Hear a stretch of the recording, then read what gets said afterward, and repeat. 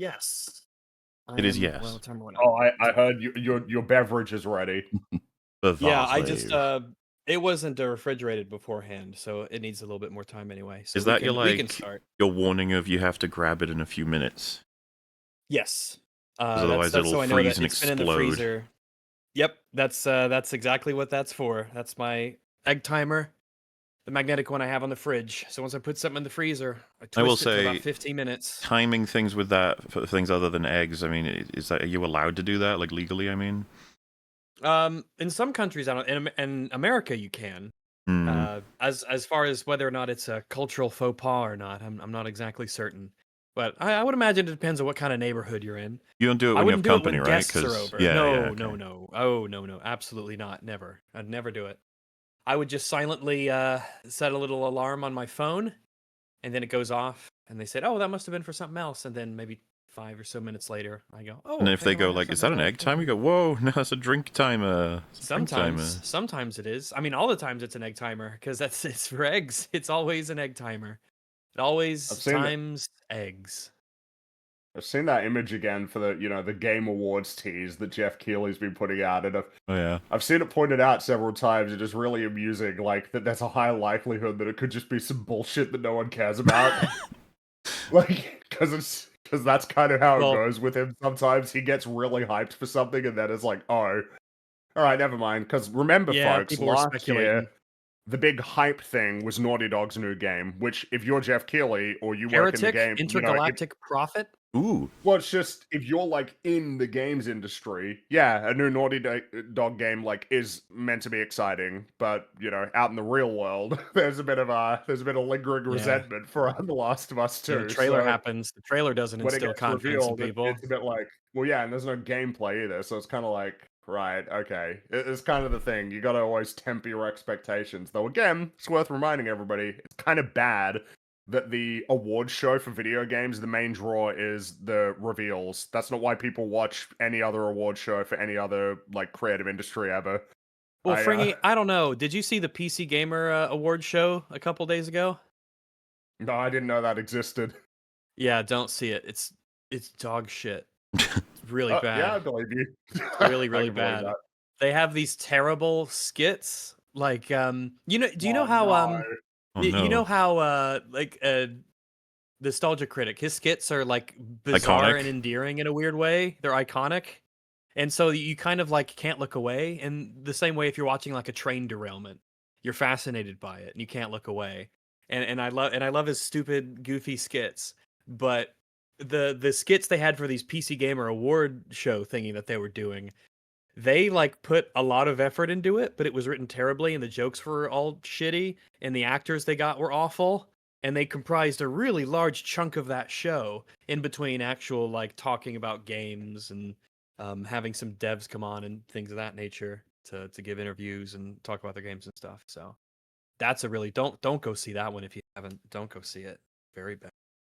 Also, I'd like to apologize for Naughty Dog. I think I said the name of their game incorrectly. I think I said it's supposed to be Intergalactic. Wow.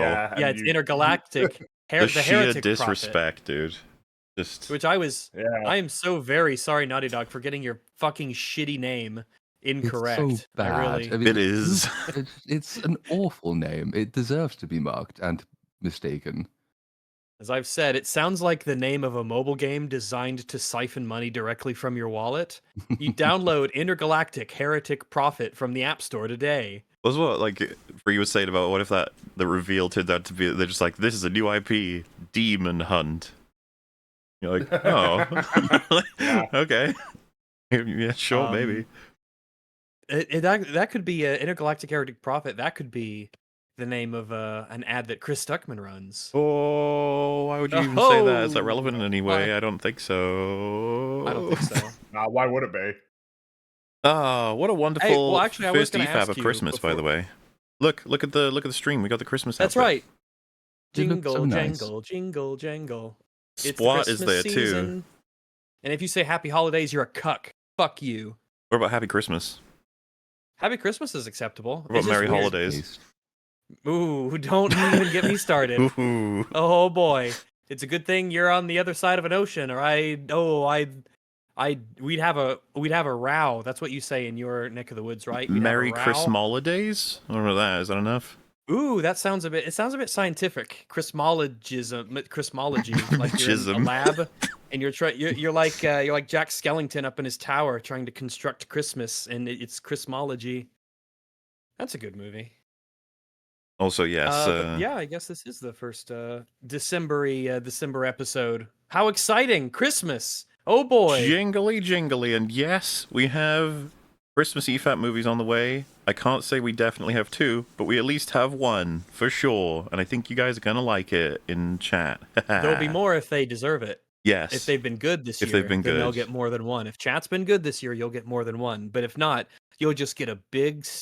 I was about to say stinky, but they don't stink. You'll get a big lump of coal.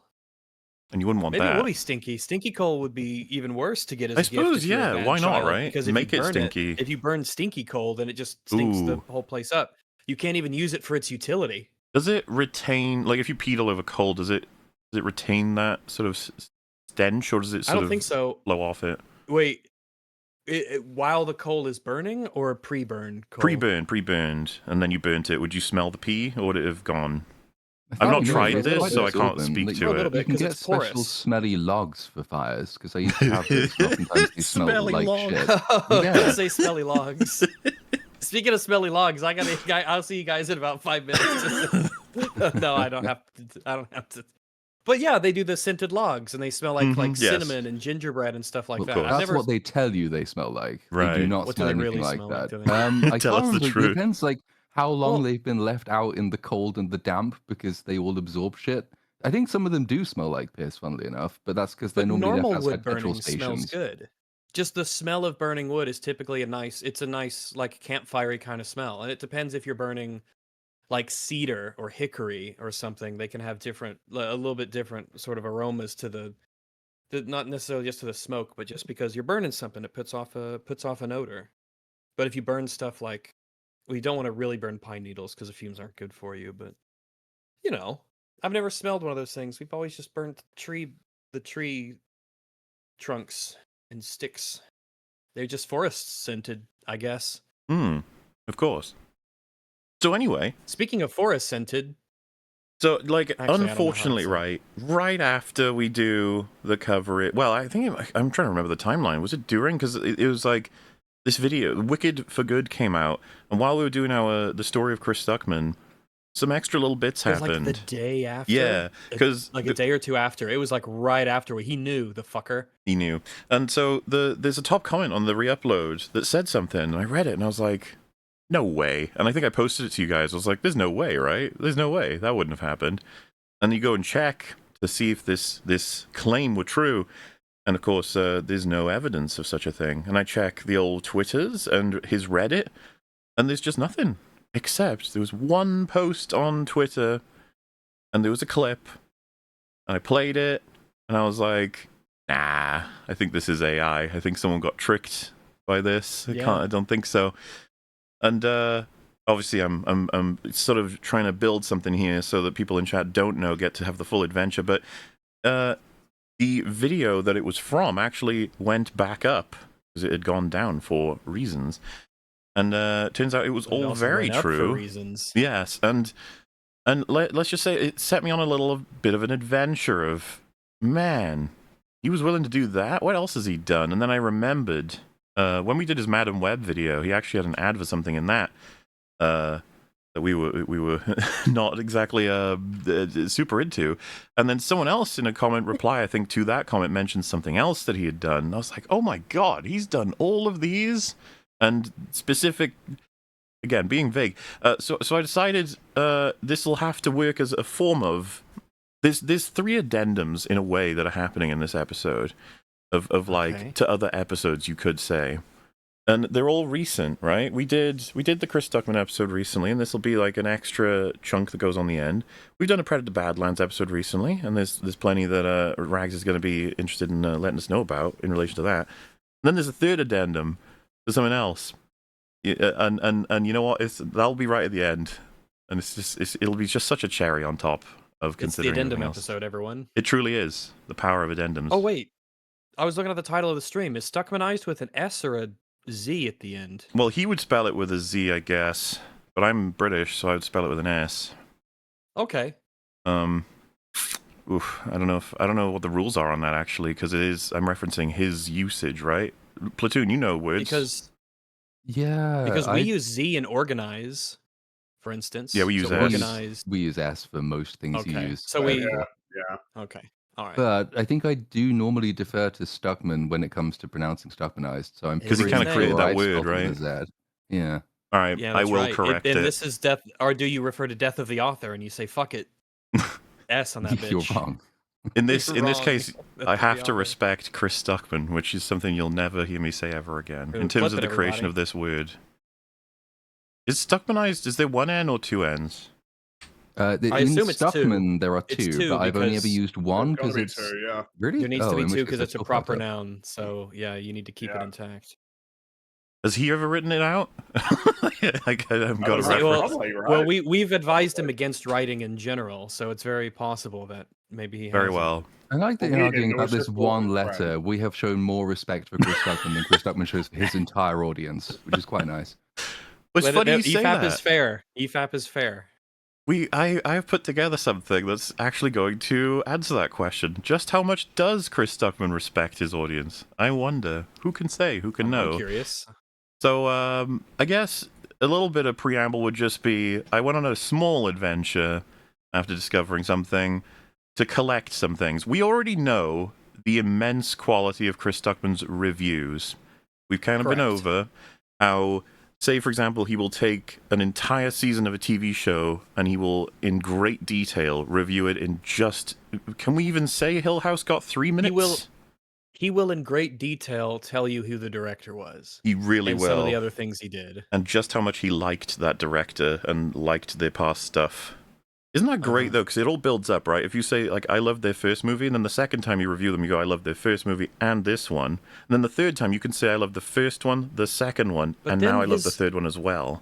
But then his reviews would be getting longer and longer and longer over time. Yeah. That's crazy. To the point of infinity, actually, until they would be infinitely long. Take Ridley Scott, for example. If he made a really great movie recently, then he would have to say, like, I really liked, and then list, what, like 70 movies? And he would, like, brevity is the soul of wit, Chris. You're going to have to cut that down. You're going to have to say, I liked a lot of them instead. These are the difficult problems he has to solve, by the way. We would never, have to engage in this sort of thing, because we pitifully do these sorts of reviews where we sort of, check out the field and discuss different things. He gets right to the meat. He's a meat and potatoes kind of guy, as you could tell. Which is actually the perfect segue into the beginning of this video. Meat and potatoes. Food, you might even say. I love food. Because the first thing we're going to chortle about, that's not really accurate, but I wanted to say that word, is... Chortle? I don't think I need a cover for this, actually. We'll be fine. Chris wouldn't strike us. Chortling. I don't think he would. I think he's a fan of the show. PR he needs right now. I think he likes us. I don't see why he wouldn't. He'll be a guest any day, I'm sure. Yes. So, yeah, like I said, we should have him on as a guest when we cover Markiplier's video, or Markiplier's movie, Iron Lung. Have you played Iron Lung? Chris Stuckman on to watch. I have not. No, I haven't. Anyone here played it? Because I'm planning to, I guess. Because I'll be curious. Because I've liked Markiplier for some time. It would be neat to see if he manages to. Seems like a neat dude. What is it? Adaptation as well of a video game, right? So it'd be like, I wonder, because this technically it'll count. It's getting a theatrical release. Furry. Sure, whether that's in the plus or con column. He draws furry comics, very very popular furry comic web series for many years now. He's from a family of creators and artists. Is he not in Five Nights at Freddy's 1 or 2, the movies? Because MatPat is. Isn't he like majorly a FNAF person? As far as I'm aware, anyway. I do not know. Well, regardless, it'll be interesting to see, how he does with Iron Lung, I suppose. Anyway, we're going to start. The point of this is not to check out Chris Stuckman's incredible reviews now. We're getting a little bit of a laser focus on the other, let's say, 60% of his videos, right? That's fairly accurate, actually, in terms of the amount of time that it occupies in the videos. Is a little bit of curiosity as to what exactly fills that time, because sometimes we move past it a little quick. or we don't give it as much attention as maybe should be given. So we're going to start simple. We've come across this kind of review before. Oh, sorry, this kind of ad before. And we're going to, like I said, start easy, start simple. Chris Stuckman, here we go. Let's get a taste, which is another suitable word for this, of what he kind of does. Classic intro. Amazing. Wait, this isn't the classic one. Wasn't there one before this? No, I just mean this has become classic. It's iconic now, right? Like this is okay. You know, you're in for this is the more refined Chris Stuckman, and it's really suitable, I'd say, because it really matches the tone of his content. The like high octane sort of exciting. Yeah, say what you will. The other one, you know, it had a bit of energy. This one's a bit more like, here we go. You know, that sort of. That kind of this vibe. is the ad that this is the intro you're supposed to have, from what I understand. No Other Choice is the latest movie from legendary filmmaker Park Chan-wook, the man behind Old Boy, Decision to Leave, The Handmaiden, and so many other great movies. Do you think if enough people point out that that's how he does every single review, that he'll try to change it up a little bit, ever? Like, he always opens with, made by person made this, I like those things. Just for the sake of variety, a little bit, or you don't want to fall into a trap of your own making. This would have chat no. Like, yeah, fair. So after being unemployed for several years, a man devises a unique plan to secure a new job. Eliminate. Oh my god, Frontman. And it's true. That is a reference to the Squid Games. For everyone who has not seen or heard of that, probably it's a very obscure TV show. Yeah, you should see the first season. Sure should. Is competition. But I also want to give a big thank you to the sponsor for this video, Factor. Hey. What's Factor underscore? I wonder why they do the underscore. I wonder what that means. I think is it a stylistic choice? It's okay. like or maybe that's like your weight. Yeah, like it's being typed. Your weight. Oh, now, you cut anything out of this video, or does the ad really begin in 29 seconds into the video? That is a beautiful time for an ad to begin. So where else? I think the ratio is actually the worst on this particular one in terms of ad to film. I should have grabbed the numbers. I was distracted with other things. Even though it's from the legendary director of Old Boy and a whole bunch of other films that it seemed like he liked. Well, you know, Chris has got a lot on his plate. Like Factor meals, and so he's trying to balance it all. So yeah, this because from what I hear, yes, it's a real cool movie. But the video itself is 5:33, right? And yeah, I think I didn't edit that. That is, the ad starts at around 25 seconds, and it ends nearly halfway into the video. Whoa. Let's see. Jeez. Yeah. Well. Obviously, so to be clear, right, his videos, they usually end and there's the outro and him fucking mentioning the sponsor again. So if you chop that out and then you count from when it is, this one got a bit of a clap back from his audience, being like, man, this was an ad with a weird small movie review in the middle. And it's like, yeah, like that's what it's become. It has to be. It's like, I don't understand, because normally if you get a contract from people like this, it'll be like, it has to be between 60 and 90 seconds, and it has to be within the first 5 minutes of your video. But if your video is only 5 minutes long, then it has to be in the first 30 seconds, and it has to be most of the video. Dude, Joe Danger. So do you remember the meme in season 2 of Smiling Friends where they're like, hello, I'm, dead as the Demon Slayer or whatever the fuck, and then he says, like, before we get to the answer you need, and you have to skip through like 90% of the video. That was supposed to be parody, Chris. Parody. Satire. Not inspiration. Yes. You think you'd have enough self-awareness that if you knew that your ad was such a huge chunk of the video, you would just like, I might as well just, maybe if I talk about the movie for a couple extra minutes, just so it doesn't look quite as bad, I could probably just rattle off a couple of things. Because I've been doing this for 20 whatever years. I could just talk about the movie off the cuff. Boom. It has this and this happens and this plot and that thing and this writing and da-da-da. Should be easy. You'd want to pad it out a bit. It's the kind of thing too where your audience is gonna be in a position where they're relatively okay with watching. Like, if you do a 10-minute review and a 1-minute ad, mostly gonna be okay. They'll be like, all right, fair enough. His audience have been brutalized is the way to say it for this stuff, but this is just a start, right? But that kind of ratio, it's like you're pushing it. Okay, they're here for the you talking about movies, not for the you talking about Factor. Which the last time people in chat, you may have come across this, would have been if you watched the Outlaws video. I actually threw in the clip of our reaction to Factor being mentioned by, I forget the guy's name, but the one who was doing the Outlaws review, who got featured quite a bit in that video because, man, he said all of the things. Yeah, like the actual making of the video, you know, the production values were quite good. But, Yes. that analysis, man, unfortunately, not great. Yeah. I think you could pick any standout point for him, but one of the ones that just kills me every time I see it is when he's like, do you know, in the original films, Luke lives in Tatooine, and there's a moisture farm, and you can find this in the game, as though it's like an obscure fact. Yeah, wow. As if they obviously wouldn't put that in. Yeah, it's just like, but that's where we're at. You know, pointing out references. With an expanded menu, Factor is making accomplishing your like wellness come on already, man. Dude. Look at that. That doesn't look great.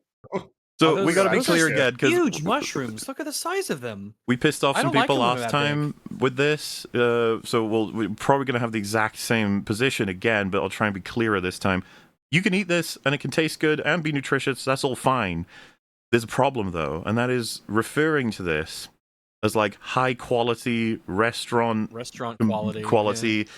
Yeah. Just chill the fuck out, okay? We all know what this is. It's ready meals you pick up from frozen in the freezer aisle because you're not cooking tonight. You're just microwaving, you're nuking it, all right? That's what this is. You remember, like, TV dinner is like associated with a sort of Wibby and Lazy Tonight. I don't know how they managed to do it, but Factor, among other things, have been like, look at us, we're amazing. And you're like, no, you calm down. Look at the price per meal. It's it ain't cheap. So yeah, just chill out. You're fine for what you are, whatever. And I would still encourage people to who think there's no time for cooking that you don't have to spend a huge amount of time doing it. Did a meal prep? Well, I think, I mean, such is the case with many things. Not enough time to exercise, not enough time to. It's like, come on, let's be real. Okay. How did people ever do it? How did families just like cook meals every single night and then eat together? It's insane. How is it ever possible? The thing is that Chris is going to begin with an anecdote about how busy he is and how like this is going to be really useful for him. You know, he's so because busy. They'll say in the requirement, the contract in brackets will say, describe how busy your life is. And then you have to it's kind of like it's the equivalent of, and the best part, it's free for Factor. It's just the thing you always hear in association with this product. Also, for those wondering why this isn't something else, listen, we're building up, okay? You can see the little timeline thing. We're building up. Even more exciting. They have doubled the size of their menu to 80-plus rotating weekly meals. Whoa. They have 3 times new weekly meals than before, with more chef-crafted restaurant-quality meals. And there you go. There you go. I believe that. What restaurant are you going to, bro? So I just look. I've never had a Factor meal, but I'm taking a bit of a risk here and say that that's not true because I've been to restaurants. Ambiguous because anyone who does any cooking of any kind ever could technically describe themselves as a chef, and restaurant could describe anything from McDonald's up to a Michelin star. So it could be. I think Rags is right. Chef is a gate. There's gatekeeping for being a chef. I think you got to go to culinary school to be considered a chef. Yeah, anyone can be a cook. Well, cook. To be fair, they can get away with it probably by saying, "Oh, well, a chef came up with a recipe." You're like, I mean, maybe. I mean, maybe that's not true. But as I understood it, a chef meant that you went to culinary school or had some kind of like formal training. We're not fucking around here. Like, this was made by a machine, of course. Like these things, it's all mass produced in a factory. This video, this is made by a machine. Several degrees of machines were involved with this video. This is the technology for you. I don't know, but yeah. Chef created restaurant quality. It's like, whoa, that's what they're paying you to say, right? That's where it comes in. Well, I mean, as has already been pointed out, there are a lot. McDonald's is a restaurant technically, so I mean, a restaurant quality dish can run the gamut. So it's chill. It's fine.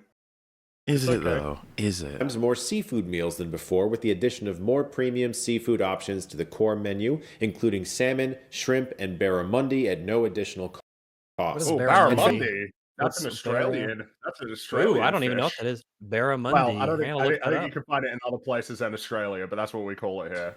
I don't know as it's again. White I fish. googled it. It's nice. a big old fish.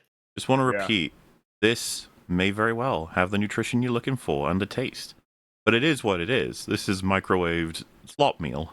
I could tell by looking at it that broccoli sucks. Yeah, I would agree. You could tell by it. It's clearly microwaved. It's soggy. It's not going to have any resistance or texture to it. You can tell by looking at it. It looks bad. If you have broccoli, then you should fry it. You should air fry it. I'm a little surprised. Didn't we say this before? Maybe it's for the authenticity part of it, but I'm surprised Factor don't say like, no, use one of our prepared videos. Don't record. Don't use yours. Is judging by the fingernail on that hand. I don't imagine Stuckman has his wife, right? like that. That's could it be? Oh, maybe it is. But, I assumed it was his wife. This might just be pre-prepped B-roll, and they might just have no idea how to make an advert for themselves, which I've seen before. That's true. There's not necessarily any overlap between being able to make good ads and being able to make good foods. So. Part of why I wouldn't have assumed, I would assume if Factor produced like a marketing video that's going to be ended up in everyone's videos, that it would just look better than this. This doesn't look like it was made by someone who's familiar with cinematography. Go through the trouble of lying. The number of times I've had B-roll sent to me by people who are ostensibly professional marketers, and it's awful. So okay. So Platoon, you're saying that you believe Chris Stuckman, want to be in my videos. Look at me, famed director and writer, would have created a video like this? You believe that? No, I'm saying that. Did you not see Shelby Oaks? The cinematography in Shelby Oaks was exactly. Yeah, but that's Platoon's point, is that if Chris, if he made it, it would look a lot more cinematic than this. That's fair. That's a fair point. Unless he just didn't give a shit and he just took the money and. But surely he would, as an artist, an auteur of film and cinema. He's passionate, and I mean, he thinks this is he thinks this is great. He does. He's telling you that this is great. He's recommending that you spend money on this product. Why would he do hire like Wes Anderson or something? Is there any way we can know for sure? Because like obviously, if we checked a bunch of Factor ads, we'd be able to figure it out. Because this would be in one of them. But anything other than that? I was trying to see if there's a reflection there that we could possibly. But it's just not. Maybe if we see the sleeve again. Well, wait, there is a reflection. But it's not a lot to work with. That's probably a woman, so it's well, we know that. Have 3 times new weekly meals than before, with more chef-crafted restaurant quality meals, and 2 times more seafood meals than before, with the addition of more premium seafood options to the core menu, including salmon, shrimp, and. I was thinking about it. She used like a hand towel to pull it out of there instead of like an oven mitt or something. Why didn't she just grab it by the rim? You could touch the rims. You usually can, unless you just lift it up by the rims. Why is she such a gigantic pussy? I'm now safety first. Because Barramundi. Okay. Yeah, so Barramundi, because you don't have it in America, man. So I've never heard of it. Would you be wanting to get? Because it comes from like this general area of the world, like the sort of Oceania, right? So yeah, I think you're about as far away from me as possible. Would you be like in America wanting to order like a fish that comes from like here rather than from somewhere more local? I would be curious to try a new fish because I like pretty much. No. I mean, obviously that, but I'm more talking about logistics. How I don't know, if they're shipping it everywhere in the world, you'd want to use a fish that's more worldly. Local. I don't know. That's all I'm wondering about logistics and everything. I don't know the logistics of how fish get around the world. I assume they swim, right? No, once they've been taken out of the water rags. That's what I mean. Oh, yeah. I guess they get on a. I mean, they have to use a plane, right? They have to get on a plane. The fish, yeah. You can't drive. All I mean is like I thought. Because, like, in terms of locality, right, influences the prices or influences the freshness and all these sorts of things. But this is in America. You're getting barramundi in America. It's like, dude. Maybe some things are just. I don't think we have that here. Maybe like getting catfish over from America here. I guess some things really last, or maybe when they ship them, they're still. To be fair, you can farm fish, so maybe they get farmed elsewhere. Never mind. I don't know any of this shit. I was just wondering about barramundi at no additional cost. And Factor has added more exciting flavors to the menu so you can enjoy nutritious meals without compromise. God, it legitimately bugs me. I know we're pausing a lot. It legitimately bugs me how big those mushroom chunks are.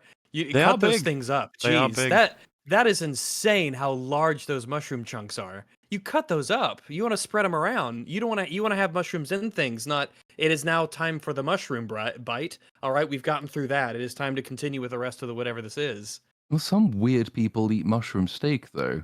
And I don't understand. I mean, I don't like mushroom anyway, but like apparently some people just like nothing but mushroom with mushrooms on them. But because mushroom steak is really, really good. I love mushrooms. I love them. I'll just eat mushrooms. Boy, they're good. I love a mushroom steak, but they're never chopped up and like look how thick it is. Not just wide, but how thick it is. I think this is a matter of your preference, Rags, because I've definitely seen mushrooms presented in this format in actual like restaurant quality dishes. I am fine with mushrooms. Maybe they're that way so that you have the freedom to cut how much mushroom you want and you could size them yourself. That is true. I just don't think that. I just don't approve. On flavor, they've expanded the global. This looks so bad. Well, they look mushy. Yeah, they're more stem than floret. Cuisine range with the launch of new Asian and Mediterranean cuisine meals with 30+ options for global. I'm scanning for evidence that this is a Stuckman product versus a Factor video. You know, why bother taking it out of the plastic and putting it on a plate like you're pretending to be civilized? This looks like a restaurant quality meal. Yeah. Then don't show the scooping process. No, you're right. You're right. Show the scooping. You don't even. Oh, why bother? Factor has helped us in my house in a lot of ways. They have helped me reduce snacking because it is so easy to plan and schedule meals with Factor, which helps reduce on wanting to grab some random snacks you don't need that are. I assume this is one of the random anecdotes that he was. I can tell that because it makes no logical sense. Well, because intuitively it could lead to clearly gotten quite bigger over the years. So he obviously planned out my meal, so now I don't snack. It's like. You could have done that anyway. We did a big old jump there. Most people snack and most people plan out their meals. And also, I can see you, Chris. You have not stopped snacking. You're just lying. That are just piling on the calories for the day. And having kids and a very hectic lifestyle, Factor has made it a lot more streamlined in our house to be able to have food ready when we need it. So head to Factor 75. Mommy, Daddy, are we having real food tonight? No, dear, we're having Factor again. Now come, your slop is almost heated up in the microwave. No, Mommy, please, no. I want to eat real food. No, Factor again. This is very dramatic. It's a very dramatic household. Click the link below and use code Stuckman FB50. Get Stuckmannized. Why did you show that? It's in a bowl, not even a plate. Look at all those juices that are collecting at the bottom of it. Well, no, it looks so bad. That's just extra taste. What do you mean? That's money on the table. I don't mind the taste. If you don't suck up all the juice at the bottom, then you're wasting money, and this is already expensive per meal. I mean, this is like Krusty, you know, like you want a free Krusty burger, and cut. Bah! Oh, I almost swallowed some of the juice. Oh. Factor box plus free breakfast for 1 year. That's code Stuckman FB50 at Factor75.com to get 50% off plus free breakfast for 1 year. Definitely check out that link in the description below. Thank you.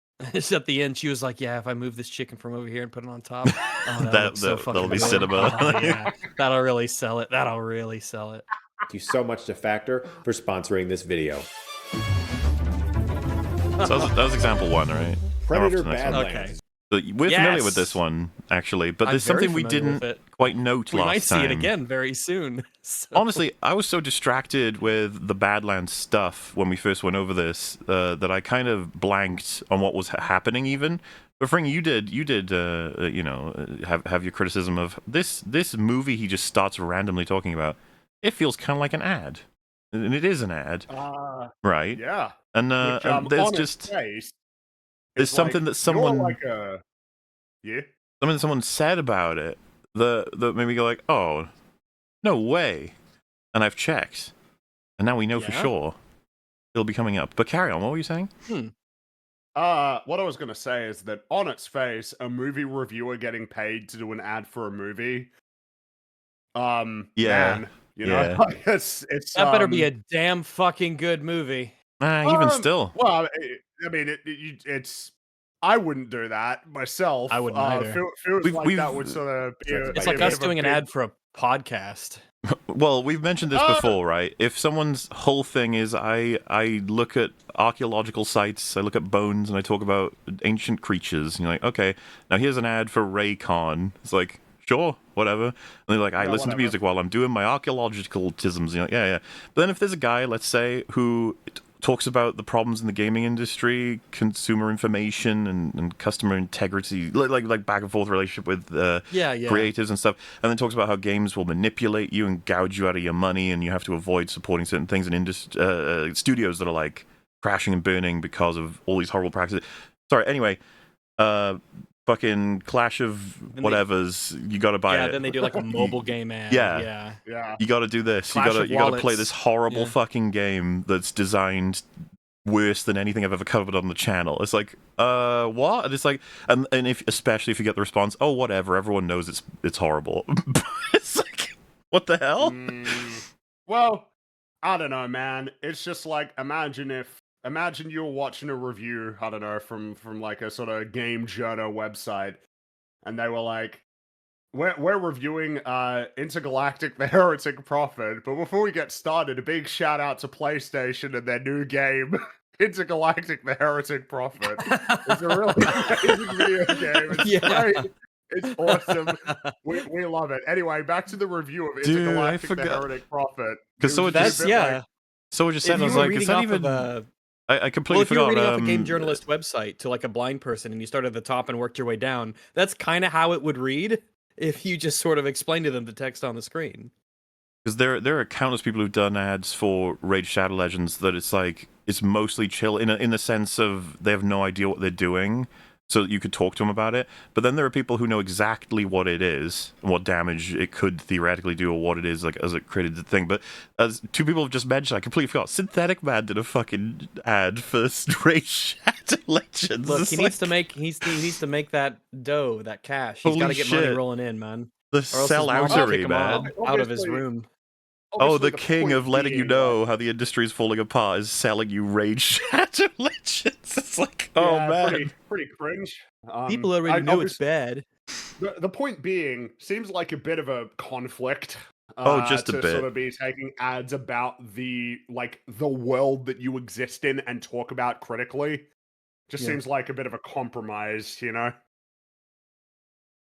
Well, let's see if this is a bit of a compromise. He got paid for this movie out there, because I never got the impression this was like an actual placement. We'll discuss that in a moment. Trachtenberg, and is the third film in the Predator universe he's made after Prey and Killer of Killers. And here, a young Predator outcast from his clan finds an unlikely ally on his journey in search of the ultimate adversary. Along with this film, I'm also really excited about a new movie called Keeper, which is directed by Osgood. It's so weird, isn't it, the transition? It's like, it is very weird. It's very stilted and dispassionate. Well, you'd obviously assume it's like you'd do this in a different video then, right? Just wait until Keeper's out and review. Why are you doing this? Like this feels like a weird segue, considering that we just started. It's only been like 20 seconds. It's just another movie. Another curious element to this. It is coming out nationwide November 14th. Oh boy. Filmmakers are praising Keeper. James Wan says it's a terrifying, ghostly descent into madness. What's this? Guillermo del Toro says Keeper is pure Perkins, horror origami that skillfully folds into itself. Damien... Wait a minute. Okay. Unfortunately... The editing seems fucked up here. There seems to be this image on screen. I don't know how to get rid of it. That's weird. Why would you put this in the... This is strange. Okay, well, let's let it get a little clearer. Says Perkins further... Oh, it's not getting clear. It's just moving to the left. Okay. It's heading toward a particular word. I can't imagine which one. It's totally fine, just to be clear. So Keeper is a 2025 American folk horror film directed by Osgood Perkins. He mentioned that, so we know that. Written by Nick Leopard. The film stars people and other people. Film follows. Yeah, it's all good stuff. Keeper was released in the United States November 14th, 2025. Okay. By Neon. Oh, wait a minute. Neon? That's a vaguely familiar name. We know that name. I've heard that. I've heard Neon. Uh-oh. Isn't that the distributor for Shelby Oaks? Oh, that's where I've heard that name before. Oh, what? No, that couldn't be true. That must be a different Neon. Isn't that just a little bit of a conflict of interest there, Christopher? But he But if he like says, but he's really excited for this movie. He said so. He said he did say three directors have said they liked it. Said things, yeah. Yeah, James Wan, he's the director of Aquaman and the Lost King, said this. So that's what makes this even more fun, of course. It's the first thing a lot of people end up saying is, well, whoa, he watched it and liked it. What's the problem? It's like, all right, just listen. Keeper is pure Perkins, horror origami that skillfully folds into itself, and Damien Leone says Perkins further establishes himself as a formidable voice in horror. From Osgood Perkins, the director of Longlegs and The Monkey, comes a new breed of nightmare. So don't miss the horror event of the season. Keeper opens in theaters nationwide November 14th. I was lucky enough to see about 30 minutes of this film. Oh. Which would be the place to tell everyone why you were lucky enough to do that and how you got access to it. But I guess why you only got to see 30 minutes. That reminds me of the people who got to play Star Wars Outlaws for a few hours. 30 minutes of the film, deep throats it. Why? Not even in the video for it. Do you think that, like Star Wars Outlaws, it was the same 30 minutes, or do you think it was like 3 curated 10-minute chunks of the movie? I guess all I mean is like relative. Well, who knows? That's the problem. Isn't I don't know. Who knows? It's bad either way. It's just you don't even know how bad it is. Also, everyone's pointing out it's like I guess Shelby Oaks isn't the horror event of the season then.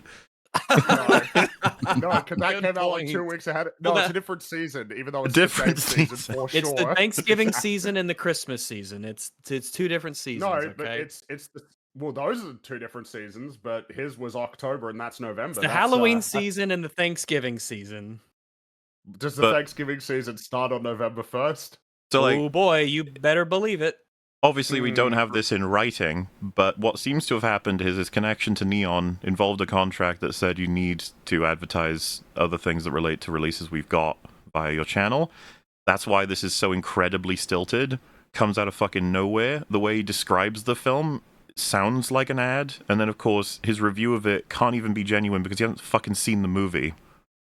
Insane. He's seen, like, maybe a third of it. But nevertheless, he will tell you to go to the theater and spend not a small amount of money to watch this movie. Support the horror event of the season. As good as the 30 minutes were that I saw, boy, I can only imagine how good the rest of it must be one day. But if it was really, really good, the rest of it, he's had ample time to do a video on it because it's November 14th that it came out and we're now comfortably into December. I did have a quick look. No, he has not, I don't think, done a video on it. I did have a quick check. I can't see a video on Twitter anywhere, which must mean by his own acknowledged scale, he must think it's below a B-, because he doesn't really B-. Oh no! But wait, but surely they would have stipulated in the contract that you would have thought to review it. Surely. Or did he think like, well, I've done my job. I already said you should go watch it. Because James Wan said he liked it. Oh my god, that's just awful, man. Like he couldn't even be bothered to review it. And he doesn't even review things. Maybe they didn't pay him enough. Maybe they didn't give him enough, send enough cheddar his way. Oh. You have to put it in Predator Badlands. So, you know, not great. Like this eclipses the Factor stuff by orders of magnitude. This is very bad. But who knows? Maybe our adventure could get worse. And I agree with everything. Does the video have the little sponsored content thing checked as well? Or not? Surely it must. Well, so yeah. Well, I was gonna say. So the way to do this, of course, is to disclose heavily, right? Like, Total Neon. Biscuit was obviously the best. He would put in big brackets and capitalized letters "sponsored" whenever he did a sponsored video. But not only that, just like you should be saying it with this one. Like, hey, Neon have helped me significantly, you know, in my life and distributed my movie, and I'm very thankful for everything they've done for me, and they help, you know, push other movies. If you feel like this may be something that's going to color my perspective, you're welcome to consider that, but I do genuinely think... But he can't even say, he hasn't seen the fucking movie! Why didn't... So, I did have a quick look. The Predator Badlands movie review does have the little pop-up window at the top that says sponsored content included, which you have to click. For me. Which then would confirm that it's a sponsorship as well, right? Sponsorship, yeah. Although you are also, and most sponsors will tell you, because I think it is a kind of requirement, you do actually have to declare in the text of the video itself when the sponsored segment is included, which he didn't do. He doesn't tell you in the video this is a sponsored content that Neon paid for. I feel like he never does that. As far as I know, everyone I've ever worked with says you have to. And so I always do. Like, they always say you have to say this is where a sponsorship begins. This is the sponsor of the video. Something on screen has to tell you it's the sponsor of the video. You also, on top of that, not in place of that, have to click the sponsored content box, because otherwise it can be seen as, well, misleading and dishonest that you're not disclosing that this is, very obviously a paid for ad slot. So interesting ethical practice there. Filmmaker said it's a very tense, suspenseful, and scary movie, and it opens nationwide November 14th. Ghostbusters Afterlife is directed by Jason Reitman. Back in time. So I was sent to this one from a comment that said a certain thing had happened, and I was like, no way. And then I checked it. One of the original director. Yeah, a little bit. Ivan Reitman. This is the much anticipated follow-up, and the film's about a single mom and her 2 kids. When they arrive in a small town, they begin to discover their connection to the original Ghostbusters. As per usual, this is all correct information so far. Here's to say, I fucking hate this movie. I despise Ghostbusters Afterlife. When did you see it? It disgusts me. When it came out, or when did? It wasn't when it came out. It was for something. Because I had to see it ready for Frozen Empire, and I hate this movie. Well. I think you roped me into watching it with you. Oh, that could have happened, yeah. Yeah, we watched those 2 together. Yeah. Wow, how rude of you to make him watch it. I was told that Afterlife was at least okay. It was not okay. There are some people who are things like, oh, it's so respectful to Harold Ramis was the one who died, right? Oh, yes, that. Yeah, that kind of stuff. Oh, it was so respectful to him and his the legacy and the blah. This movie is like disgusting. It's TFA. This is putrid. TFA for Ghostbusters. And for some reason, well, I say for some reason, I guess it makes sense. After 2016, people were just happy to get this, and it's like, ugh. Okay. But Frozen Empire killed it, so there we are. Legacy their grandfather left behind. But before we get into the video, I do want to give a big thank you to this. Now, what do you guys imagine this is gonna be like? I'm not sure, but look at how I feel like he mustered a little bit more enthusiasm for Factor, He doesn't look excited right here. Is this going to be... I mean, BetterHelp is well, I should probably be clear. Because I don't actually know. It's not one any of you should reasonably guess, because it's nothing that we've seen before, but it is... Oh, McDonald's. Let's just say the conflict should be on its face. And the Let's just put it that way. Legacy their grandfather left behind. But before we get into the video, I do want to give a big thank you to the sponsor of a portion of this video, and that is Sony's Ghostbusters Afterlife. Oh my god, are you kidding me?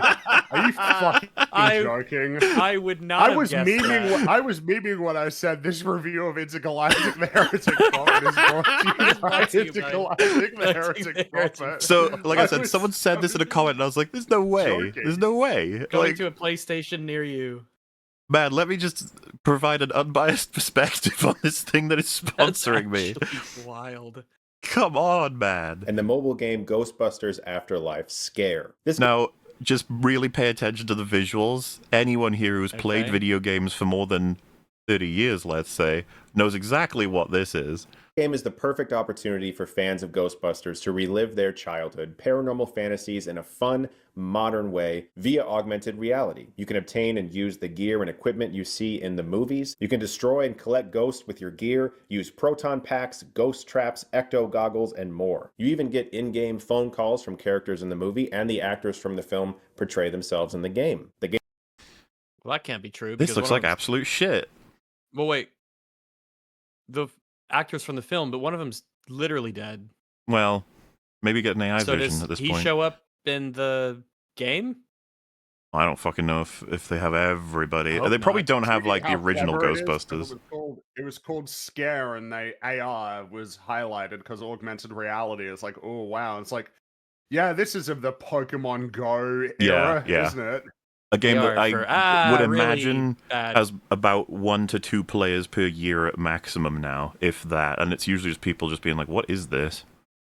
Phone calls from characters in the movie, and the actors from the film portray themselves in the game. The game is fun to play and watch. Imagine how funny it would be to watch someone running around, possibly screaming, as they try to shoot and run. Imagine how much fun it would be watching someone running around and possibly screaming. This is so funny. The screaming isn't even guaranteed.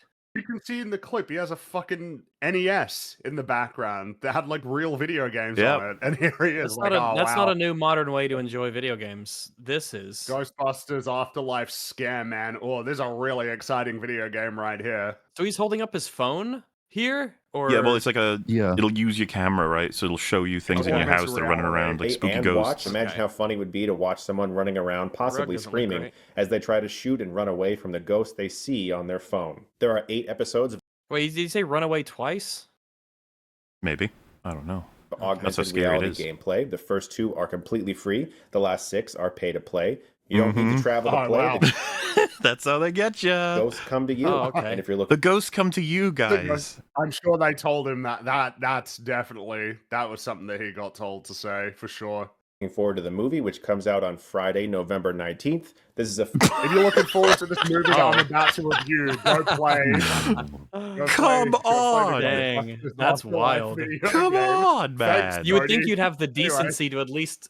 To like we as the audience can connect Ghostbusters to Ghostbusters, but you specifically ended it with an Afterlife.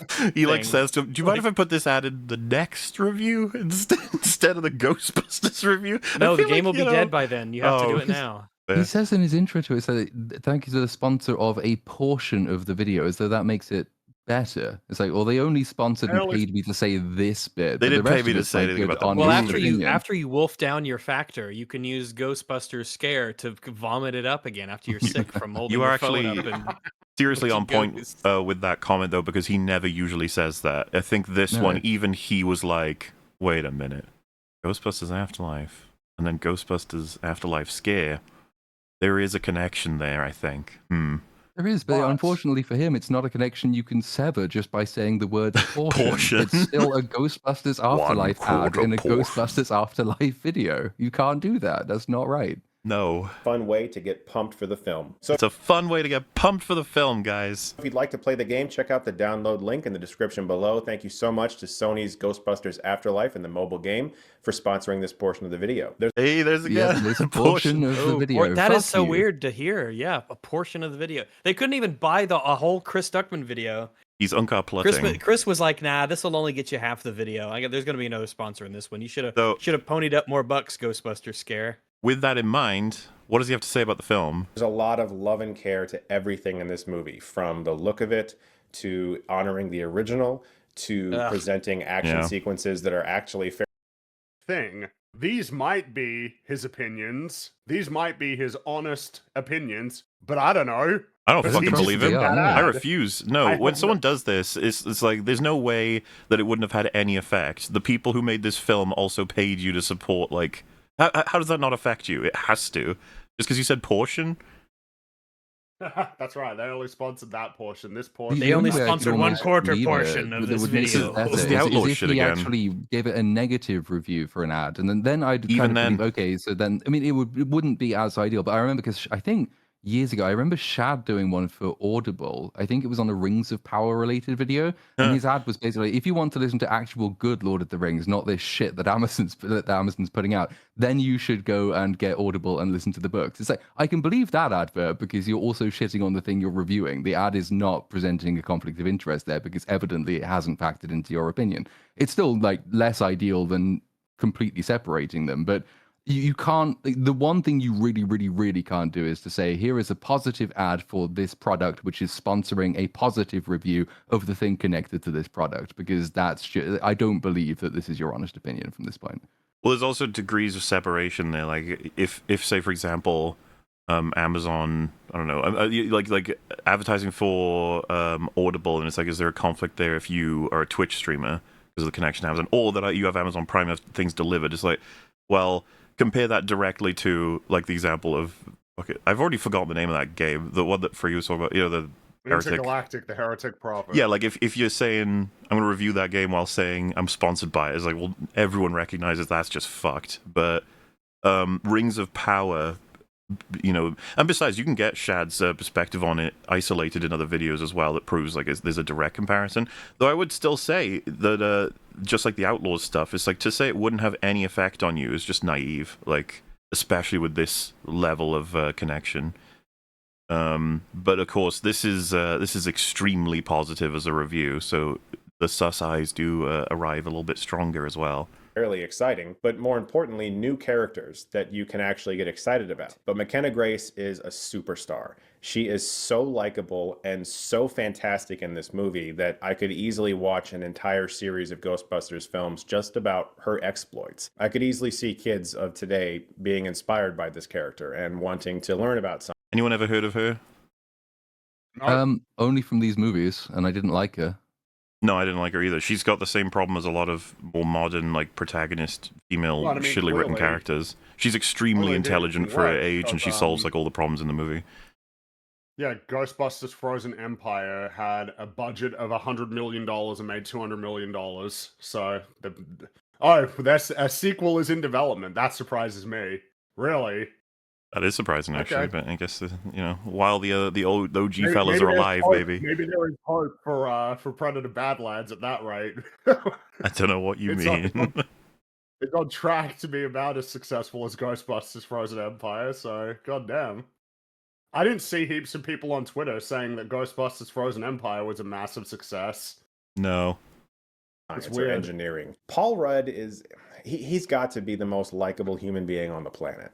I think one of the biggest takeaways from this movie for me is actually how well it is directed. And I think he did a wonderful job. Of course, we have Finn Wolfhard from Stranger Things, and I'm sure that was no mistake. But there's an aspect of the movie. I find that How statement. Can you mistakenly cast? I think he meant to say that's no coincidence, but he said that's no mistake. It's not a mistake that they hired the person that they signed a contract with.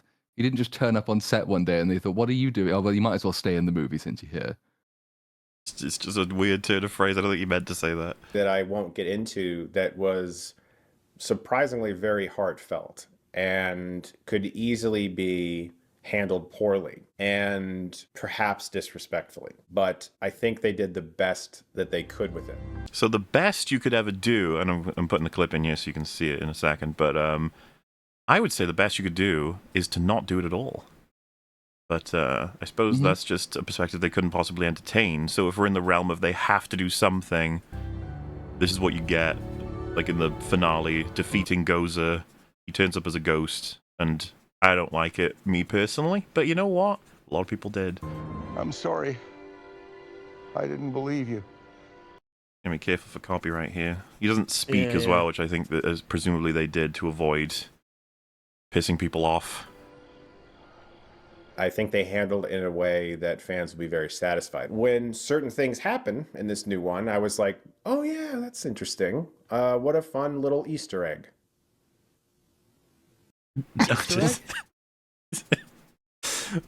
Chris you used to have to look for Easter eggs. That word used to mean something. Throw it on the pile. He's so emotional, man. Calm down.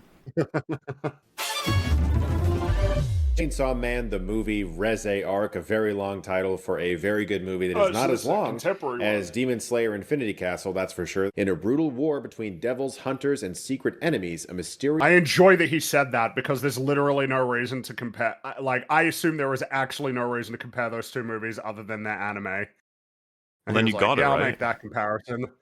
Well, it's just weird, isn't it, right? Like, it feels like you wouldn't do this for 2 live-action films. Feels like you wouldn't even do this for 2 Pixar movies.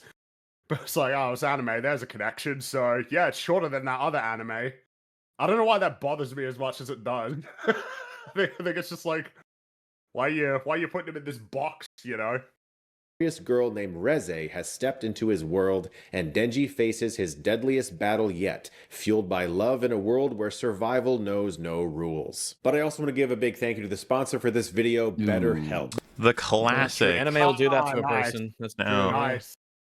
We've got a bit of a history with BetterHelp, and we can go over it in a moment. I just want to, at first, just show that there's a small portion here that you'll get the point. This is every time it cuts, different video, okay? But before we go any further, I want to give a special thank you to the sponsor, BetterHelp. But I also want to give a big thank you to the sponsor for this video, BetterHelp. But before we go any further in the video, I do want to give a special thank you to the sponsor, BetterHelp. But before we go any further, I do want to give a special thank you to the sponsor for this video, BetterHelp. But before he says it the same way every single time.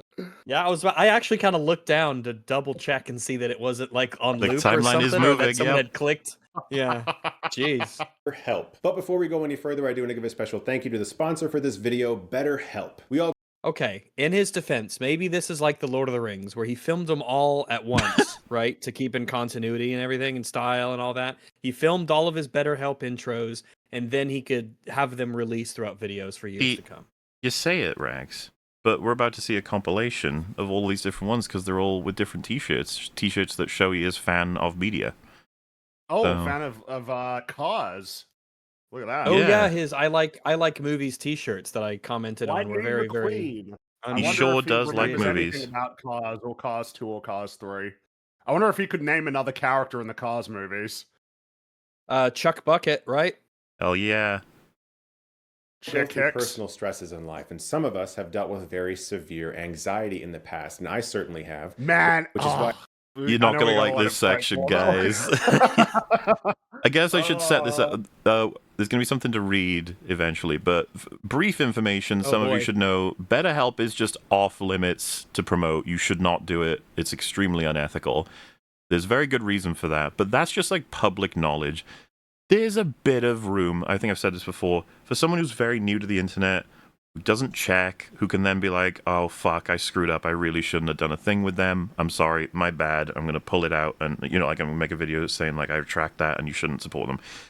He, on the other hand, has been doing this YouTube thing for longer than, I think, all four of us, technically, right? Yeah, easily. I think he's been on a long time. So, he should fucking know better. And he's been doing this forever, and his fans have always... You check the comment section whenever he does a BetterHelp one, his fans are like, no, don't do BetterHelp, no. But the money's too good, so fuck you. Well, so from what I understand, it's almost a meme in his community that he will not address doing ads. He just doesn't. He just bulldozes. He just keeps moving. Doesn't matter. So... unfortunate, but with that in mind, listen to how he promotes it as well. Obviously, some of this is just stuff he's told to say, but it's still very bad. It's been great to be able to turn to something like BetterHelp. People are finally open to talking about therapy. They're being honest about it. They're admitting that it's good for them. But it's a very healthy thing and can be incredibly helpful to your life. 69% of members reported improved anxiety symptoms after 6 weeks of therapy on BetterHelp. It's a new year.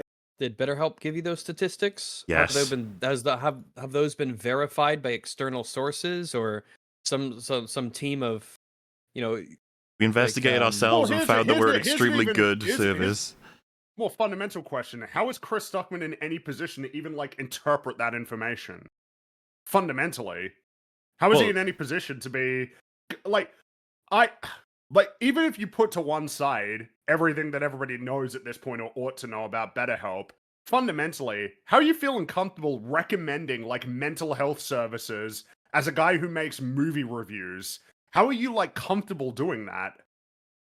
I can do an ad for an electric shaver or something of mental health services. How could you possibly discern what is an effective or ineffective service for improving someone's mental health? It's not. You know what I mean? Qualifications. How could you? How are you going to be able to do that? Do you have the knowledge to do that? Have you got the experience to do it as well? Given, it says even in the statistics, it's after 6 weeks of BetterHelp, even then only 69% of people said it's actually better. But do you believe that Stuckman, in preparation for any of these ads, did 6 weeks of treatment with BetterHelp? Because that seems to me extremely unlikely, given how quick his turnaround times are. I just mental health so specific to the person anyway, right? Well, it is, but even then, I wouldn't personally do it. But I could kind of see a way to, for some people might find it acceptable if they've personally used a service for a long period of time and they've personally found that it really did help them. They might be inspired to recommend it to other people. I still wouldn't do it because, particularly with mental health, it's so particular to the individual. But that would be one reason I could see someone doing it. With BetterHelp, though, I don't imagine Stuckman has used the service himself, or at least not for any significant. He certainly claims to have. Have you seen Shelby Oaks? He still clearly needs help. And on top of, like, that's all boilerplate sort of stuff, but there's context. People are asking, you're gonna get it, don't worry, as to what happened with BetterHelp. And it's a great time to work on yourself. You might have various goals, which these ads are post the several major scandals for BetterHelp, just so you know. This year, like excelling at work or school or in your own personal life. Which is why it's great that BetterHelp makes starting therapy easier and much less intimidating for a lot of people. In honor of Mental Health Awareness Month, BetterHelp How can you say that? How can you possibly say that?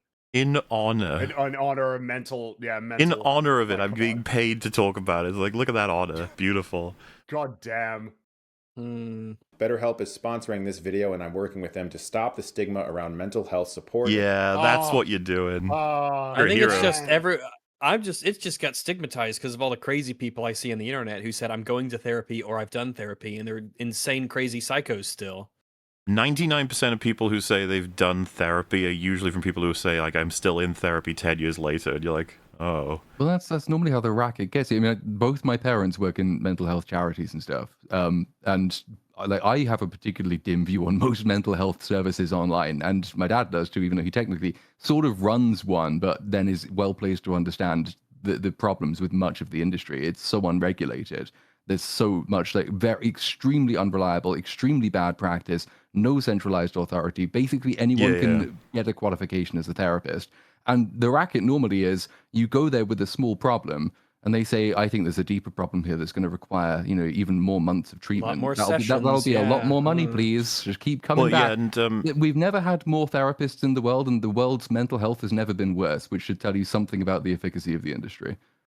And to be clear, I'm speaking specifically about the way it's advertised on YouTube or other sites. Every person who tells you to go get it when they're sponsored are always people that either you don't even believe they're doing it, or someone like Boogie, where you're just like, I don't even know if therapy made you better or worse. Like, it's hard to tell. Or if you would have just been better off, like, reading a fucking self-help book or something, or just reading a walk, book. yeah. Just reading some fiction, just watching a movie, Encourage more people to get support from a licensed therapist. But once you realize your therapist is not there to judge you, they want to make your life better. They do. They totally do. They all do. I'm just struck. It's high stakes, like mental health. Yeah, if therapy fails, someone might kill themselves, or other people. It's just like. The stakes are higher than they even first appear, because he specifically said earlier that whether you're struggling in work, at school, or in some other area, so it's like it's higher stakes, especially when you're kind of advertising this toward kids who might need mental health support. And it's obviously kids can have very difficult, severe mental health problems, but that kind of suggests maybe a throwaway ad on a YouTube video for a known controversial service with pretty bad outcomes is doubly wrong, because you're targeting, in that case, specifically vulnerable people. They want to improve everything about it. Getting over that hump and recognizing that therapy is a safe, non-judgmental place is when things really start to improve. And BetterHelp's mission is to make starting therapy. How do you know that? And like, all of it's being read off what he's been told to say. So it's just like, what the? And you you're make being paid. movie reviews. Are you in a position to make an assessment like that about how it actually works and the true benefits and disadvantages and all of that, and that you can recommend this in general to just anybody? As easy as possible. The past few years have been so life-changing for me, becoming a father, dealing with the Hollywood strikes, making my first movie. It has been such a privilege to have something like BetterHelp to... Dealing with the Hollywood strikes is something that... I mean, it may have BetterHelp around while he's been working on it, he said. That's the part where he's like... He did delay the production of Shelby Oaks. I imagine that was stressful for him, but I don't know that he used BetterHelp. Which is also so convenient that he's being paid for it as well. It's like, yeah, but it's also really helpful, specifically for me in my life. You're like, okay. Would you be saying any of this at all if you weren't getting paid money to do it? Yeah, will you continue these ads when they decide not to pay you anymore? I doubt it. Mental health services in your movie reviews just because you really like the service so much that everybody needs to know about it. Do you do this with other services? Do you regularly say, man, Walmart's got some great deals. I got like a great deal on some shit you can buy from Walmart. I just wanted to let you know that. Anyway, back to the Zootopia 2 review. You're not doing that. No. Nostalgia Critic does a charity thing at the end of every single video. Like, he recommends a charity. You know, I guess what I'm trying to say with that is, like, he's doing that because he wants to do that. It's not like he's sponsored. It's just something he wants to do. Nostalgia Critic does that. Yeah. And everybody shits on that guy. They shit on him a lot more than anyone's willing to shit on Chris Stuckman, which and for the record, we always do this because we covered him recently, the Nostalgia Critic. But like, yeah, he's a goofball. Yeah, he gets shit wrong. Yeah, he makes some bad videos and stuff. But it's like, yeah, but he's trying. He's putting loads of effort in. Seems like a good guy. He's familiar with the work he's talking about. We know he watched it. We watched him watch it. So, you know, you can have like shitty opinions or whatever, but who cares? That's way better than whatever the hell Chris is doing. BetterHelp to turn to when I feel like I really need to talk. BetterHelp makes starting therapy less intimidating. A therapist will listen, ask questions, and help you see things from new perspective. BetterHelp lets you have therapy sessions as a phone call, as a video chat, or even messaging. I'm just saying, man, like, Therapy is a like, text back and forth? Okay. You know, if you don't need to be an expert in really anything to be like, man, Audible, I like that service. That's a cool service. If you like listening to audiobooks, that's probably a good way to do it. You know, that's not something that calls for being, you know, well-versed or familiar with that ecosystem in any major way, unless there's something that I don't know about. But man, like, recommending mental service health you can services, use, you could verify for yourself. Well, the thing is, if you, because he could use BetterHelp, but like, how is he going to assess? How can he assess its efficacy compared to any other mental health service that he could ever recommend? And in general, like, it really bugs me. It should. The most comfortable. I'm just kind of not over. This will especially be worse when we know the scandals, but like, you can have a text back and forth with Dr. Williams here that's therapy. And it's like, what does that look like? You're like, hey. Definitely not AI or. Well, so that's another huge concern that everyone should expect. Anything like this is going to be filled with AI, at least in the next few years, if not now. I thought you were talking about the actual real scandal they had, which is, I think, how they, like a lot of the certification they had for the people that they used was actually bullshit. Well, it's not AI. Lied about for people being certified. Yeah. That's a different, like, that's the one that really happened. The AI one is going to happen. Yeah, we're going to get there. Version of therapy for you. BetterHelp can match you to one of over 30,000 therapists in their network based on your needs, preferences, and location, which gives you access to a wider range of expertise than may be available in your city. It gets maybe available. So it's like, you should be opting for BetterHelp than the therapy available in your local city. I have a very low opinion of your city. You fill out a questionnaire that will ask you questions. Settlement was made. The FTC's investigation revealed that BetterHelp had shared users' sensitive health information with major social media platforms, including Facebook and Snapchat, for advertising purposes. This data included email addresses, IP addresses, and health questionnaire responses. Despite public commitments to confidentiality, BetterHelp leveraged this sensitive information for marketing optimization. The near $8 million settlement provides partial refunds to affected users from August 1st, 2017 through December 31st, 2020. Beyond the financial penalty, the settlement mandates significant operational changes to protect user privacy. The FTC specifically cited BetterHelp's misleading privacy promises, where the company failed to honor, that's that word again, its commitments to keep user information private, instead sharing it without proper disclosure or consent. That's one of the scandals there. It's not great, especially considering this was 2020, and I think every example of this BetterHelp in this video from him is post that. So I refuse to believe he didn't fucking know about this. Questions about what it's your responsibility to know. It's also your responsibility. If he didn't know, that would also be really, really bad. But I agree with you, Mola. There's no way he doesn't know about these controversies. You're going through and what kind of therapist you'd like, and then BetterHelp can match you with a therapist to help you. Click the link in the description or go to betterhelp.com/Chris Stuckman and get 10% off your first month of therapy. So please do check out that link in the description below. That's better. That's such a weird sentence. It's almost dystopian. You hear you get a discount on your first month of therapy. You know, it's there is something it's like something you'd hear in a cyberpunk commercial. Yeah. Yeah.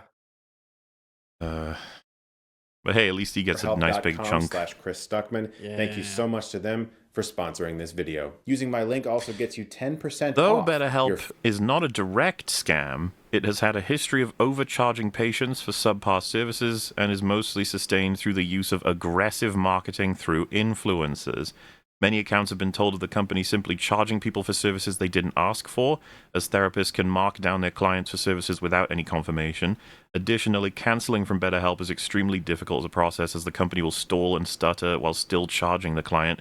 And finally, the license for therapists on BetterHelp claim to have very widely in quality, from patients allegedly being assigned to anybody from crystal healers to homeopathy peddlers. Jesus Christ. Oh, jeez. Oh my goodness. God. How I can't even touch the crystal through the internet. What the fuck?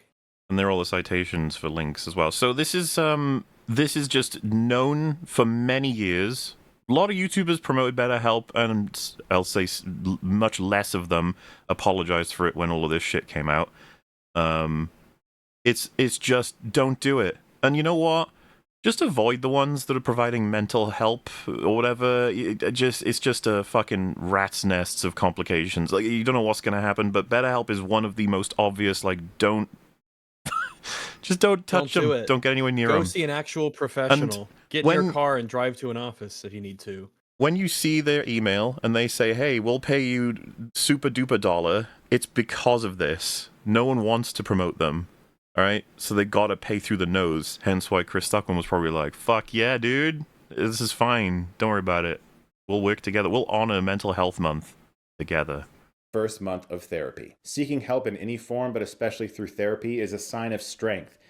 Dude, like the emotional appeal, the fucking almost reverse psychology going on there. You're not a weakling, are you? You're not a little weak man. Yeah, you're not a little choosing bitch to seek this help.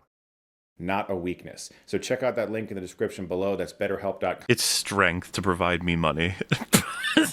That's great, man. /Chris Stuckman. 10% off your first month of therapy. Thank you so much to them for sponsoring this video. So join over 4 million people who've used BetterHelp to start living a healthier, happier life. That link is in the description below. It's BetterHelp.com/Chris Stuckman. Clicking on that link supports this channel, but it also gives you 10% off your first month of BetterHelp, so you can connect with a therapist and see if it helps you. That's BetterHelp.com/Chris Stuckman for 10% off your first month at BetterHelp. Thank you so much to them for sponsoring this video. So join over 4 million people who've used BetterHelp to start living a healthier, happier life. You can click on the link in the description below. That's BetterHelp.com/Chris Stuckman. Clicking on that link helps support this channel, but it also gives you 10% like I said, his fans very upset at him for this one.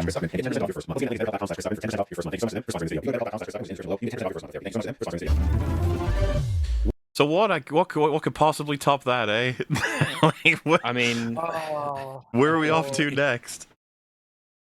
There's only one more. Like Russian army recruitment videos, or he's going to the Emerald City. Look, it's you got I don't know their names. I am Chris Stuckman. You must do your part to retake Crimea.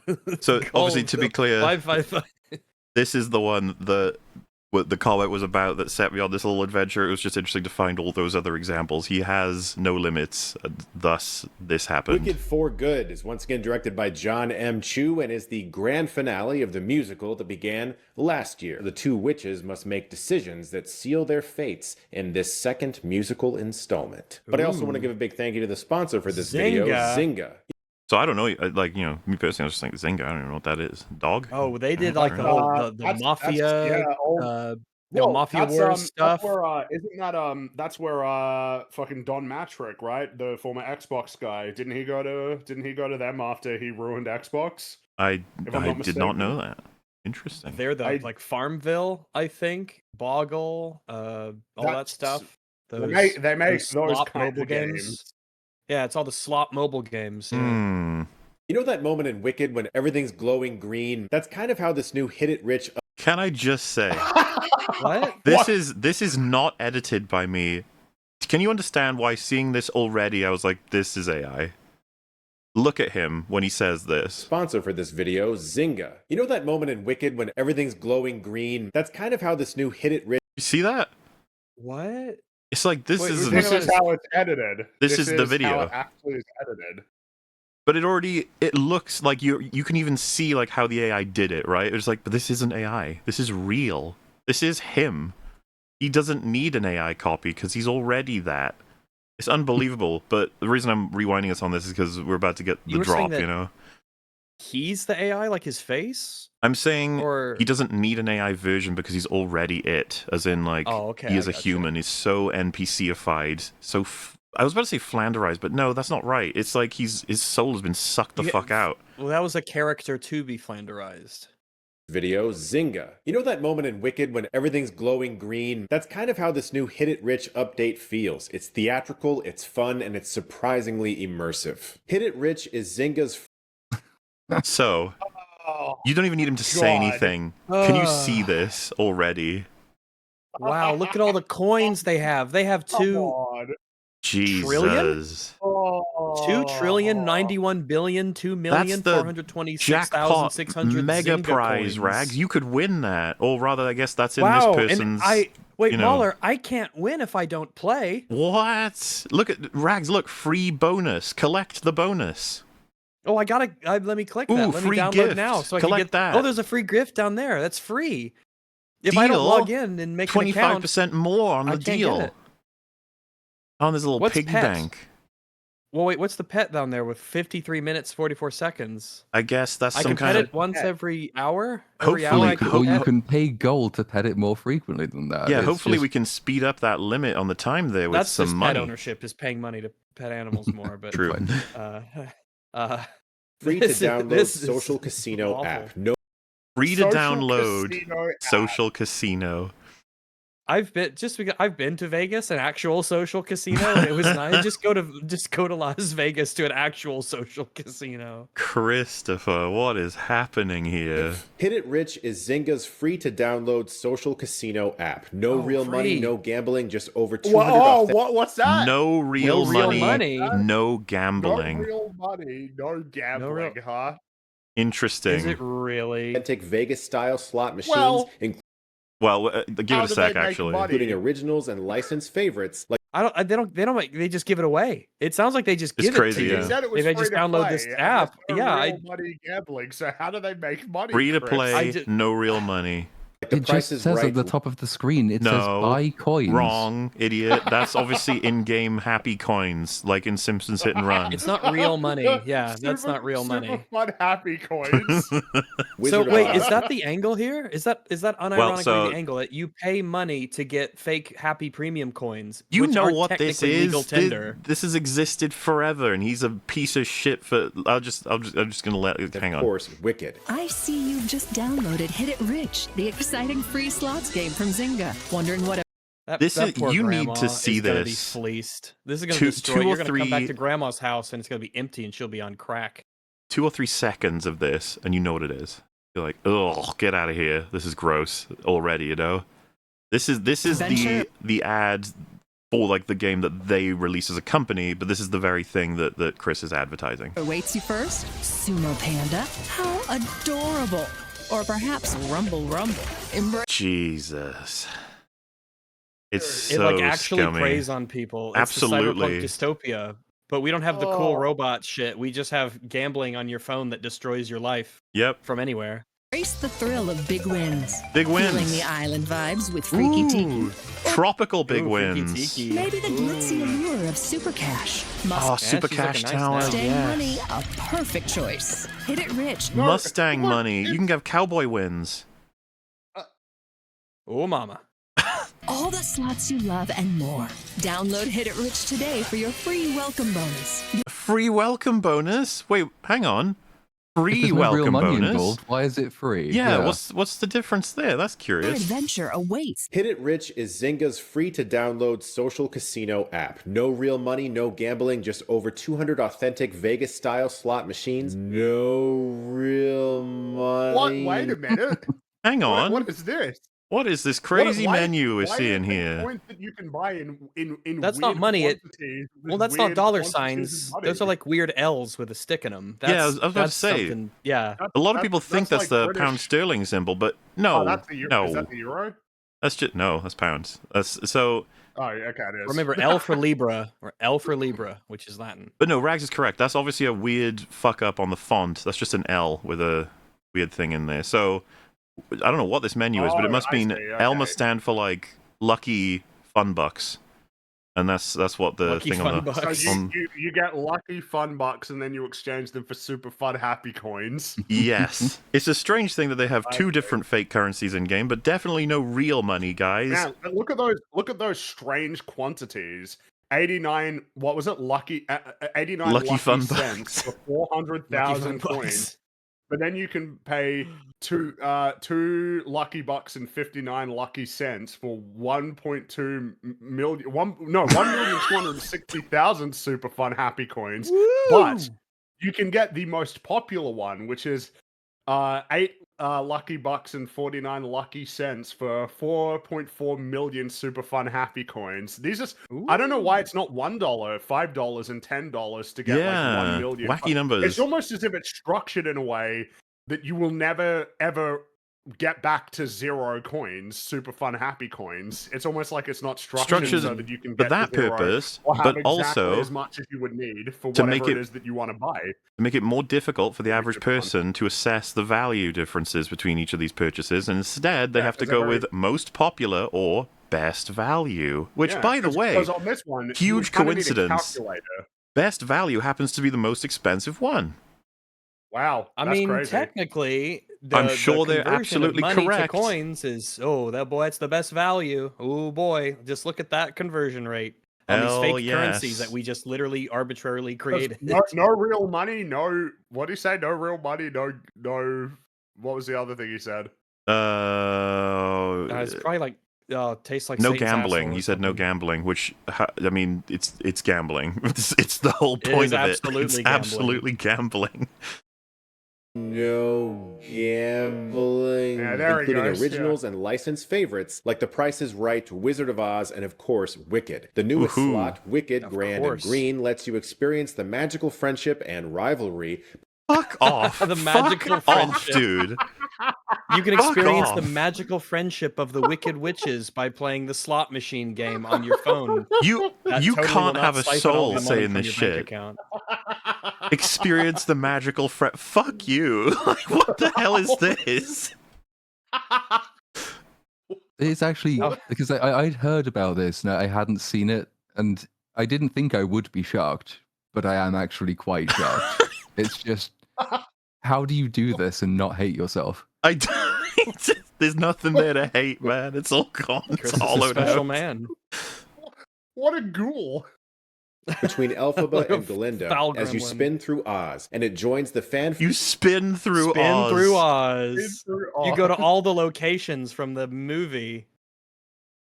God. The Emerald City. You go to the Yellow Brick Road. You go to somewhere else. Munchkin Land, yeah. Munchkin Land with the slot Munchkin Land. Favorite Wicked Defy Gravity. I'm just imagining a bunch of those flying monkeys just in a fucking casino, a casino, just dead eyes as they're pulling crank. and then like the magical friendship of Elphaba and whatever the other one's called. Glinda, right? Glinda, yeah. Well, I think that do they have different names in this movie? In Wicked? I don't know. It's like fan fiction from the play, right? So I think she's called Glinda. Yeah, because Glinda actually is called that in the proper movie, but the Wicked Witch of the West, Northeast, I don't think they actually get any names. We need to know because it's. Well, I think even he just said Galinda. Apparently it's Galinda. Apparently it is Galinda, except it's actually Glinda. That's what it is in the actual story. That's the laziest. Okay. Oh. And then Elphaba is the Wicked Witch of the West, because I guess Elphaba mixing things up. Elphaba. Yeah, mixing things up.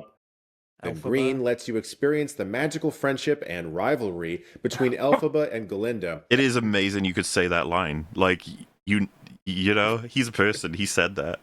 As you spin through Oz, and it joins the fan favorite Wicked Defy Gravity machine already in.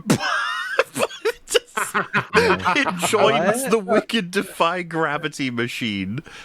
The Wicked Defy Gravity machine. Because they're all they're themed slot machines, right? So he's like, there's a previous Wicked one, so now there's 2 Wicked ones. It's like, fuck off. What do you mean it joins the machine?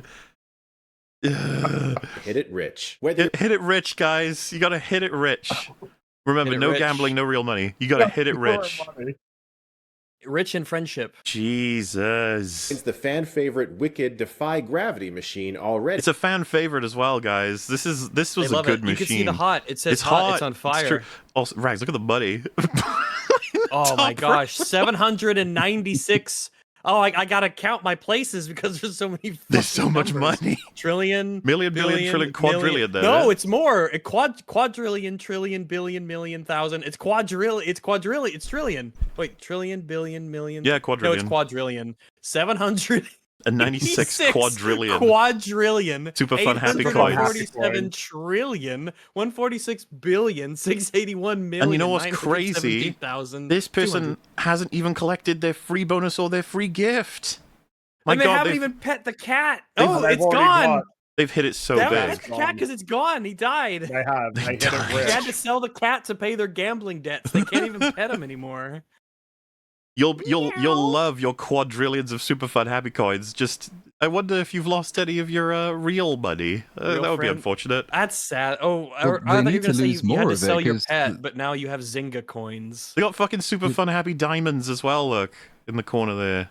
They've only got 524 out of 5,000 elite points though, which is lagging, and I think they're going to need to spend some real money to get some more of those. The elite points are where you really get to. Zingga goons will show up to your house and break your legs, steal your cat, or they already did.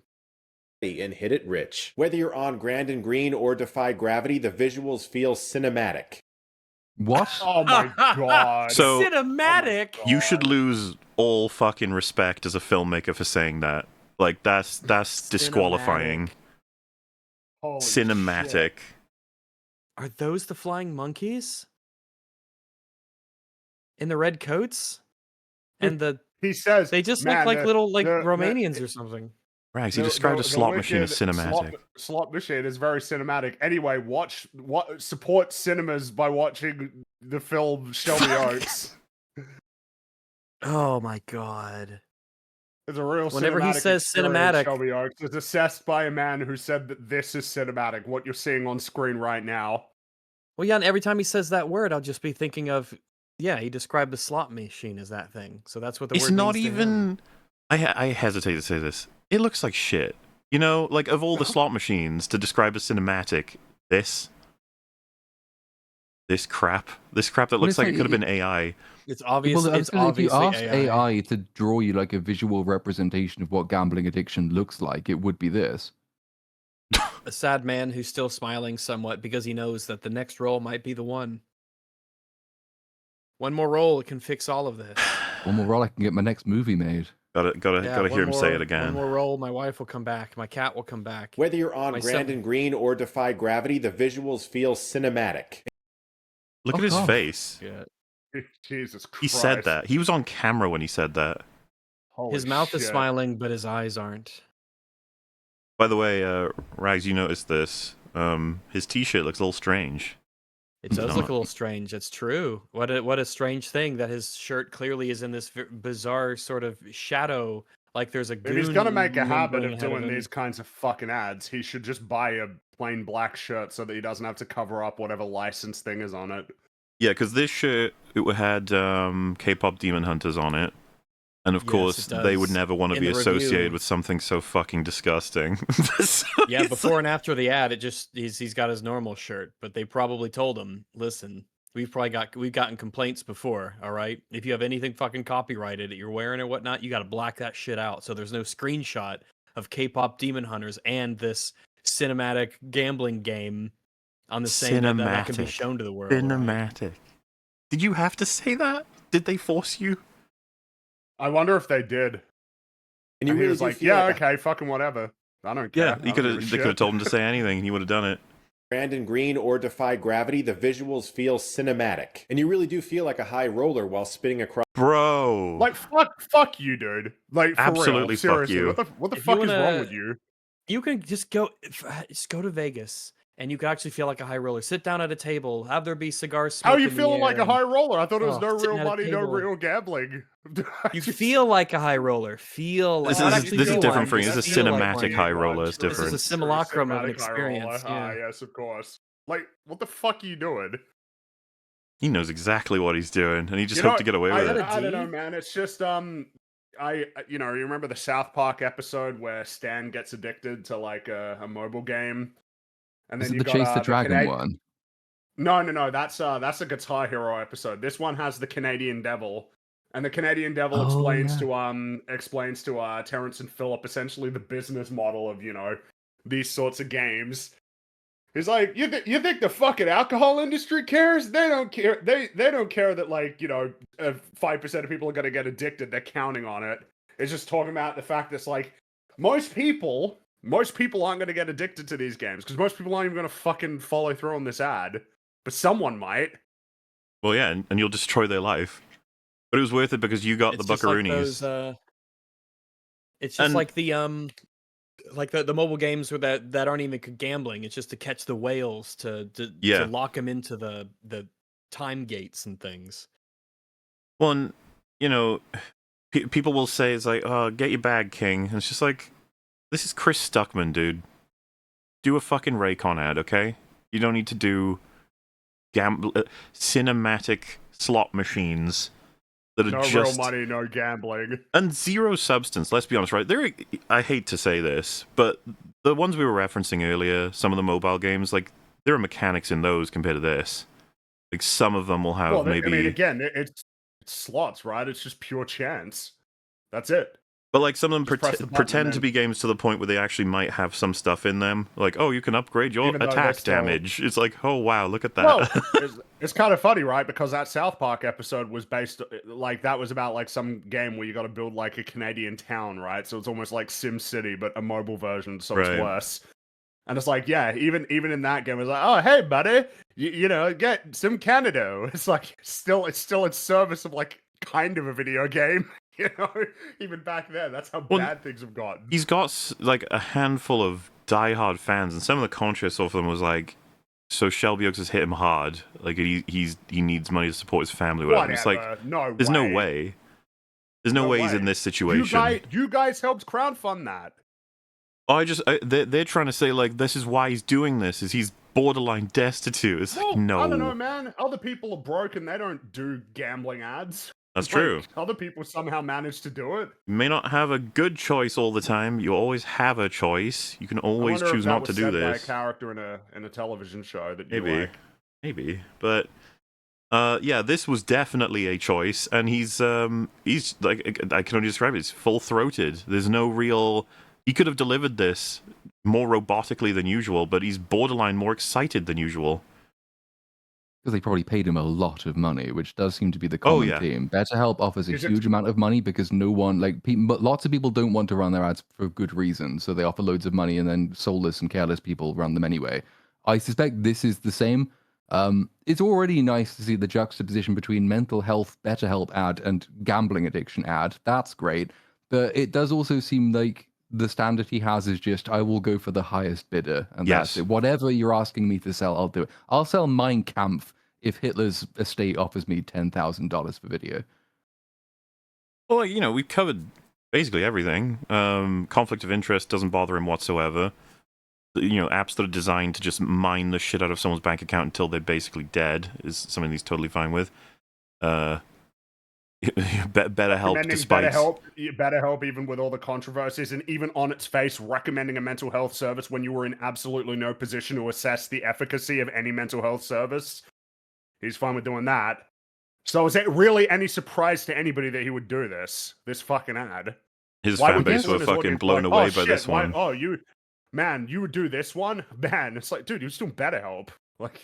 Well, you know what'll make it all worth it if we get a Shelby Oaks 2, right? That will be true. I mean, we're making fun of him now, right? We're wiggling our fingers, waggling our fingers, saying, "Oh, Chris." But one day we'll be sitting down at the theater, at our local theater in the cinema, watching Shelby Oaks 2. We'll be going, you know what? Again, I can't wait to hit it rich again. Stuckman audience. This is what he thinks of you. This is how much he respects you. Yeah, you're promoting this shit. Yeah, he didn't give a shit.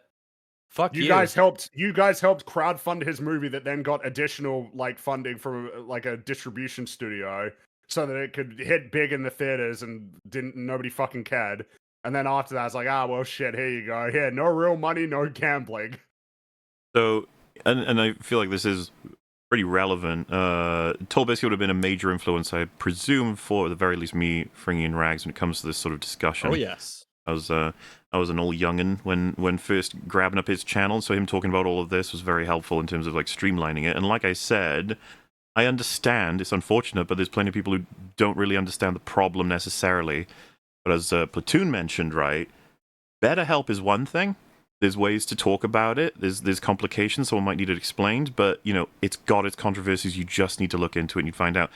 Why do you think it pays so much? It's like loads of people don't want to do it.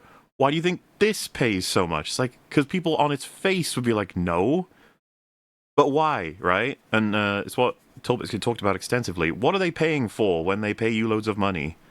They're paying you because you have the trust of your audience. They don't. They have to use you as a puppet. The whole exchange. So be fucking careful with that trust. But this is what he values it at. It should be treated as something of a responsibility. You got a lot of people who believe in you and count on you, foolish as that may be, depending on who we're talking about. Plenty of people in chat will find this funny, I'd imagine, and it's darkly funny. But there's at least one person in Chris Stuckmann's audience who downloaded this app and played it. Otherwise, the ad didn't do its job. Yeah, there's a reason they pay for it, of course. That's the other thing. It works. It does. Remember, the thing that said in part of the controversy about BetterHelp is the reason it's able to maintain its success is through aggressive marketing from influencers. This works, unfortunately. It was like Synthetic Man's defense of the Raid Shadow Legends thing when he said, "Oh, no one really plays it. I mean, everyone knows that it's a scam or it's garbage. No one actually does it." And yet somehow they still continue to be able to make enough money to pay people constantly to keep making the ads for it. And it persists for years and years and years. I think it's one thing, I guess, if you're starting, because I did ads when I first started doing them, before I like knew what I was doing. I would have had there's a couple that I did, and then afterwards I thought that makes me feel kind of, and nothing like this I should add, just like a couple of mobile games, and I did them, and it's like the ads I did it because the ads are kind of funny and I can tell jokes in them, but then afterwards it's like I don't want to be recommending this, and so I just don't do them again. And that's when I started and had no clue what I was doing. I still had the basic do no harm principle, and I still had the basic don't sell obvious fraud shit, bullshit, gambling addiction kind of stuff. That's when I started. He's been doing this for 20 years. He knows exactly what anyone should know. Yep, there are so many basic things, Tess, you do. Just when you see an offer come in from a company name that you don't recognize and it's a really large offer, automatically you go and Google what the company is. Automatically, if you have any company name you don't recognize, you go and look up what the controversy is. Because he's probably got an agent. The agent won't tell him very much, but then that's the agent. The agent's job is not to put you off running ads. The agent's job is just to get their commission. So you kind of have to do all of this work yourself, and that's something that you should learn really quickly. Like my previous agent, when they said that the closest they got to telling me something was wrong, and I think I've told this one before, is when they're like, here's an ad for a perfume company. They were in a bit of hot water last year, but I don't think it's anything to worry about. And they didn't tell me what the hot water was. So naturally, being fairly responsible, I went and looked it up and found that the weird faith healer said that Hitler's soul wasn't evil. And it's like, okay, you could have told me that, but I guess it's not your job to. But it was still my job to look it up, because if I had not looked it up, and I would have run an ad from essentially Nazi apologist homeopathy peddler, then I would be rightfully in the shit, because it's my job to do the due diligence. And if I had run it afterwards and people had said, that was awful, what have you done? I would feel very ashamed and never do it again. Because that's another mistake that people can make. I've never done a gambling ad, but I know people who have done gambling ads because they just didn't think about it. Their audience correctly said, what are you doing a gambling ad? And they thought, shit, I wish I had thought about it. I'm not doing it again. It's just part of being a basically conscientious human being is that you look at the things that you're selling to people and say, does this make me feel disgusting or not? And this would make me feel I'd probably quit YouTube if I ever did something like this. This is just filthy. He said that the slot machine feels cinematic, and he managed to just say it. He didn't have any trouble. He just said it with his words, with his face on camera. Words came out so easily, which, my God, they just slipped out. Sure did. It was effortless. Cinematic. And you really do feel like a high roller while spinning across all those machines. The visuals feel cinematic. And you really do feel like a high roller while spinning across all those machines. You can hit big wins and huge jackpots daily, and even compete in fast-paced spinning races for epic rewards. Oh, fuck you, epic man. rewards. Let me guess, a bigger number. An even larger number than before. I could get even more quadrillions of Zingga coins. Other things try to hide this sort of shit. Like, we've seen the infection in gaming. There's so many degrees from 0 to 100 of like how you get this shit in gradually. There's no filters here. There's no degree. This is just it. It's numbers and colors and sound effects. It's all just trying to get you to feel like you're winning when you're not. Just mining your wallet. He knows this. It's gross. There are daily and seasonal challenges where you unlock treasure chests packed with coins and bonuses to keep the action coming. The action. Keep that action coming, man. I wanted to stop. It does look exciting. So download and play Hit It Rich today at the link in the description below, or scan this QR code to get... I love how this just eclipses the fucking conflict of interest too, right? A Wicked-themed game app while reviewing the Wicked movie. Oh yeah, no, we were much more distracted by the obvious problems with the actual, product fundamentally, let alone the fact that it's in association with the film that he's reviewing to some extent. And as some people just notice, it's like, why does he feel enthusiastic here? Like, relatively. Compared to everything else we've seen. Number on that check. It must be, they must have paid real well. It's like when Randy's heading to the marijuana store, when he's got his giant testicles in the wheelbarrow. He doesn't. It's just him with money though. Instead, no big balls in the wheelbarrow. Just him going. Big old sack with a dollar sign on it. In this case, yeah, that's right. Yeah, Buffalo Soldier in the heart of America. Just whatever. 1 million coin bonus instantly. Well, so that guy had 749 quadrillion. Who gives a shit if you get a million instantly? That's nothing. This is like Zimbabwe dollars. Who gives a fuck? Everyone's a millionaire. I saw the number on the screen. It was quadrillions, Chris. Quadrillions. Inflation. Thousands of trillions. Well, it's just a hell of a lot larger than the total GDP of the entire planet. They must have really hit it big. They did hit it big, a high roller. They won 700,000 trillion. Begin your wicked slot journey today. Begin your wicked slot journey today, he says. I can't wait. Your journey to bankruptcy. Your journey to a gutter outside. Oh, so this journey is to the crack house. Cross-section of the old comment section. First, I grew up with gambling, which is a underrated, amazing comment, because he always, every single fucking time he talks about anything, he'll just say, like, I grew up with X every time, no matter what. If it's a film, if it's you fucking grew up with Factor, I'm pretty sure. Or, yeah, the slot machines, so... It's just like, this to me is a sign that the fan base is starting to be like, man, I don't think you're being genuine, not just now, but for a lot of time. It's like, ever? Thanks for supporting my movie. Can I interest you in a gambling addiction? It's sad, but funny. Yes, this is how it works. Addiction. Wow, they put a movie review inside a gambling ad? Because that ad is pretty fucking long. Man, I wonder if his wife said anything about all this, if she knows, and if she's like, Chris, go to the bank account. Factor was one thing. And he's like, yeah, but look at the number on our bank account. And he's like, those are Zingga coins, Chris. Those aren't real money. Oh yeah, he's exactly. It's not real money. It's not gambling. As someone's just pointed out, this would be grifting, by the way. Everyone uses that fucking word. Mm-hmm. He's a griffly bear. But an actual grifter, bear. Instead of how everyone under the fucking sun is called a grifter on YouTube, this is grifting. Yeah. This is actually using, this is it. This is the thing. I won't criticize movies anymore, but I will promote gambling to my unsuspecting audience. Man. Ugh.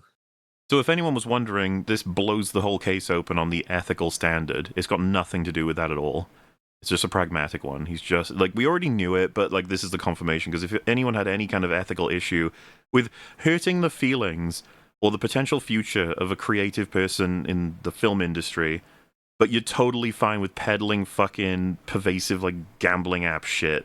Yep, and ads for the studio and for the movie companies and all that, and then the gambling. I don't know what's worse than gambling, because gambling is kind of bottom of the barrel. It'd be better to just tell people that crack is great. It'd just be better to sell people crack Because crack is honest. Well, he's doing the meme gambling too of, is like, an insidious addiction. Hit it big, win, get all those numbers. Yeah, dude. Oh, you gotta explore their friendship across Oz in slot machine form. Chris, what the hell was that ad, bro? Of course, that's some people are just shocked. Gotta love a long ad in a 4.5-minute video. Waiter, there's an IMDb summary disguised as a review in my gambling ad. Ouch. Make your money, but online casino is definitely a choice. This is what I mean. Some people are struggling with the whole make your bag, grab your bag, put food on the table arguments. It's like, maybe there's a limit to that, actually. Don't care about putting in ads, but shitty slot machine websites got to be a low for sponsorships. Doesn't have a limit on that, I think. Won't criticize films anymore, but will absolutely shill gambling ads. Choices were made. Rich Evans is at a warehouse somewhere in Milwaukee laughing his ass off, which is probably true, after the weird shit that he's had with the Red Letter Media, and then he just does this. Like, it kind of puts him in a position where you can't morally judge anybody ever again, or at least other than very specific circumstances. Describing a slot website as a surprisingly immersive experience is crazy. There is. Mechanics. Chris has really changed doing sponsorships for online casinos now. The thing is, so like the way that this is formatted, of course, would you have said that final ad, despite all the ones you'd seen previously, was out of the realm of potential or well within it? I think, but the fact that I was slightly shocked by it suggests I did not expect it. So I would originally have said, no, he can't stoop that low. But evidently I was wrong. Because a lot of people would say, as someone just said, if you do better help, then there's no limitation, right? It's like, it still feels worse, I guess. I don't know. It's so blatant. I mean, with better help, you can dress it up as being, as he does, dress it up as being, well-meaning, well-spirited, caring for people, trying to encourage them to be stronger enough to talk about their mental health. Like, you can dress it up as being maybe misguided, but for the right intentions.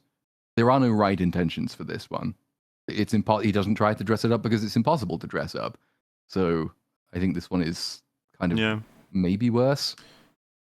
So this online gambling advertisement instantly raised a red flag for me. In Indonesia, it's become a highly addictive among low-income individuals, and it seems as though the government is unable to effectively address the issue.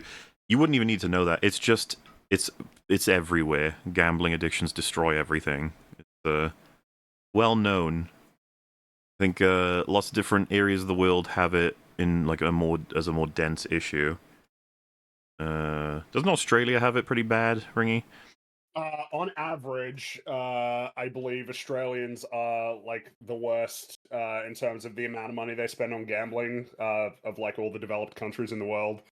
Every pub, every hotel's got like a section that's just got a whole bunch of slot machines. It's it's pretty grim.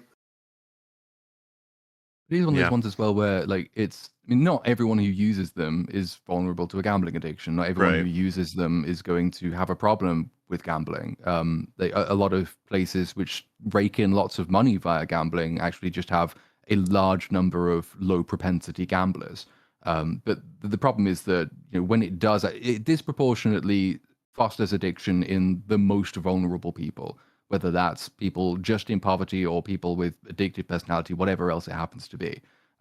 It's uniquely predatory in that sense, in a way that, like, because most social vices will disproportionately affect poorer, more vulnerable people. Like, problem drinkers tend to be poorer, not richer, and all the rest of that. But, like, and there's a degree to which that's unavoidable, and it doesn't impugn an entire industry. The fact that lots of, like, some people will drink too much whiskey and kill themselves does not mean that whiskey as an industry is bad and predatory. But gambling is kind of uniquely different because the upsides to gambling is so few and far between, and the downsides to gambling really, really do perpetuate the thing that causes problem gambling in the first place, which is usually poverty. It's just scummy. Like, I'm not in favor of outlawing it, but I am not in favor of pushing it. Yeah. You either die an A+ or live long enough to see yourself become the hilariosity. This goes a bit beyond hilarious, doesn't it? First BetterHelp ads, now gambling ads. Yikes.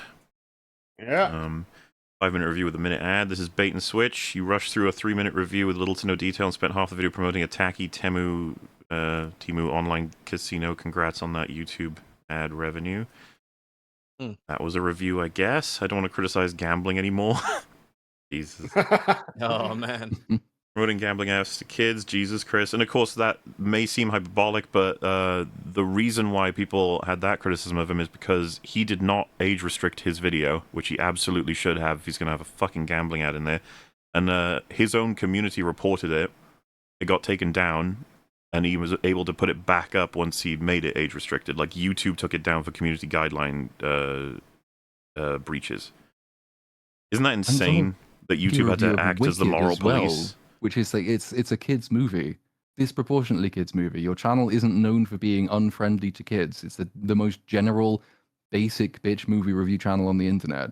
It's like anyone's going to watch it. It's supposed to be universal, so it's kind of expected that if you're doing a short general audience review of a kids movie, you might potentially see more kids interested in your video. The least appropriate place to put a gambling ad, you might say.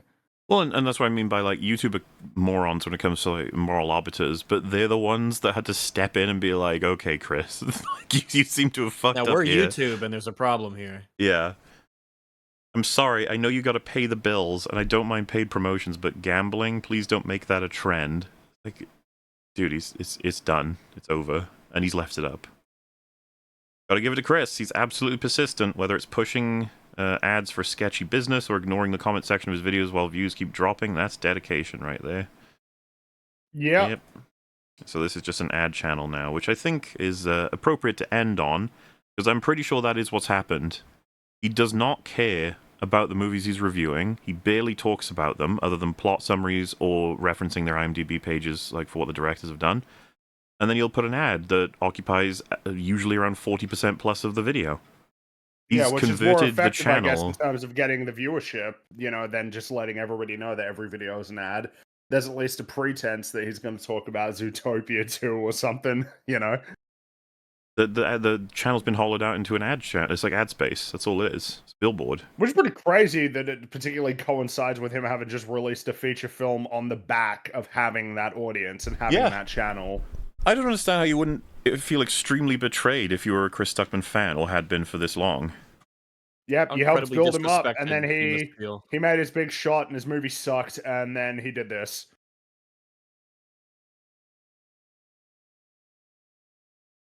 Yeah, I was about to say, so it ends the story of Chris Stuckman, but I mean, he's going to carry on doing this until it's just his views dry up, I guess, and then he'll stop. So,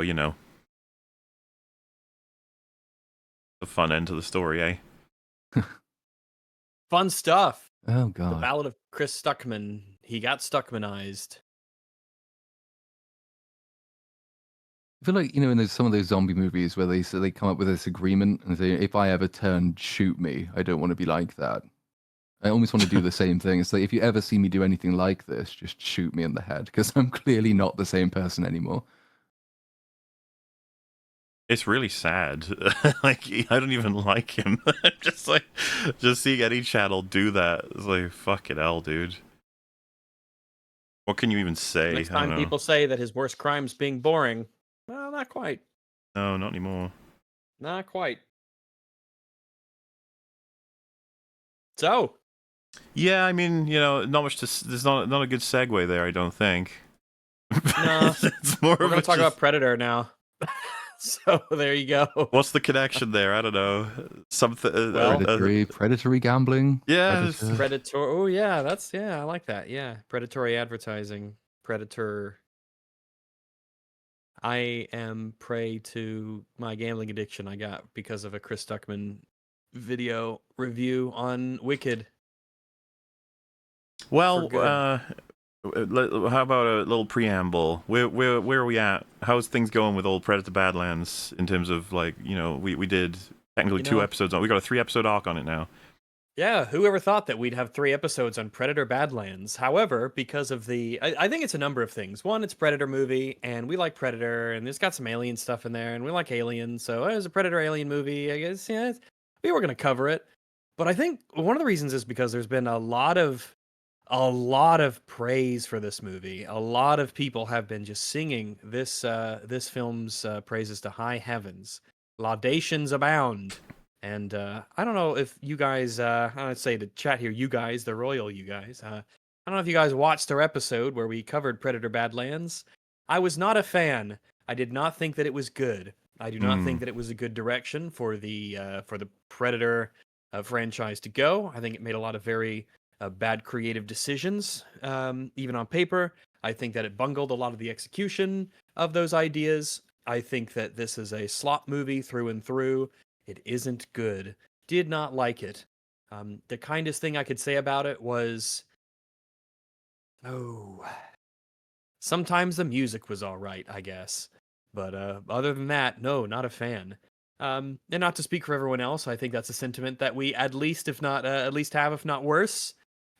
We always, where you fall on the spectrum of hate or complete apathy, that's where you fall. Yeah, you do you. However, recently, because we're getting into December, it's Christmas time, and we've had a bit of time since the film release to check out a very important aspect of the industry, that being the box office. There will be discussions to be had about the box office, how much it made, and what people are saying about it, and what it means. Hell yeah, major what success. the future might be. Absolutely. I mean, I've been seeing all of those articles and all of those stories and videos about how it's breaking records left and right. Boom, boom. It's so incredible. But I think, as I kind of said at the beginning, a lot of people really, really like the movie. And some people had some really wacky things to say about it. And because everyone's talking about it, well, we should talk about it too. So we are going to cover some people covering Predator Badlands. And then we'll do some other fun stuff. So you'll just have to stay tuned to see what those are. And you wanna, because it's really good. And I think you'll really like it. Oh my. So let's get into it. I gotta get this link pasted in here. I don't even know what this thumbnail's from. I just found it. It's a good one. Scene unfold. Is it Why is it at 12? It moved. Ah! You don't want spoilers here, right? Spoilers. We can't have any spoilers. All right. All right, here we go. Oh boy. Oh my god. We had to start with movie, Bob. It's been so long. It has been a while. I like untangling the convoluted lore of like Freddy Krueger or something. But the thing about Predator is some things are built to do exactly what they are. And I love in, for example, the first Predator movie, that Predator kind of makes no sense on purpose. So not off to a good start. Why ever would you pause there? This seems like that's the first solid point made in this, and already, I disagree. I disagree. There you go. I said it. I'm sorry. Well, you know how when you watch Predator, you just can't think, oh god, this movie makes no sense. It makes no sense whatsoever. His explanation will be kind of interesting. Right. Yeah. Okay. I'm once again, because we are watching a Bob Chipman video. He's been doing this for a long time. A long time. He's graying the beard now, old Bob Chipman. Have we tracked him from full Blackbeard to near full Greybeard? I feel like we have. Yeah. This is monumental. A handsome man. But I think what's and I bring it up every time because it's worth bringing up, is you've been doing it for this long and you still have a terrible microphone. You still have a horrific, horrific microphone and a bad camera. And I don't know how people do it. I've been using this microphone for 10 years now. And I guess he never got the good one. He never got the good one to stick with. You think he's just like, you know what? I got this. What if he has an amazing one and I'll die with this microphone? And he just never set it up properly. Like this one, he's like got one of the best microphones ever, and he just didn't realize he hasn't set it. He's like, oh, this sounds good, I guess. Okay, cool, and just never. Oh, or maybe it's like a webcam. He's using the webcam mic. He doesn't know that he hasn't selected to use like the fancy microphone he's finally got, and he was just shrugging his shoulders and said, "Oh, I guess it's just broken. Oh well." Because part of the whole gimmick of that movie is that it's just soldiers versus a space monster, and the space monster intentionally, deliberately makes less sense the more we find out about him, because that fucks with the soldiers in that movie more. Okay, what is happening? Why is he saying it doesn't make sense? Is he saying he's saying it doesn't make sense because the Predator is deliberately screwing with them? So that means that it makes less sense. The fuck is he talking about? Because that doesn't make sense to me. If there was more context, I would have given you but this is just kind of one of his little adventures he's decided to go on. The industry veteran Bob Chipman. I guess he just feels like Predator as a concept makes no sense in terms of what it's doing or its role in the story or Gimmick of the 2 original Predator movies is that the Predator just keeps getting weirder the more we see him and the more stuff he keeps pulling out of his ass to throw at you as a hunter. I think he's literally referring to equipment and weaponry. It's an alien, the more my tools dude. we find him using. Look, Bob Chipman is a child of the stars, all right? Okay. And he would know. He would know what does and doesn't make sense. Okay. It's just, before we even hear what he has to say about Badlands, it's like, let me tell you my horrible opinions on the original. You're like, oh, jeez. Like, no. Waller, if you want horrible opinions on the original, you're not ready for what we're going to be seeing in this video. I'm so excited. He starts out invisible, and that's already weird, but then the more you see of it, it's like... That's weird. I gotta see it straight through this guy. He's just a blur. That's kind of weird. Why can't I see you? Turn visible, you freak! What is going on? What? That's weird. Okay, so wait, it's a lizard, but it wears armor, but not that much armor, and it... Remember, it's space the dichotomy. If you're a lizard, you cannot wear armor. That's weird. You're a space lizard, no armor. Keeps pulling out... So just every alien ever is, like, it would apply. It's weird, yeah. I mean, if they're if they're snake-like or lizardly... Well, I mean, this is where I'm getting confused at. That's why I said it earlier. It's like, alien, in a way, is like a distant synonym of weird. It's like, yeah, I guess, if that's the definition we're going with. Concept or whatnot, yeah. Crazy weapons, but like half of them are lasers, but it also throws spears and knives at you. Man, that's nuts. You know those human creatures, those weird human creatures? They have guns, and then they'll have, like, a knife. Isn't that stupid? We fly these drones around that explode, but then most of the people, we just, like, shoot these little pieces of metal across the air. Yeah, what? And then we have these, like, the helocopters that just have these things that spin on top, and it moves them around. That's so fucking weird, dude. Makes no sense. So then why does it have those if it already has a laser? And it's crazy. There's apparently people who hunt animals in this world that will use guns and blades. Like, what would be the... One is better than the other. A bow? No. A bow? No. Throwback. That's insane.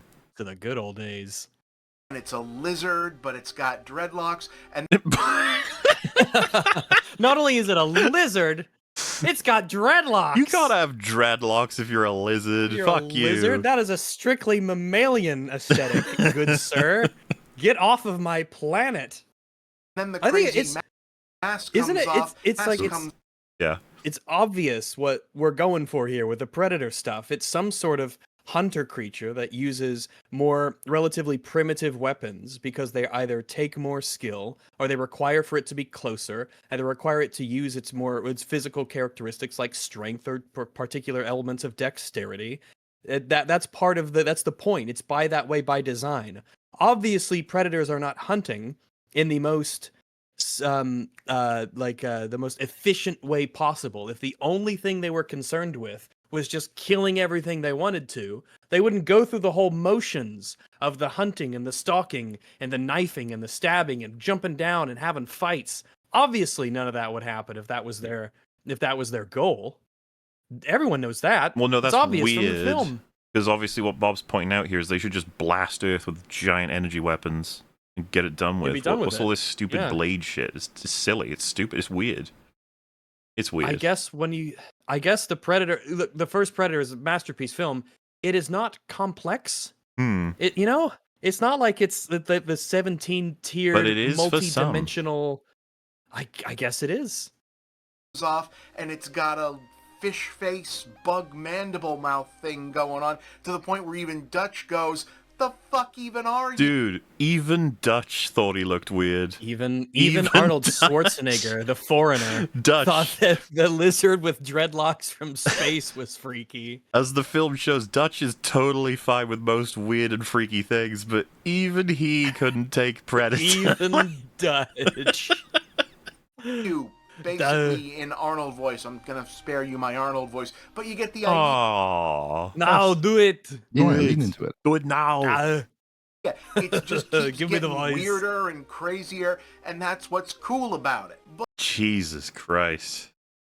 Just never cool. talk about that Predator's film again. Cool because it's weird and crazy and doesn't make sense. Right. Bob That's Shipman, veteran movie reviewer. We've all said that in the past. That's our I've said it favorite many thing times. about Predator, yeah. That's where I got it. I got it from Bob whenever Exactly, I yeah. say that. 100%. Yeah, and Bob we trust. But if you have to make it the main character and let people follow it around and watch it hunt and find out about it, this is probably the best version of that you can do. I mean, what's funny about that is I think that both Prey and fucking AVP2 did a better job of that than Badlands did. I would agree. So, rip. I'm also sick of seeing these movie reviewers who have done this for years and years and years and years, seemingly have absolutely zero capacity for creativity, or or hypothesis. They couldn't have done better than this. This is the best that could have been done. It's like, really? It couldn't have been. We nailed it the first time. The first time we made the perfect version of the film, and it couldn't have been done better. Really, Bob? Interesting. Well, that's because that's the reason he has to preface it by basically down speaking the original Predator movie. It's like, oh, it was always just kind of dumb, crazy, and it never made any sense. So the fact this one is dumb, it's like crazy, the and Star doesn't Wars make any thing, sense yeah. makes this the perfect Predator movie, right? Because it was always like this forever. It never used to be better, therefore it's the best one ever. Well, do you remember? Yeah, because I don't know how many years we're rolling back with this one, but making fun of how stupid Disney stormtroopers were, Cosmonaut himself said they've been stupid since their inception in A New Hope. They were retarded. Yeah, he bumped his head in '77. So Classic. yeah, So- sealed their fate. And then you're just kind of sitting there like, wait, why do you like the movie? Maybe do you just? And then you find out they say shit like this, like, well, I like Predator because it's a goofy, nonsense, weird movie. Oh. Yeah, it doesn't make sense. I love that.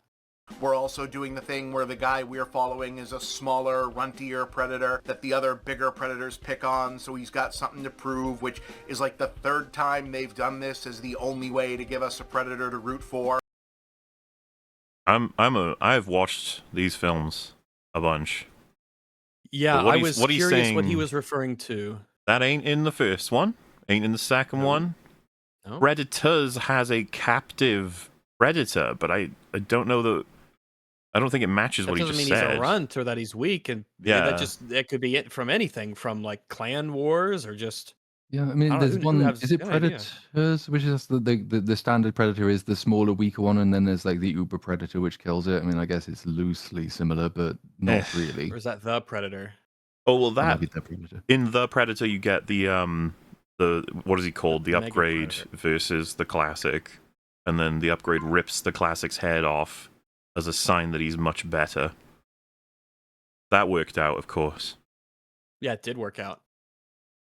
People glowing about that film still. Well, yeah, it's not like it's basically been decanonized, not only from the fucking IP, but from people's brains. But no, I mean, I don't know what he's referring to This here. isn't even. I'm not crediting Badlands, but its story is original. New. Yeah, like Yeah. in its, you know what I new. mean, quote unquote. In the realm of Predator, yeah, this is their first attempt at this story. So Sidebar, by now we've had enough actually good Predator movies and more than enough actually kind of bad alien movies. We've had Mm, one, listen, maybe I- two. we've had 1.5. If we smush them all together, we have like 2.5-ish good two, Yeah. 2.5, Something like- 2.5, 2 good Yeah, Predator the, movies. The original movie, half Yeah, of that's one. half of Predator 2, maybe Yeah. half of Parts of- AVP, I'd say maybe a third of AVP. third of AVP. Third of AVP, a quarter of Prey. I like this recipe.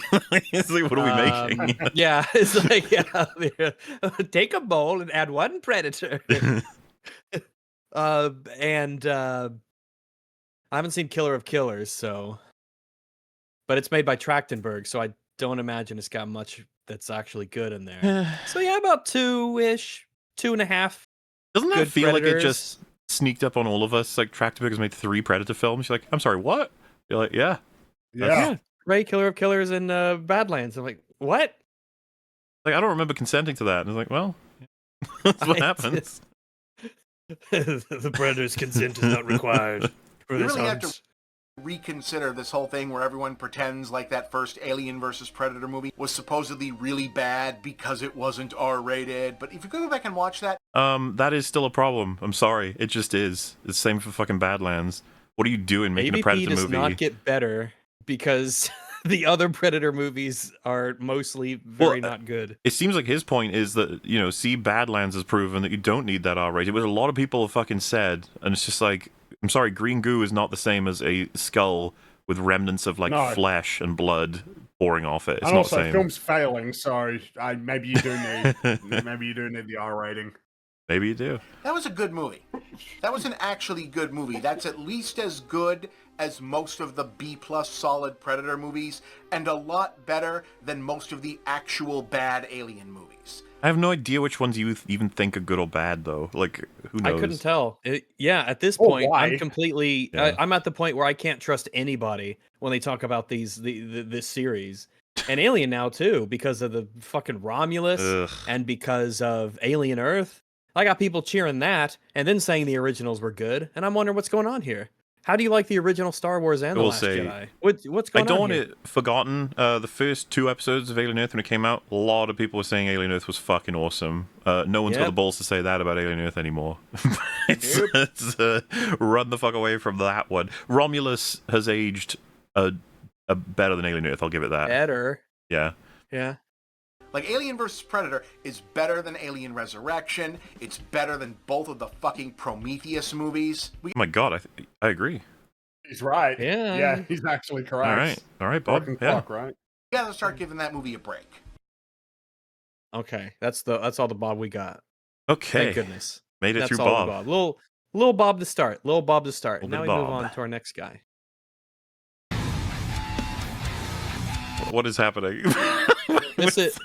This is Cody Leech's review. He's got a very super high octane. He's like Chris Stuckman, really. Oh, they might be brothers. Okay. They might be brothers if you look at the beard and the shirt, right? I think they're probably brothers. They're very high octane. It's as exciting. I'm ready. It's fucking awesome. I always thought it was a really cool idea to do something different and subversive. And, 7 films into a franchise, you want to start doing something a little bit different. I stand by this insane commentaries nonsense. All of the fucking Predator movies are different anyway. Every movie that has a Predator in it, they're all fucking wacky and different. They all do different things. Very different. It's like none of them are like the first. No. I guess that's part of the thing that's just out there, is that the first one is the best. None of them have tried to just copy the first. And if I was going to say that one tried to copy it the most, it might be Prey? Well, so a lot of people end up saying Predators and Predator are similar, and every time they say that, I'm like, when's the last time you watched Predators? And they're like, oh, when it came out. And I'm like, right. 15 years. So you might want to rewatch it. It's a fucking weird movie. Formula. But much to my pleasant surprise, I checked this out last night and walked out and said, holy shit, that was awesome. I want the sequel now. Sequel. This really... Wait, how did that sneak in there? Grace! That was weird. I love Grace. That was weird. We need more Grace. Grace is my shining star. She graces this podcast. She'd never do a gambling app. She wouldn't. She'd be like, hey, wait a second. This will ruin people's lives. We're not doing that here. No. Is like a hero's journey, like a rite of passage, a coming of age type story. I've heard this, multiple people have said this, and so I included this part here about this being a hero's journey story. And I'm not really sold on that. I think someone would have to elaborate in much finer detail that how this is a hero's journey. He learns something. He certainly does learn something. And the film backs him up on it, weirdly enough. for this young Yautja character. Badass. I also really enjoyed all of the creature designs that we get in this. Like, you get to this alien world, and there's so many different other species, like both plant life as well as animal life, that he has to fight, and he has to survive through a number of the things that he has to go up against and fight as he is kind of leveling his way up to this ultimate hunt. Kind of feels like a video game boss and like a kaiju in a lot of ways. I saw a couple of people say that the film feels like it's very much inspired by games like God of War and Shadow of the Colossus. Jesus Christ. Colossus. You didn't hear that was what the director said. Yeah, it wasn't something the you meme heard from people in general. Yeah, the director told you that, and then you said it. It's the same as Knives Out. Did you know that it's 3-act structure? It actually it goes from a whodunit to a thriller back to a whodunit. It's the same shit as that. Just parroting what you've heard. But like, I just wanted these people. I'm like, okay, and don't lie to me. Do you know what Shadow of the Colossus is? And they go, yeah, it's one of them old games or something. You're like, oh, it's because of the quote. That's how I found it. But I had to find it because I was actually looking for things that the director said. I wouldn't have guessed in a million years that was supposed to be based off of Shadow of the most Colossus. fucking people who played that game would never have said that. I certainly never would have fucking said that. I've seen clips and people playing it, and I'm like, no. Also, the connection seems to be a very large creature is killed by a smaller creature. There you go. Well, I think it's Cody Leech here. It might have been someone else who said that the pacing of this movie is really frenetic and super action packed, and that it's just like it can't stop, won't stop. And then I'm thinking about like what I've seen of Shadow of the Colossus, and I'm like, it's not really that game though. Well, and then of course God of War is the connection once again. A smaller creature takes out a really big creature. Is that what we're doing? It's cinematic, I like see. a slot machine game. Yeah. And I absolutely picked that up. I don't know if Dan Trachtenberg is on record somewhere by saying that, but he's serious. You lied. He's serious. You're lying. Who the fuck would have referenced Shadow of the Colossus with like? Okay. That's a part of my headcanon because this definitely does feel like a video game brought to life in the best way that you can interpret that. It was a very interesting world to explore visually. Like there's a title card sequence where he's looking out on this mountaintop across this planet that he's about to explore and go on this adventure of, and boom, Predator Badlands comes up. And it almost was like a Kurosawa movie or something where it's like, holy what? It was basically it was like I was watching Ran, really. What?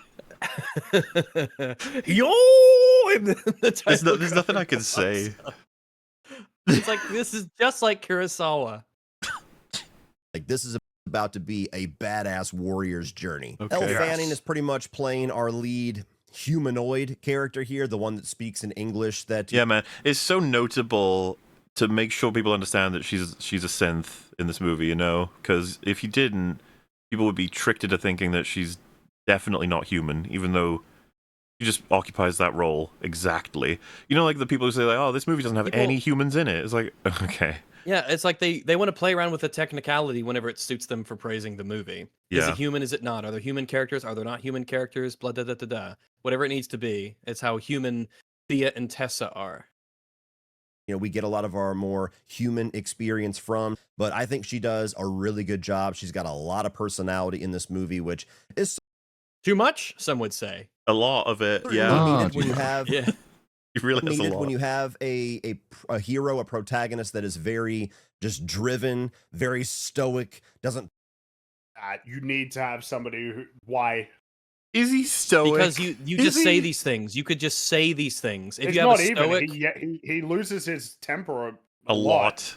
He's very petty. He is not stoic. Yeah, he is extremely aggressive and he is a bit petty. He's not stoic like iDubbbz. Yeah. Well, he's the runt. I don't think he's 30 yet. I don't think Deck is 30. He hasn't learned yet. So yeah, give him a when he learns. He hasn't learned stoicism. When he learns stoicism when he turns 30. Right, do you know about the snake skin thing? No, what do you mean? I don't even know how, I'm gonna say this and everyone's just gonna be like, what the fuck are you talking about? But whatever, I'll just say it. So Anissa told iDubbbz to eat the shed snake skin from their pet snake, and there's concerns that iDubbbz has said that he's not really looking forward to it because there's likely going to be shit all over it. Wait, why? Why? First off, why would you have shit all over its snakeskin? This is a Renaissance man situation. I've told you all that I know. That's not. You could you could just be lying to me and I wouldn't know because he's such a cuck that he would just obey Anissa. See, because I think people would be like, oh, everyone's selling his downfall like some crazy wacky. That it's like it's him. He's the one that's done it. Okay. He would. He participated hardcore. Like too much information. I found out this information against my will, so now you all have as well. Nicholas DeOrio, if you're watching, tell us if Anissa's husband ate the snake skin and if it was crunchy or not. I would imagine it gets crunchy. I think he wants to do it to try and encourage subscribers and members and shit on Twitch. Because why would that do that? What's the link? I don't know. Well, because right now he's shedding subscribers and donors. So, oh, that's the link. So if he eats the shed skin of the snake, it's like a voodoo spell. I guess it's like Big Willie and Predator 2. If you eat the skin of the snake, your subscribers will come back to you. Yeah, it's like a devil deal in a way. But they'll be you should go on subs, man. You should go on LolCow Live and host shows with Boogie. I think that would be iconic in and of itself, right? Like two fallen heroes of YouTube. It's an uplifting story, really, if you think about it, LolCow Live, because it shows that no matter how rock bottom your life could be, you still always have that make it. Last card to play. You could go to LolCow. You can always contact Keemstar. Yeah, Keemstar, I'm calling in the favor. You make space. He'd get a. Oh, I wonder how he'd get along with Wings and Boogie. Oh, Wings quit the second time, but like apparently outright. Oh, okay. Yeah. Well, bad times for that side of the internet, I guess. Lot, and even when he does, of course, it's in the Predator language. I think it's important to have kind of that more human relatable element in here. I'm pretty. Why do you need? I'm just amused because the next review you could watch would say like it's great that they had no human element in this film. Yeah. I'm just struck by how arbitrary it is. Yeah, movie really needed that. It's like, yeah, you can't have a protagonist who's just like stoic and focused and driven. You have to have someone who's a quirky, annoying asshole the whole time who's constantly talking. You got to have that. I mean, you've never had stories with stoic protagonists. So you're wrong. Like, it didn't even work. Unless you're arguing from a qualitative standpoint, but it feels like you're trying to blend in like, oh, well, no, you need this for the audience, you know? It's like, oh, yeah, well, I mean, clearly not. This is one of those I've seen what makes you cheer kind of moments. I'm like, I don't care if you made those people happy. They'd clap at anything. I'm pretty confident that this movie is going to be a success. No. Oh, did that clip? I'm sorry. I meant to cut that out. I'm so sorry. I'm sorry. I didn't mean to include that. I'm sorry. I don't know if it's going to be a massive hit, but I'm pretty sure that you don't have to say it. You could just like not. You don't have to. You could say, "I hope it's successful," or "It'd be great if it was successful." But you are taking, well, as Chris Stuckman knows, you're taking a bit of a gamble when you say something like that. Cinematic when you gamble. say that, you're taking what's called a cinematic gamble. A bit of a no real money, no gamble. Yeah. If you win, no one will really remember. But if you're wrong, people can use it against you. You basically have nothing to gain by like making. You can't hit it big. You know, you can't hit it big. Hit it rich. You won't score 479 quadrillion subscribers from your prediction. This movie's going to be a success. I don't know if it's going to be a massive hit, but I'm pretty sure that they're going to have a profit. I'm pretty sure that the majority of people that see it, critics and especially audience, are going to like this. I just hope that Fox, and more importantly, Disney, who owns Fox now, does not learn the wrong lessons from this movie's success. I don't even know what they'll learn from this. I mean, they're only going to learn. I guess we're not making that again. Maybe. We're not going to make a $105 million experiment with the Predator franchise. And going along with that, I don't want it to become a trend going forward that Predator movies are PG-13. Now, I want to state this clearly. This is not a watered-down Predator film. I know Why do you give a shit? There's so many things to say to that. First, I always want to go with like, you know what, you're correct, because it's not even a Predator film. It's something else. So, you know, I guess it can't be watered down. But I don't know. It's just like, why would you not want them to continue making PG-13 Predator movies if you don't believe that it caused any problems? It just means they're in a position to make more money because more people can watch it. think it's just a taste thing for him. This reminds me of remember if you saw the video, there's that moment where the guy says when he's reviewing Outlaws that like he hates modern Star Wars putting in references just for the sake of references, and then he goes, but. And then, like, it pauses, and Theo's really mad because he knows he's gonna... It's just like, you can't say all of that, and then you're gonna say, like, oh, it's great, they got the references. Like, yeah, so in the same vein, it's like, Predator should be R-rated, but it's okay and good that they made it PG-13 in this one, trust me. When they announced that this was going to be PG-13, a lot of people were up in arms for somewhat understandable reasons. I'm here to tell you, it is just as visceral, as intense, and as gory as you would expect a Predator film. Rewatch the original one, get reminded of what it looks like, what it feels like. Prey, the last live-action Trachtenberg. It was an R-rated movie. It is noticeable that Badlands is watered down. It is toned down, and the amount of people who talk about it. And oddly enough, the amount of people who seemed flabbergasted at the idea of, oh, it could be an alien with green blood and that's okay, but if it's a human being screaming in pain with red blood, it's bad. Like they're fucking 7 years old. It's bizarre to see how many people kind of said that, especially across not just the comments that I've seen on articles and tweets and whatnot, but actual reviewers on YouTube saying it. It's like, guys, come on, use your brains. Why do you think that's the case? I mean, Prey. I'm glad Prey exists for this purpose because it offers a good example. When the feral predator kills that bear and holds it aloft, and it's just drowning him in blood as it pours down. Like that's pretty intense, right? Just the amount of blood and how red it is because it's a bear. But in this, when he rips when he bisects the bone bison and it just kind of comes apart, there's a couple little like black things in the air, but it doesn't even matter, and it's nice and clean. Yeah. And then he has to lie in the film when he says, "Yeah, when his blood ran down my face, I felt fucking awesome." And it's like, no, that literally didn't happen. We were there when you it wasn't gave him happening. A sword that has a built-in cauterizing effect, so there's no organs or blood spurting and spraying everywhere. That just doesn't happen. It's not in the film. It is noticeably absent. That's probably why they gave him that technology. It may very well have been in the film, and then they said, if you want PG-13, you got to cut that. Oh, you're right. Especially with how CGI heavy everything in this movie is. Yeah. Film to made plenty of changes. There's just no human gore. There's no red blood on screen. And as ridiculous as it might be, that is just enough for the MPAA to give this a PG-13 over rated R. It's not even ridiculous, but whatever. Everyone seems it's not ridiculous. There's no difference between the end of Predator Badlands and the beginning of Saving Private Ryan. Nope. It's just a difference in color of blood, that's all. Yeah, it's just different colors, yeah.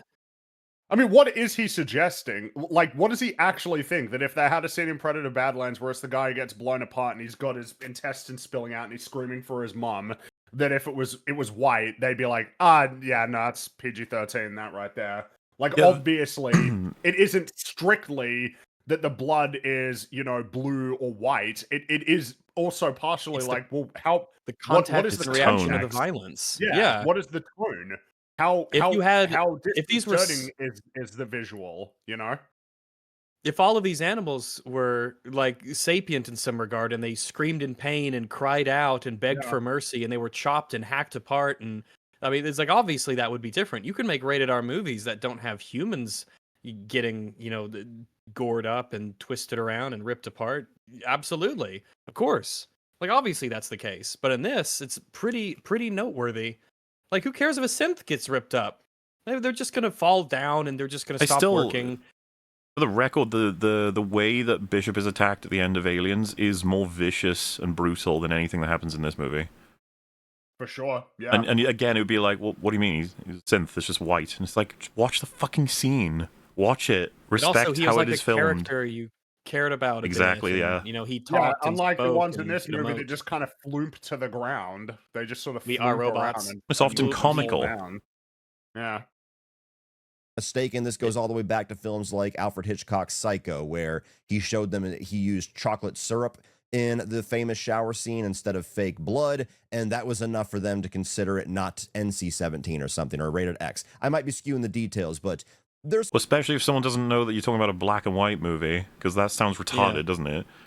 Like, what do you mean? How did they get away with it? But like, the way that it's all covered up is the fact that you can use black and white. It helps with the rating. But You know, and you're talking about a completely different time where people were vomiting watching Psycho.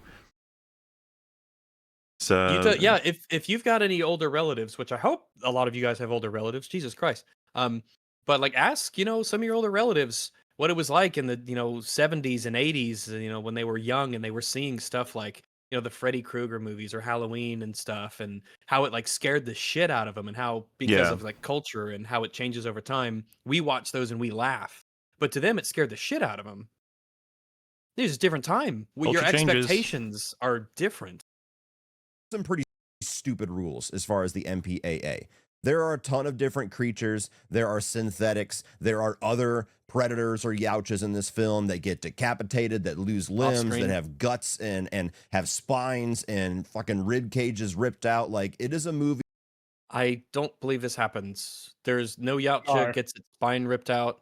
Nope. No, or rib cage. Yeah, like I don't even know why he'd be saying this, because when it comes to the critters, it's like, so the first, you notice that a lot of them don't have faces. The ones that get killed, except for the big the what was it, the Callusk was what it was called, except for that one, and it explodes into like little chunks, which is like frozen. It's like chunks. being vaporized. Yeah, it's like when you vaporize like something, the big floop elephant doesn't have a face. Like, it's all covered up by tentacle like plates. sort of big thing doesn't have a face. The I guess you got the pterodactyl, but that one you don't. That's off screen. So again, you notice like, oh, that's weird. All the animals that are getting killed don't really look like animals. They don't really look like real animals. They don't have a face. That thing that you connect with and empathize with. But like when you do connect with and empathize with, the little Bud's got a face and emotions, but you're supposed to connect. Yeah. If Bud got ripped apart and everything, I guess Bud would be fine because of the healing. But like that would be like, oh, that's fucking grisly, because it's supposed to be like, oh, it's a fun, happy character and it's got emotions and feelings. But as far as the Yautja are concerned, I mean, when Quay gets killed, I mean, he's beheaded off screen. It's just stabbing for the rest of them, the other two. And when Najor gets his head bit off at the end by the Callusk, it's just gone and you don't see it. There's no like blood doesn't squirt up or anything like that. It's quite tame. It's very tame, in fact. Yep. That goes for the brutality that you want and expect from Predator film. It's just not humans. So I think that they pulled that off as best as you possibly can. It did not feel like once again, as best as you possibly can. Like, guys, do you think that they nailed it the first time with no room for improvement? It couldn't be improved? They just did that good of a job at it the first attempt? It could not be better. All right, okay.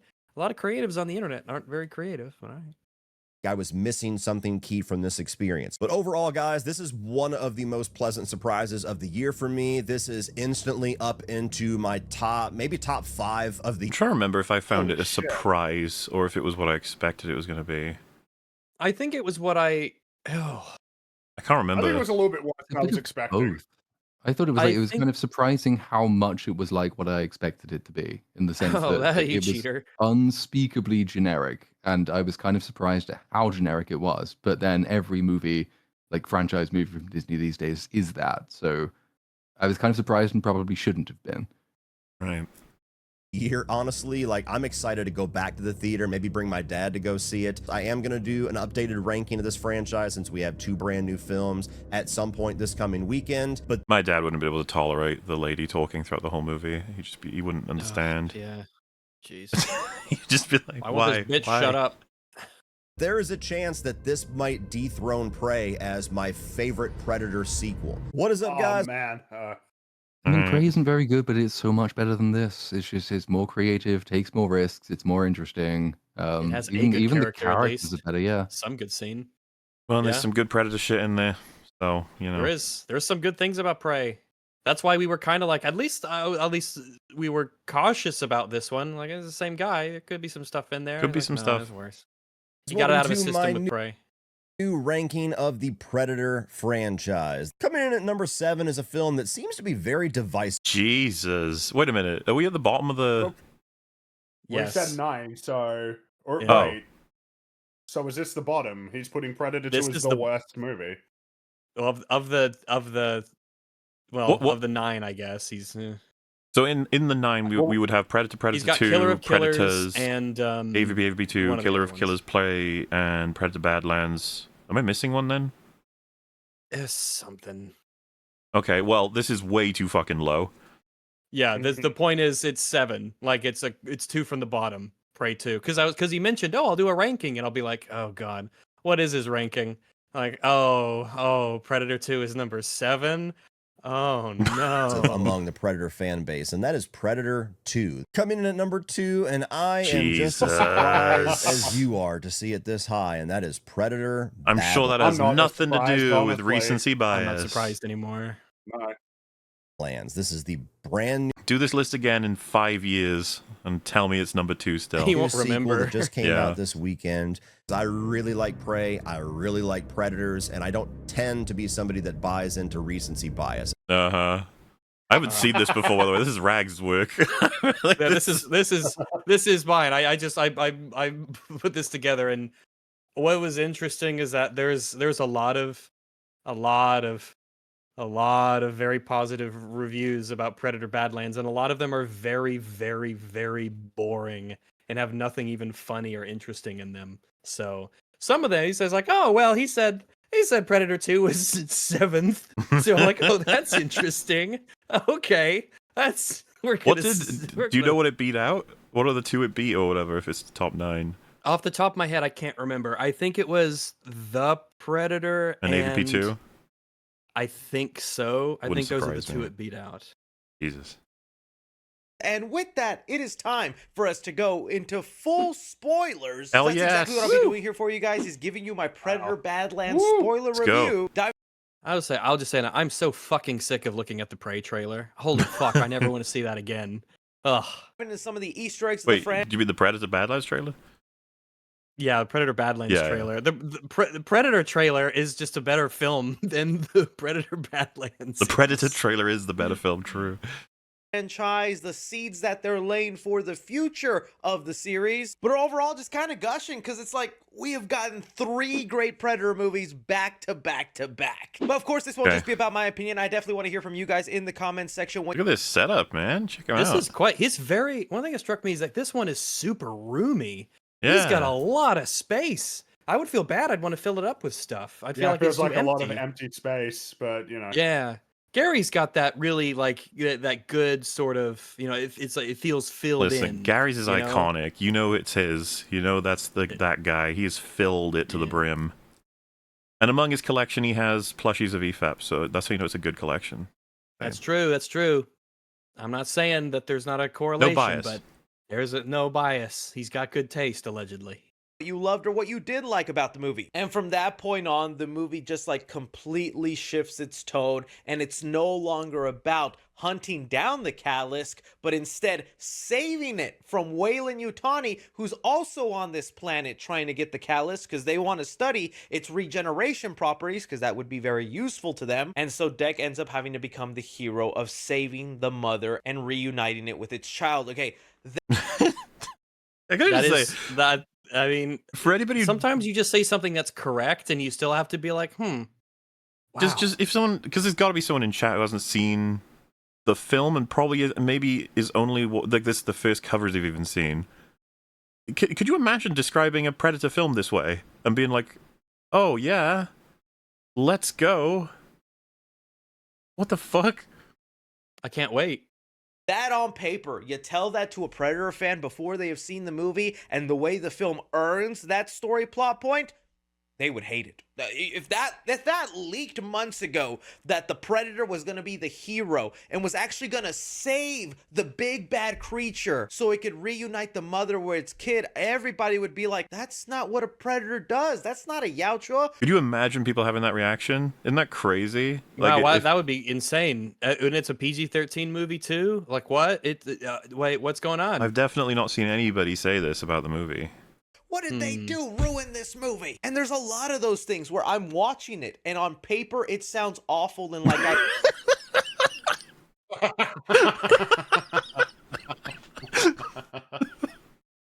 This is just funny. I would hate it, but as the way it's playing out in the film, it's working for me. Like the little fireplace scene where you have Deck there sitting and he's talking to Thea. He's having little cutesy Grogu-like moments with Bud. It's all stuff that feels very kidified, almost Disney-ish. Where it seems to be a very even split down the middle of people who think that it's Disney-ish and kidified and it's good, and it's Disney and kidified but it's okay, and then it's still split in the middle with a third segment that says it isn't at all, it's super badass and just as awesome and, you know, testosterone fueled as the other ones. And it's like, I don't know, these people need to come together and decide if this movie, you know, what this movie is, especially its fans, because it's kind of wild. Man, every element, when looked at properly, seems cringe and awful. I didn't feel that, though. That's insane. Interesting. I don't know how this happened. you would never think to see a predator acting cute with another little creature. Even him spilling the... I'm just glad the people who love the movie could admit that that's what we got. Because I'm not in disagreement as to the facts of the matter. It's like just how he glazes it. Remember though, this is like a Predator film through and through, just as brutal as the original. Don't you worry. Okay. There's fun Grogu scenes with the cartoon creatures having fun with each other. You're like, right, of course. Beans on his family and trauma and like having a little therapy session. That is stuff that is a risky move, but I think it all worked out. I've never liked referring to it as a risky move in the like it is with Predator fans of the original film. But I mean, it's incredibly safe for Disney. Yeah, it's a Disneyfication. It's what they do. Yeah, it is slop. The reason they do it is because it's not safe. Like they do it because it's supposed to work for general audiences. Sometimes that gamble works. You think they gave him $105 million and said, "Just risk it all, throw it on black"? Or do you think said, "Yeah, that sounds safe. Here's $105 million"? Still think it works and doesn't take away or demystify the Yautjas because Jesus. I mean, if you say so, because I think that much like the Mandalorian show, in what it did to the Mandalorians. I think this movie is to a lesser degree, but still has done that to the Yautja. Heck is obviously a unicorn character.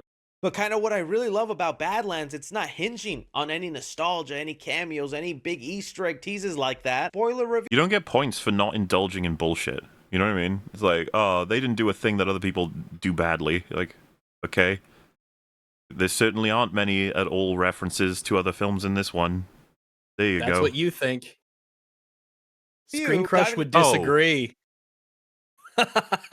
I mean, I thought it was funny that he said that there's no like Easter eggs in here, and then he himself says he'll break down the Easter eggs, and we have these massive Easter egg videos with all the Easter eggs, and boy, are they Easter eggs. I thought he was just talking, like fucking blatant shit, like, oh, here comes Dutch for no reason at all. Some of the Easter eggs. People have been talking about Dutch, whether or not he's like frozen in carbonite or something. It's because of Killer Killers later or whatnot. Yeah, because they have like Naru or whatever, and she's frozen, and they're gonna bust her out and fight her or whatever, because she's such a great warrior. And Harrigan, get them all back. Now's the time. Yay! Spoiler review, baby. Yay! So excited. Oh, yeah, I'll just say this is the biggest section. I love this video. Good. It's wonderful. We're just gonna sit here and watch. It's been too long, Grace. This is Grace. We haven't seen her since Mario. Has it been as long as the first retarded Avengers? Is that how long it's been? Oh, the Thunderbolts. Yeah, I think talked about Thunderbolts. Right? Thunderbolts. Yeah, she was oddly insightful. She was the best one. We did conclude that. Yeah. Mm-hmm. Grace, you're on a good book somewhat right now, right? Yeah. Damning indictment of the others. To be able to discuss it with you now in depth. Hell yes. And in that regard, I want to tell you a story that somebody just told me last night, and I was like, I'm just gonna preface this. The story's not that crazy. It's just the way that she tells it that I think is amusing. So we're gonna watch it. Oh my God, I gotta share this. I gotta spread this story around. So it's about our friend Jimmy C. Turns out Predator Badlands director and producer, and he did the story. He didn't script this one, but he helped come up with the story. Dan Trachtenberg. He took a long drive to see Jimmy C, who was making the Avatar movies, and he said, "Jimmy, how did you make a Terminator likable? I want to do that with a Predator." And Jimmy thought about it. Think. And he said, "You know what, Dan? I love her little gesticulations and her voices. Guys, I love. Could you ever get this from a Chris Tuckman video? No. This is how you know that Never. she's a real person, because it's kind of strange and unusual. It's like she's unironically one of my favorite people on YouTube. It's just like, I mean, she's mad, and she's quite often really wrong, mad, but she's so me happy. enthusiastic and interesting, and that you get takes from her that you don't get from anyone else. Although in this case, this story was quite widely reported in the press. Yeah. So when she says, somebody told me and I have to share this story, did you just read it and you thought that Variety was a person? Or did someone you know read Variety and tell you the story? Also, her style, ain't nobody copying this. No, it's very messy in a very strange way that I kind of find amusing. It's like looking at the inside of her head. It's insane and messy. I just like the emojis when they pop up to let us know how we should feel about the upcoming section. We have emojis to come. It's I love her style. It is trapped out of time, out of space. I don't think you can do it with a Predator. But Trachtenberg was not deterred. This was the franchise he had. So when he eventually finished the film and showed it to Jimmy C, you know what Jimmy C said? What did he say? He said, "Wow, you did it, Dan. You made that Predator likable. That's such a good story. And Disney should be doing That was a really good story, Grace. Good story. Of course, James Cameron's stamp of approval is meaningless now. It means nothing. It means fucking nothing. He said Terminator Genesis was good. And Darkfate. He's out, yeah. And he makes the new Avatar movies. Wow, all of them. The next one will be great. The next one will be great. Yeah. Fire and Ice or whatever the next one is. Volcano Land will be The Way of Ass. Avatar Volcano World is going to be really good. More to spread that around. When Tom Cruise said he liked The Flash, Warner Brothers wouldn't shut up about it. I mean, it didn't work. So I love it. And just like in Terminator 2, it still makes me laugh. His celebration of that is wonderful. And when Tom Cruise said he liked The Flash, someone in Warner a Brothers wouldn't shut straitjacket. up about it. I mean, it didn't work. She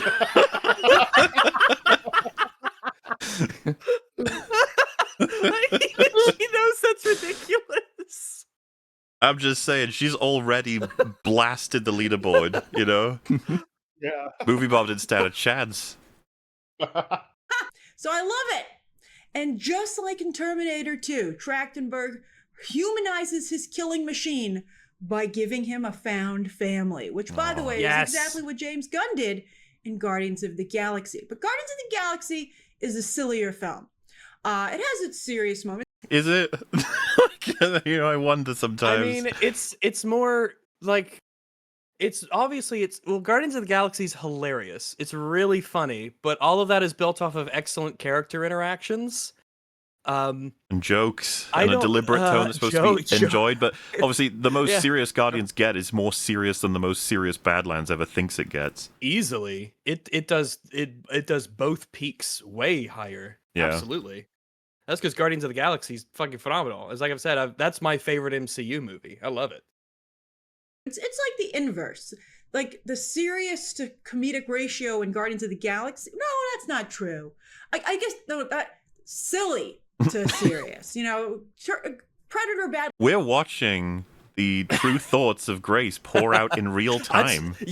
That's why I put it in, because this is really what she's thinking. She's thinking, checking and modifying her thoughts in real time, because she's like a human. Yeah. She is actually a person. She's not saying like, Guardians of the Galaxy stars Chris Pratt and Zoe Saldana. She's like, no, she's thinking about what she thinks and she's saying it. Like, isn't that unique and amazing? It's so rare to get this. Oh, what a breath of fresh air, especially after the Stuckman segment we had.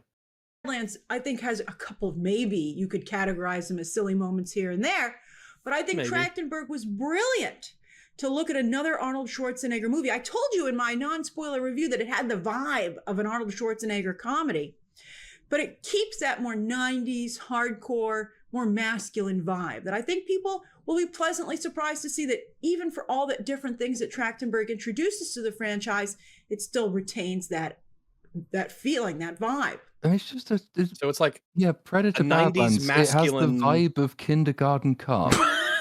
Very masculine. It's a 90s masculine action Schwarzenegger comedy. Sure. You know, if you want that to be the case, you keep on pushing that is the case. You know how in a movie where sometimes a protagonist or a character will like meet someone who's clearly mentally unstable and crazy, like a psycho killer, but at least for now, the psycho killer is being nice, like trying to tell you a story or get sympathy or something.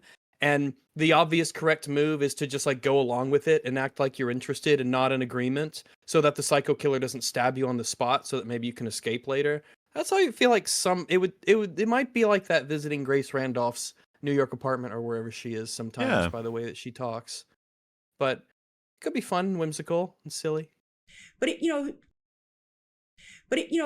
Quay is saying, "Oh, you can prove yourself. You can prove yourself to our father." And Deck's like, "By killing this Callisk?" And Quay's like, "Whoa, whoa, whoa." But then they're interrupted by their father, who's like, "I thought you were going to kill this runt." And Deck's like, "What?" What the fuck? What is going on? It's just crazy, and I couldn't cut this out. No, I understand why you can. He's having expressions. I love it. I love it. This is how the scene's going down. But that was great to see Deck banging on the, thankfully, see-through door of the ship so he could watch this whole scene unfold, crying out for his brother, screaming. He's crying. Oh no. That's Quay. That's little yellow Quay. Oh man. Oh no, brother. It is that sad. The number of times that you sit through going through one of your own videos thinking like, what is the perfect clip? I'm gonna have to go through like 5 movies to find the one with the perfect facial expression. I could just do this. Just stick a fucking crying emoji on it. It's so much the wrong strategy. What an incredible blunder. And crying. He was screaming in a mix of rage and horror. I felt it. I felt this predator's feelings. But I really did come to care about Deck. I felt his feelings. So that's when the movie I think really got me. And then of course I was just that's when what's the quote from Leonardo DiCaprio? You had my curiosity with this scene, but you got my attention when Elle Fanning's synthetic showed up. I was like, yeah, that's exactly what Leonardo DiCaprio said. Yeah. Yeah. It's the quote. Amazing. Sequel. But Deck returns home with. Well, it might, probably not, but it might. Maybe. Probably not. If they cut the budget in half and release it on streaming, maybe. His new team, a synthetic and very quickly growing space monster, and then after his father proves he'll never change, Deck has to kill his dad. Well, his dad's like skull and bones. Kill him. That's what death means. That is what it means. Kills him. Maybe I was too harsh on you. But he's like, "You're never going to change, and you killed my brother." I mean, I think they just had Deck say he wasn't going to kill his dad so that he would still kind of like be heroic. Because, they're trying to, I think, make him a little bit more of a family-friendly character. Because, money. Just to be clear, Deck never says this in the film. This is a fabrication from the psychosis of Grace Randolph. Deck constantly talks about how he's going to go back and get revenge and kill his father, like the whole movie whenever it's brought up. And Grace has invented this. But her reasoning is on point, because that is what they wanted. For me, there are other predators that you can go, other bloodthirsty predators, I'm sure, but that's not Deck. So he kills his dad, and then we see another huge ship approaching, and Thea's like, "Friends of yours?" And he goes, "No, it's my mother." Oh, I laughed so hard. I loved it. What? Oh, I laughed so hard. That was the intended effect of that scene. No, I don't think so. Oh, I laughed so hard. I loved it. Mother. I just pictured Dad tracked him and like, "You laughed?" Just like, yes. Yeah, that's what you wanted me to do, right? She's great. I thought that was such a great idea, because wait until she sees the new lady in her son's life. I mean, it's a classic setup for, I think, like rom-com situation. So Jesus Christ. I love her thoughts and how they just leave her mouth. We're so fucked. In her recorded. Like, one of the positive reviews of the new Predator film is hopefully we get the upcoming rom-com. be like Ishtar or something. I can think of the trailer. Jesus. It was just a predator who had killed his dad and the crazy cyborg he found on some alien planet. Wait until they meet his mother. Why not? Just do it. Fuck it. Sequel. But then Thea's synthetic twin Tessa, we're going to speak about that. She ransacks all of his weapons from his ship to use herself. So he's forced to recreate his Yucha armor and weapons from the resources of Gemini. I like how we have 3 or 4 different pronunciations of Yautja across the videos we're covering. Should let everyone know just how much that has not yet been adopted, but Tractorbigs has insisted on it. All right. From the deadly plant life to that awesome snake eel with acid projectile spit who sits on his shoulder adorably and recreates the iconic Yucha shoulder cannon. Oh, that was so great. Oh my god. I like that she got a picture of an eel. Just so you guys know what this is for those of you who don't know what an eel is.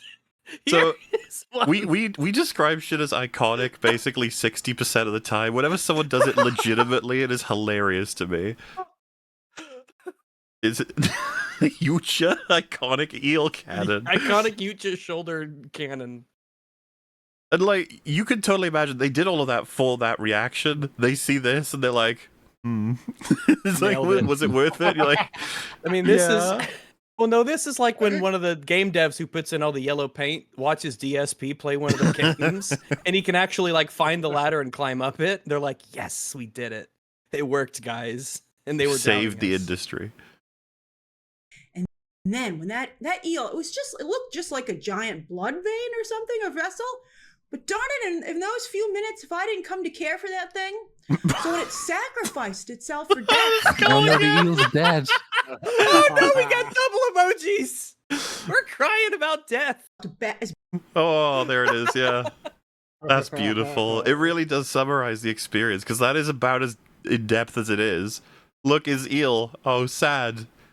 We did it. What's crazy is that in the trailer footage, they showed the eel's sacrifice. We just didn't have any context in the trailer. And we thought of like some cool explosion that Deck barely survives. And then we watched the film. We're like, oh, his little snake jumped at the laser cannon shot and exploded and died to save Quay. And it's actually, or Deck, and it's played as an unironic, like sad moment in the film. Sure is. Bad about that is Deck did. By the way, also very James Gunn Guardians of the Galaxy, really caring about animals and bringing them in. Well, here it was aliens, but still, you get the parallel. So when he's slaughtering all the other aliens, like the bone bison and the Lunabug and all that other stuff, that's fine. It's just like Guardians of the Galaxy, really, if you think about it. Well, like 3, isn't it? Right? By the way, not only is Mother, that Tessa is talking to throughout the movie from, the Weyland-Yutani AI operating system, not only is that very aggressive like the Yucha father, but also at the end of the movie, Deck's mother is coming into the picture. So you're going to actually have 2 mothers then. That to me is really cool, right? That we might have the Weyland-Yutani mother and then Deck's actual mother. I love that. The parallels in this movie I thought were very nice, right? Mother parallels. How about that? Yeah. What? They're nice. Yes, love mothers. 2 of them. Great. Is there a romantic spark between Deck and Thea? Of course. Come on, Grace. Absolutely. I mean, come on, have a heart. Yes. Ugh. We've had this debate before, recently, in fact. Judging by all the fucking fan art that I was finding on Twitter looking for this video, there definitely is. What, Fringy? Are you confused by the words she's saying? No, it's because she's got this picture here. She's not gonna. She doesn't think. Saying that there was a conversation. Meant to have a romantic. Yeah. Even though they were obviously coded siblings. Yeah. That's meant to be the point. It's not actually gonna. Oh my god, all right. Is there a romantic spark between Deck and Thea? We've had this debate before, recently in fact, with Alien Romulus. And I will admit, the second time I saw the film, I could see that maybe it wasn't. Dude, this is like equivalent to the Cat Mario thing. This exists She in that just same realm of just this wacky shit. She sees her movie and she tells you about the movie she saw. It ain't gonna be the one that you saw. I wish the movie that she though, that was quite funny. Just like it sort of spreads from Grace, who is patient zero, and then lots of people saying Grace is just retarded. What are you talking about? And then a bunch of retarded people thought that they were quoting Grace Randolph approvingly. Yes. Maybe it wasn't there, right? But I gotta tell you, I mean, I'm gonna see this movie again, but I'm fairly confident that this is what the movie intends. Here's why. And again, I'm very curious to hear your thoughts on it. Yeah, let's go. So yeah, I like it. She's like, tell me what you think. This is what I'm thinking. I'm gonna pour my heart. Yeah, she's not rushing off into crazy land. She's, she wants to justify this, discuss it. Because she's already there. But yeah, of course. It's true. Yeah. So they have a meet cute. I feel it's very much a meet cute. And Dec and Thea very much represent classic male and female behavior and attitudes, especially like in romantic comedies. Like, did you ever see The Shop Around the Corner? Same kind of banter. Oh, God. I've never seen Shop Around the Corner. I would bet my life that this is not true. I would bet 476 quadrillion Zingga coins that this is not true. Can we not just these are the conversations that are being had about this Predator film. Like, Jesus, we're fucked. So it's very similar. And then they almost like take on a child, right? So to speak, with the young alien that joins them. Yeah. And then Thea is very moved when she realizes that Dec comes back to save her in the third act, right? And then, of course, Dec's mother shows up, which, as I said, is right out of the rom-com playbook for scenarios. Opposites attract, but let's see how their parents feel about it. It's classic. It's a classic. I mean, we're doing Meet the Parents, but with Predator. Yeah, makes sense. Meet the Outja. Yeah. I can't fault her logic, A wedding. She's on point. The movie has definitely supported this. The rom-com sequel is on the way, and it'll be a lower budget, so you don't have to worry too much about action scenes as much. Well, yeah, they could just go to like a vacation in Italy. Yeah, and we could just see. I'd watch that. I'd watch a Predator who has just like inexplicably smitten for this human girl, and they go to their honeymoon in Italy or Greece or wherever, and it's just him in a human world getting angry and confused at everything. Be a great movie. And then there's the long history of robot romance and sci-fi, from Wanda and Vision to the long history. The long history, including. Well, you start at the most recent and you work your way back. But that was I thought she was just going to talk about all old examples as opposed to going. WandaVision and you in fact brought that up when I mentioned. Yeah, that's not all either. The Terminator television show. Oh yes. This, and I appreciate you adding that to the conversation. Please, let's hear some more robot romance. Oh, is that it? What? Like what? No, the long history. No, Fringy. WandaVision at a show from 15 years ago. There's an old TV series, Man and Machine, and then frickin' Blade Runner. Thank you very much. Well, look, all right, that depends on your interpretation of that film. Well, Grace is incorrect here, but that's all right. We don't have to discuss it. Right. I have to say, I think these two crazy kids make a great Grace couple. is talking. Seriously, I think Elle Fanning and Demetrius Schuster Kolamatangi have great chemistry in this film.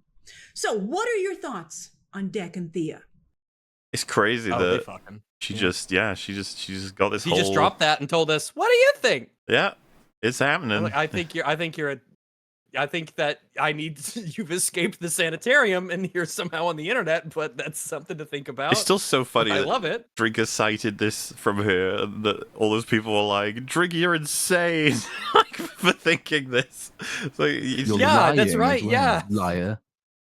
They made fun of him for reporting what Chris Randolph said, and now we have the full context of what she said. Chris, I'm so sorry, Grace. I don't know why I called you Chris. Now, while Dec might always look back at Jenna as the planet where he met his future girlfriend, I'll always remember Jenna fondly because of that. I enjoy that everybody who praises this film says the name of the planet wrong, because I'm confident that they call it Ganna. Well, I think so, because it's supposed. I think it's a reference to Gehenna, right?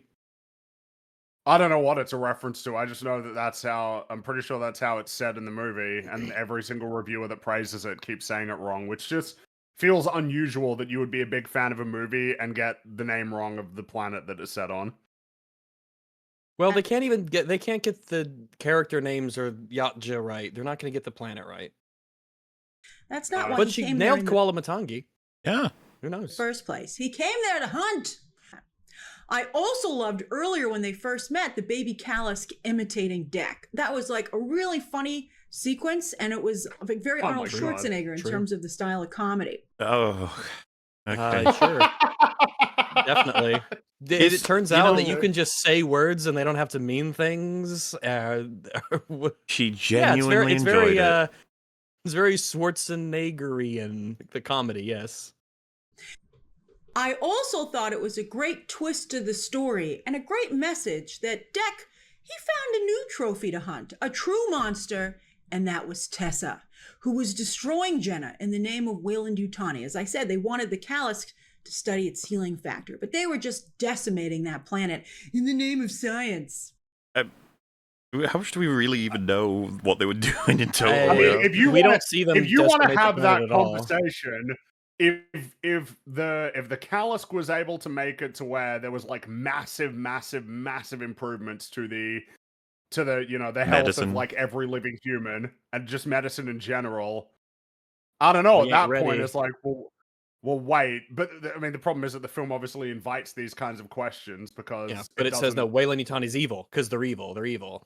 Weyland-Yutani is the evil company. Well, it's like the I can't believe evil goobers. I can't believe I'm gonna say this sentence, but it's like the immortality goo from Avatar in the brains of the sapient whales that they extract. It's like, oh, are we ready to have a conversation about what's actually happening here? This is immortality juice.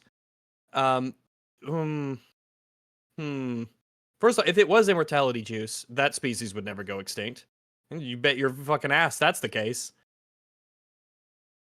So yes, it turns out that Tessa is the real threat, and a formidable one, thanks to his weapons, which she's co-opted, his freeze grenades. They got a lot of good use out of the freeze grenades. I really like them. Yeah, they used that once. It's really perfectly. We'll do use them.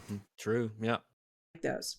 And they also played into Tessa because she was wearing that all-white outfit. It was really cool. And then she took the shoulder cannon. The chutzpah, using a Predator's own shoulder cannon against him. I thought it was offensive, and he was offended. It was a great nod to Aliens when she emerged in that giant What a great suit. nod. That was great. Yeah, do you think I totally forgot because when I rewatched Aliens the other day, I was like, oh, this is just like Predator Badlands. That's what they're referencing. Oh, I had that same experience when watching Alien Romulus. Yeah, when he said, "Get away from her, you bitch," I was like, "Wait, that seems familiar." And then I rewatched Aliens, and I was like, "Whoa!" Same scene, by the way. We didn't know that. Really cool how movies work. I love it. It's like poetry. Yeah. They did the classic Predator kill as a team. Deck killed her before she could kill her sister, and then the baby Kalisk ripped. You see how that image from Predators is already more violent than anything you'll see in Badlands? The way that skull and spine look. It's like, red, and you know that it's from like a person. But see, even if it's green, though, it's about the way that the violence is portrayed. Just saying. Off her head and spine. Yuja style. Yep, I love it. I thought it was great. You know, he's teaching his new family his ways. It was a. I was like, no. That's a weird thought that wasn't in the film, but okay. That'd be funny, though. Great contrast in the third act to have the natural danger of the planet Jenna. As I said in my non-spoiler review, the razor grass was my favorite element on the planet. What did you like? Anyone ever watch... What did you like? Don't ever watch Aeon Flux here? Oh my god! I did once. I know what you're talking about. Yeah, Charlize Theron, right? She's in that. Well, and anyone who's seen that movie will know why I just brought that up. There is a razor grass sequence in that film. It's iconic, undeniably. It is iconic. Aeon Flux. Wow. Yeah, they ripped it off. Darn it! Aeon Flux is just what a cult classic. Everyone loves that movie. Made Charlize Theron's career. That's right. That's my spoiler review of Predator. What was the other one? Violet? Was that it? Oh, is that a Ultraviolet? Yeah. Ultraviolet? That had what's her name from Mila Resident Jovovich? Evil in it. Yeah. Yeah. God, what a wacky era of weird 2000s science fiction action movies that failed. That needs to be an arc that we go under one day. It's those kind of wacky kind of movies of that era, the action ones where people are just doing crazy wacky stuff. Obviously, various results because like Minority Report and like iRobot feel like they exist in that same category. It's just that they have more to them and did better. Yeah, Priest and all kinds of stuff. Badlands, and again, I think a lot of you just maybe aren't really giving the movie a chance. Well, I'm glad the Predator movie made for Grace Randolph finally got completed and went out there, you know? She's happy. What a wacky lady. I am always happy to see Grace Randolph, and she looks like she's really happy too, and that's great. I'm happy, you're happy, we're all happy. Yeah. No. Oh, God. Oh, God. That's right. We have the Chris Stuckman. You're dragging us back. Yeah, that's right. I'm dragging you back. Don't worry, we won't be here long. Badlands is directed by Dan Trachtenberg and is the third film in the Predator universe he's made after Prey and Killer of Killers. And here, a young Predator outcast. How do you think Stuckman would feel like if he heard an anecdote of somebody who, watched that video and got into that slots game and then ended up like sleeping under a bridge? He'd feel comfortable because he put food on the table. Well, he put Factor on the table. I don't know about... That's right, he did, yes. The sponsorship money so that he could buy Factor to put that on the table. I think, if he's living paycheck to paycheck. If he was spending so much money on Factor. He was forced to address it, like, properly. I think he would have to play ignorant as best he can. That's the only option he's got. But what if the wizard is there and what if the wizard is next to him and just will every time it's like, nah, you're lying. You know more than you're letting on. If you add the wizard to the equation, then I guess we'd know. I mean, it's not a useful hypothetical this time around because it'll never be the case, right? So because unfortunately the wizard's a legend, but he's just not quite real. But unfortunately, he's real in our hearts. Yes, he is. But so he is real to me. He could play ignorance for a while, but you would be able, if he wasn't allowed to run away from the conversation, you would be able to lock him down eventually. There's no defense that he can actually produce. He is a grown man. He knows about gambling and he knows about his audience and he knows what the backlash will be. He knows all this stuff, obviously. I mean, he could just play the card of like everyone knows. It's fine. Everyone knows. Yeah, you just Chad synthetic man it. That's true. From his clan finds an unlikely ally on his journey in search of the ultimate adversary. Along with this film, I'm also really excited about a new movie called Keeper, which is directed by Osgood Perkins. I see why okay. I had no idea Baller had this. Yeah, Rags and I did not show each other our compilations. This has happened on its own. We just independently of one another thought this was weird and wacky. It's coming out. And it is. It is fucking strange. November 14th. Filmmakers are praising Keeper. James Wan says it's terrifying, ghostly, sensitive events. Guillermo del Toro's Keeper Perkins horror, still falls into itself, and David Leach praising himself, and real voice support. From Osgood Perkins' director, long legs and equals a new breed of nightmare. So don't miss support as season Keeper opens in theaters nationwide November 14th. I was lucky enough to see about 30 minutes of this film, and I agree with everything those filmmakers said. What a stupid thing to say, like... Oh, these thorough endorsements of this film. I agree with that based on my 30 minutes. It's just so good, damn it. 100%. I am not biased at all with this one. It seems like it's impossible to really... You haven't seen it. You haven't actually seen it. A very tense, and there's a difference between this and saying like, I watched the first episode of Pluribus or something, and I thought that first episode was really cool. It's like, yeah, because you're being presented with something that is structured as like complete in its incompleteness. He can speak on the first 30 minutes, but who the fuck does that when promoting the whole movie? No. It just anyone who got paid to say it. I see. The answer to that question. True, yeah. Scary movie, and it opens nationwide November 14th. It's amazing to me that Dan Trachtenberg has now made his third film in the Predator universe after Prey and this year's Killer of Killers. Fucking said that, Chris. Say other things. You can do this. No, he can't. Yes, the IMDb page is running out of words. He's like, what do I do? Exceptional, and yet This is the first one to actually be in theaters. Whoa. They've all been on Hulu, and I'm so glad that Badlands got the big screen treatment. It's also the first glad it got its fucking huge commercial public failure. I gotta say, I am blown away by the fact that, like, in essentially to try and, you know, because the Netflix Warner Brothers thing of like, oh, you know, there are certain movies that should be on the big screen. It's like, dude, for like 100 years, the majority of movies that you saw in theaters were like not big spectacles. No. You know, like the majority of movies that release even now and for the last 100 years is not like a fucking superhero movie. You know, people went to see like Dead Poet Society in theaters and stuff like that. What arguments are we actually making for the nature of which movies ought to and ought not to be released in theaters? Isn't it all completely arbitrary ultimately? But it's kind of like a repeat mistake, because the same dynamic was in play. When was that, the Hollywood Renaissance thing? So, like, end of the 60s, when the Westerns basically died out and television was becoming more common, and like theaters faced basically the same dynamic, or similar dynamic anyway, as the one we're currently facing. And they tried for a while to lean even harder into big scale, massive epics with huge sound. You got these massive blockbuster style Western type movies. In a bid to outcompete TV by saying, essentially, there is a type of movie that the theater exists to serve, and that is the epic. But then they sort of missed the point, which is that all the epics were really shit, and nobody wanted to see them anyway on any sized screen ever, never mind paying more to see one at the theater.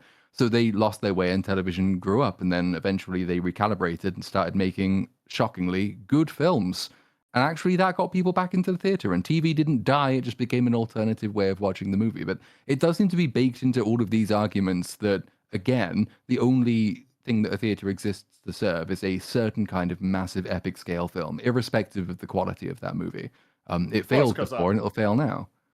A lot of these sort of movie-brained people are actually, like, boring normies. They actually do think, like, oh, yeah, you watch, like, an Avengers movie at the theater, but you don't watch, like, Rain Man or like fucking a Few Good Men or one of these kinds of movies in the theater. These are just people talking. Like, why would you want to watch that in the theaters? That can go to Netflix. Yeah, fuck that. That's like the real. That's the real concern. Oh my god, is whether or not Harry Potter. Well, they're doing a TV show, I guess. Or if the next Superman movie is going to be released on Netflix, like. It might be. These days with Netflix buying Warner Bros, who knows what'll show up on Netflix?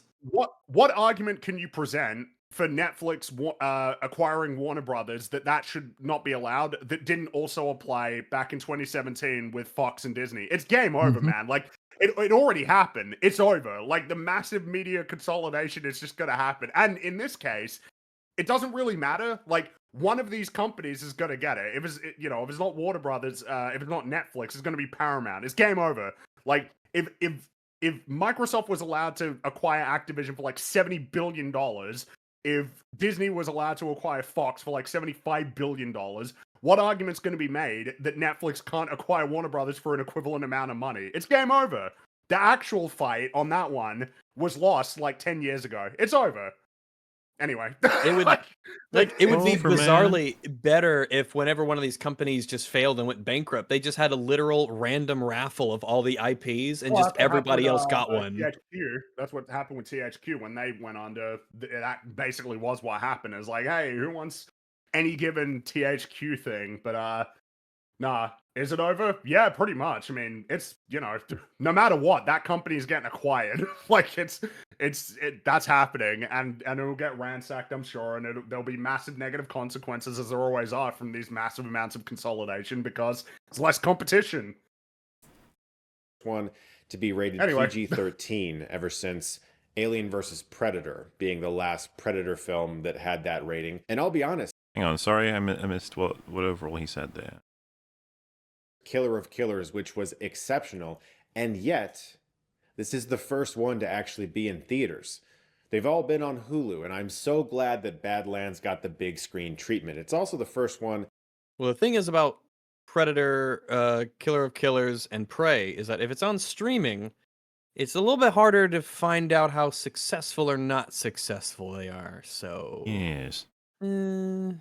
But now that it's on the box office, we got really proper numbers. We sure do. You got what you got to play.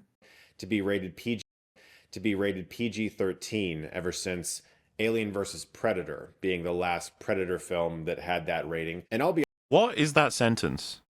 There's a reason why my brain didn't accept it properly. It's just... He's just like he said. It's the last. It's a PG-13, like AVP was back in 2004. I don't think that's what he said, though. It got released in theaters, and it's PG-13, and the last one was AVP. He says ever since, which is such a weird way to put that, as though it implies it's been PG-13 since AVP, which is obviously not the case, and it feels like he corrects that halfway through. There were two theatrical Predator films that released between then that were R-rated. Yeah. Now made his third film in the Predator listen to the way he universe says it. after Prey and this year's Killer of Killers, which was exceptional. And yet, this is the first one to actually be in theaters.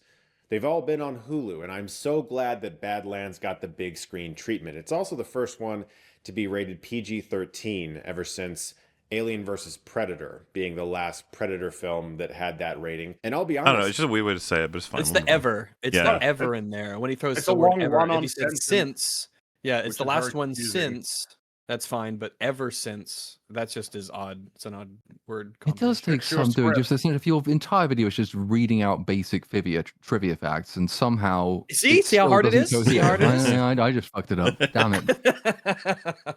Well, if only there were a difference between a stream and a prepared video. There's nothing that could be done. It's a shame there isn't. Yeah. I didn't know that until after I saw it. I was watching the movie assuming it's R because there's quite a bit of decapitation. Whatever, Chris. Bullshit. There are no decapitation. How the fuck did you miss that? The big age rating shit before the movie starts. You kidding me? And also the fact that clearly they cut away from a lot of stuff, so you can't actually see it. I just mean, like, Quay's killed off screen. It was discussed extensively. No blood. You didn't see it when the movie. Like, I just don't believe you. On the poster. Yeah, you would see it on the poster. You'd see it up on the screen when you're going to buy the ticket. It's like a Kurosawa film. Yeah, and also you'd be able to determine it based on the trailers as well, because the trailers correspond, broadly with whatever the film is going to be. Limb removal. The thing is, it's not red human blood. It's all green alien. This is all anyone has to say. None of you have brains. You don't have brains. You're like the people in Pluribus, all the hive mind. He has less excuse. Mr. Filmmaker knows everything about the history of film, is inspired by all these different wonderful creative directors and stuff, knows how the MPAA probably works, I assume. Oh, it's just because it's not humans, and that's it. There's nothing else to say about how anything is done in film when it comes to age ratings. Gotcha. In blood and slime and things like that. So they get away with it being goopy and alien and kind of fun. I love that there's a way around that you can have so much alien creature carnage and gore and maintain a PG-13 rating. Just show the one with the carnage and the gore was off screen. There isn't even that much of that. I mean, if it's off screen, it's really easy to get away with it. That's like a cheat code. You can have any sort of violence as long as you don't portray it in any way, turns out. Wow. And Elle Fanning's involvement as a synthetic gives you a not human presence that... Dude, it's sad. Everyone's just got the same thing to say. She's a person. She's just got no legs. That's it. We once again sing the praises of watching someone like Grace, who says things that are insane, but they're original. Mm-hmm. Just, I'll take it, Because as much as Chris reads the IMDb, he'll also just say stuff that everyone else already has, and he just don't want to be any controversial statements, Be careful. His homework isn't watching the movie, it's watching other reviewers. Sort of makes you feel like there's a human presence, but there isn't one. He has maintained, Trachtenberg, a completely alien and robotic experience in this film, and I was very, very impressed with that. The vast majority you would be the master of recognizing alien and robotic appearances, but I don't think he's actually done it. I can't wait for But she is explicitly not robotic in this film. No, she's not at all. Well, to be clear on this, when you're appealing to they went out of their way to have no human characters, you're talking about the first 30 minutes of WALL-E, for instance, where you've got very much robot characters that are not to be mistaken with human beings while still being characters in their own right. Or you're talking about a movie like Flow, where it's all animals and they all behave like animals and there's no dialogue at all. That's what you're appealing to. That's what they're appealing to in your mind when they say, oh man, Predator Badlands, actually a really unique film. Did you know there are no human characters in it? It's and yet it is indistinguishable from that because they might as well, because they are, pretty much. If you pointed out, like, she behaves like a person, and the backstory is that she and Tessa, I think is her sister, like, they were given emotions. Now, we, who kind of watch movies and kind of understand what the thought process is, understand that this is because they wanted her functionally to be a human. They can't have a movie with actually no human characters. The audience would find it weird and boring. But people who watch this movie seem to like take it very, very literally. It's like, well, no, they were only given those emotions so they could manipulate the creatures on the planet because that's what the movie says is the reason. It doesn't change the fact that the emotions functionally make Thea a human. Thea is a human character. She is a human female character. That's what she is. That's the point of giving her the emotions. She presents that way. No, at no real point in the movie does the fact that she is a robot make a difference, except that she survives having no legs. Universal translator, bro. Oh, fuck, I forgot about that. Why don't you could just wear one of those? The magical one, yes. Dialogue in this movie comes from Deck himself and is subtitled. It's just a really exciting... I have no idea why he thinks the vast majority of dialogue in this is from Deck. That's not no, true. It's not. That's absolutely not. That's obvious. That doesn't pass the smell test of statements to speak. I have no idea why you said that. That's just obviously not true. Why did you say that? Movie. You have I don't know. It's like you just. I can't believe I'm saying this, but your review should have been shorter, Chris. Enough substance in there, along with the action, just to withstand that runtime. And there's so much. Withstand it. Oh, that's a weird. It is that's weird. a weirdly negative way to like the timeline is something to be endured. Yeah. Silence and tension building in this movie without a lot of dialogue. You can't extend There's that so too much long, dialogue. and it's handled. What? You're wrong. That's not even true. I think he's not. There's no way. The fact that the idea of them like stopping and breathing and having tense moments, like that isn't this film, man. So that ain't this film. I just brought it up, but like Flow is a whole hour and a half long movie with no dialogue, and it's fantastic. But I don't know why Chris would stand here and say like, well, that can't work. They must have fucked it up. How did it withstand that time code? Damn. Well, yeah, I mean, it's about as long as that, because this film is like, what, 1.5 hours? Like, it's way shorter than it actually feels. Oh, wait, just combine those comments with the dialogue mostly comes from Deck, combined with had no idea it wasn't even R-rated. You do have a sense of, like, are we building a picture here that he watched something else? As in, like, did you watch clips? Maybe. Did you watch a summary thing? Because it's just weird to have missed these three things that there's no, like, I don't see any motive to really be saying them other than like he just genuinely didn't know. So it's just, like, makes you wonder how he watched this. So well. And Drinker's the one who got accused of not watching the movie. There are so many scenes where it's just Deck hunting this thing, this impossible creature that he's trying to find and kill. And I don't think there's any actually. Not really, no. I think that there are actually zero. There's no hunting sequence he doesn't in terms of like tracking the target, stalking the prey, and then hatching a plan really at all. It's just kind of like he goes out and makes a big explosion to lure it to him, and then they fight. Yep. That's it.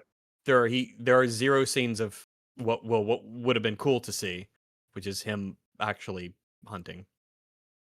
It takes the idea of the predator hunt to the next level. It's not. Oh, this is the next level, dude. 100%. Yeah, where he just sort of arrives at the place because someone said that's the place, and then he makes an explosion and it shows up. The next level of the predator hunt, which involves literally no hunting. Just about crash landing on Earth and killing some random people. This is about respect. What? Crash landing on Earth and killing some random people. This is about respect. That is disrespect to the original, right? Don't be summarizing it that way, mister. Especially without you talking about this one. Like Movie Bob, you're like, what a weird and wacky movie the original was. Can we just mandate it? You're not allowed to do this anymore. You have to go and watch it, okay, guys? You have to go and Movie you has Bob? to be. Someone has to film you watching it as you watch the film, and then that has to be uploaded to a database. Trachtenberg is clearly very, very good in this world. Okay. I would love to see him do something else because he's made 3 Predator movies, and I love his way of making films. Oh, I remember this, right. His weird comment where he's clearly saying, please stop making Predator movies. They're great. Yep. You're like, huh? And Cloverfield Lane as well.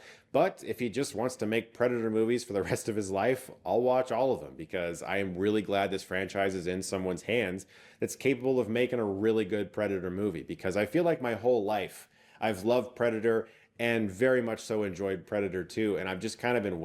I just don't know if Chris is capable of love. It's like it's just like that's such a strong. We've said it before. All of us have said it before. Whenever you watch him, whenever you listen to him, passion doesn't even enter into the equation. No. There is no passion. There is no care. There's well, no old him. Like maybe it was in him a long time ago, but that's just gone. Yeah, the that old him spark was blown out ages enthusiastic, ago. but it's also it's hard to take it seriously when he says all my life I've loved Predator, when he just finished telling us that all Predator was a alien landing on a planet killing a bunch of random people, unlike Badlands, which is about something. A level up. Yeah, which is about all these scenes that literally don't exist. Yeah, it doesn't sound like you love the original Predator. It sounds kind of like you didn't like it very much, but maybe that's just because you have to downplay it to make this one seem better. Well, it's like that comment that we were looking at, right? Like he's just inches away from saying, "I grew up with Predator," and it's like, did you? Maybe you watched it when you were younger, but then somebody said I cut it out of the Ghostbusters one. Is he didn't see that movie, the original, until he was in his 20s. Ghostbusters. Kind of remarkable, kind of like crazy. And again, is someone in chat right now will be like, yeah, same for me. What's the problem? It's like, well, he's a cinephile. He's supposed to be obsessed. He considered like filmmaking, being a director was his number one thing to do since an early part of his life. It's just really weird that you don't see something like Ghostbusters until your 20s. And he does mention it's to do with the Jehovah's Witness stuff, but at the same time, 20s, right? So it's like, what you know, you couldn't get away with, like they were stopping you. Do you ever go over a friend's house? Do you wait until your parents went out? 20s, you know what I mean? Like college. There's a whole decade with which to. I don't know when you left the Jehovah's Witnesses, but like there was a lot of time, and you did manage to see a lot of other movies in that time. No, I know, because someone said they do stop you. It's like 20s, you know. Did he like what was he just locked in the house and not allowed to watch? He was allowed to watch some stuff. I'm curious, like what the nature of all of that would be. And let's just say I was forbidden from seeing certain films. It didn't stop me, and I was way younger. I mean, the main benefit was lots of movies I watched when I was younger was on television syndication. That's how I watched it. A lot of movies from like the 80s and 90s. And the 2000s as well, I suppose. No, you're not. He unironically left Jehovah's Witness to do filmmaking, yes. You're not listening to me. Like, so, what I'm talking about is human beings are told to do certain things, and sometimes they don't do them. Through a thing called rebellion, right? They can kind of do naughty things, get up to no good. And I'm saying that he, in his 20s, was so... like, remember, he was inspired to become a filmmaker well before that. I don't understand what took him so long to watch all kinds of films when, if he was living a human life... if you were trapped in a basement or whatever, yeah, fair enough. But, I don't see how if he was doing functional things like going outside to places or seeing friends or going to even in school or college. He rebelled enough to leave the Jehovah's Witnesses, and I did just look it up. Apparently, he left them in his early 20s. So, I mean, it depends. I guess, I mean, some people do just go along with whatever they're told to do. I mean, some people just do not have the rebellious gene in them. Maybe he did do whatever he was told. I'm just wondering what took so long.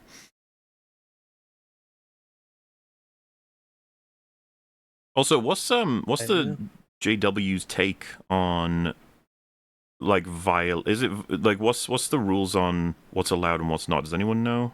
Like a basic. I do not know. I mean, I imagine it's got a higher sort of crossover with blasphemy and things like that. So Ghostbusters featuring ghosts contradicts teachings but about the they're taking out the ghosts. They're trying to get acknowledging the mere existence of ghosts is is that not compatible with afterlife stuff, or is it like, demonic? Dogmatic?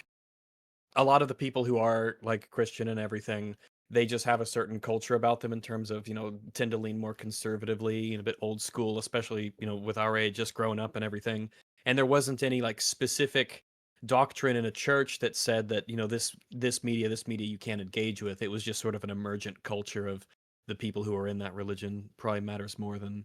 Yeah, Because like, was a my bigger dad's factor than charity the, runs out of a itself. church, and there were lots of church people there, and like some of them are still like in their 30s and 40s have grown up, for example, not have ever having been allowed to read or watch Harry Potter, but then they don't even have the desire to do that because they've internalized the reason. Well, yeah, I get that. But obviously he broke out of it and was watching some very wacky shit even earlier than he theoretically watched Ghostbusters. I would be curious to know how it worked for him, or that maybe he did believe fundamentally that he shouldn't watch something like Ghostbusters versus some other stuff. But does that lock out all ghost stuff, not just... If you're strict about it, it would. I mean, it's because if you're going along with the religious justification for the ban, then yeah, because anything like that is covered by blasphemy. So anything with ghosts in it falls under the same trap. It's a heretical teaching about the nature of the afterlife. So you couldn't play Luigi's Mansion then? Probably not. No. What about Mario Kart? King Boo's in that. It would depend how well aware they are of the new medium of video games. I don't get the sense Jehovah's Witnesses isn't necessarily up to date. What about wait? Then again, what about aliens? For the Jehovah's Witnesses, that's got to be complicated, right? Because aliens, that's like I don't know how much can they account? Because remember, for that? Signs is like his core movie. And he would have seen But that like well that- before Ghostbusters, meaning they would have allowed him to see that, or that he Even though it's got aliens in it. I guess, but then, I mean, there's not perhaps the same theological condemnation of the concept of aliens because they can be more easily fit into the grand scheme. It's, God created heaven and earth. He created all the creatures within them. And that includes aliens. But then, like, ghosts obviously contradict something, whereas aliens can be made to fit, would be my guess. I would have thought they'd be like, aliens don't exist. But maybe I'm wrong. I don't know enough about Jehovah's Witness opinions on aliens. Yeah, I could only... As far as the Catholics are concerned, I don't think there's any statement on it. I think it's totally a possibility. When I was in high school, I went to a Catholic school, and my teacher for, I think he was doing chemistry at the time, he was a priest. When I asked him about it, he said, "Don't know, could be, would make sense that they're out there," and he stood unironically. Is that what he sounded like? Kind of. He had an old gruff voice, but he was really like friendly and gregarious and engaged. Did he sound kind of like that guy from the end of the last episode of season 3 of The Smiling Friends? We can all celebrate Christmas together, except for a certain group of people. You know who I'm talking about. Excuse me? What? You said a certain group of... Oh, it's a joke, but it didn't land as well as I thought. But, whatever. Whatever.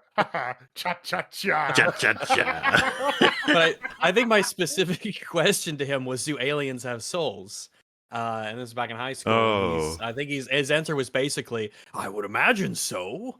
To some effect of that. He would imagine essentially they do, but there wasn't any official Catholic doctrine on it as far as he was aware, at least as far as my memory serves me, which I guess makes sense intuitively. If there's species out there that's sapient, they would have their own... God wouldn't have forgotten about them. They'd have their own Jesus Messiah figure. They would have their own Bible of a sort. God wouldn't have abandoned them. He would have taken care of them in their own way. But they're so far away that we're basically, separate. So I don't know, stuff to think about, I guess. How they answer those questions and what their answers would be. You know that Indiana Jones was big for inspiring him. He like tried to recreate sequences from it when he was way younger, and supernatural. Well, I'd be curious. I wonder if that's compatible in the sense that Indiana Jones demands that you respect these sort of symbols of religion and stuff. But I mean, almost teaches the truth of them as well, in the sense the Ark of the Covenant is real, and the Ark of the Covenant has the power that is attributed to it. So it's kind of... But the other things are too. The Kali Ma stones. That's the thing. Because they are also aligned with good over evil in that sense. So I don't see what rule could allow Indiana Jones that would exempt Ghostbusters, given the I just would have thought, Ghostbusters are busting ghosts. I've said before, my parents had rules when it came to movies, but for games they had zero. I wonder if his parents were as savvy with films, as in, like, they knew which ones to block and which ones not to.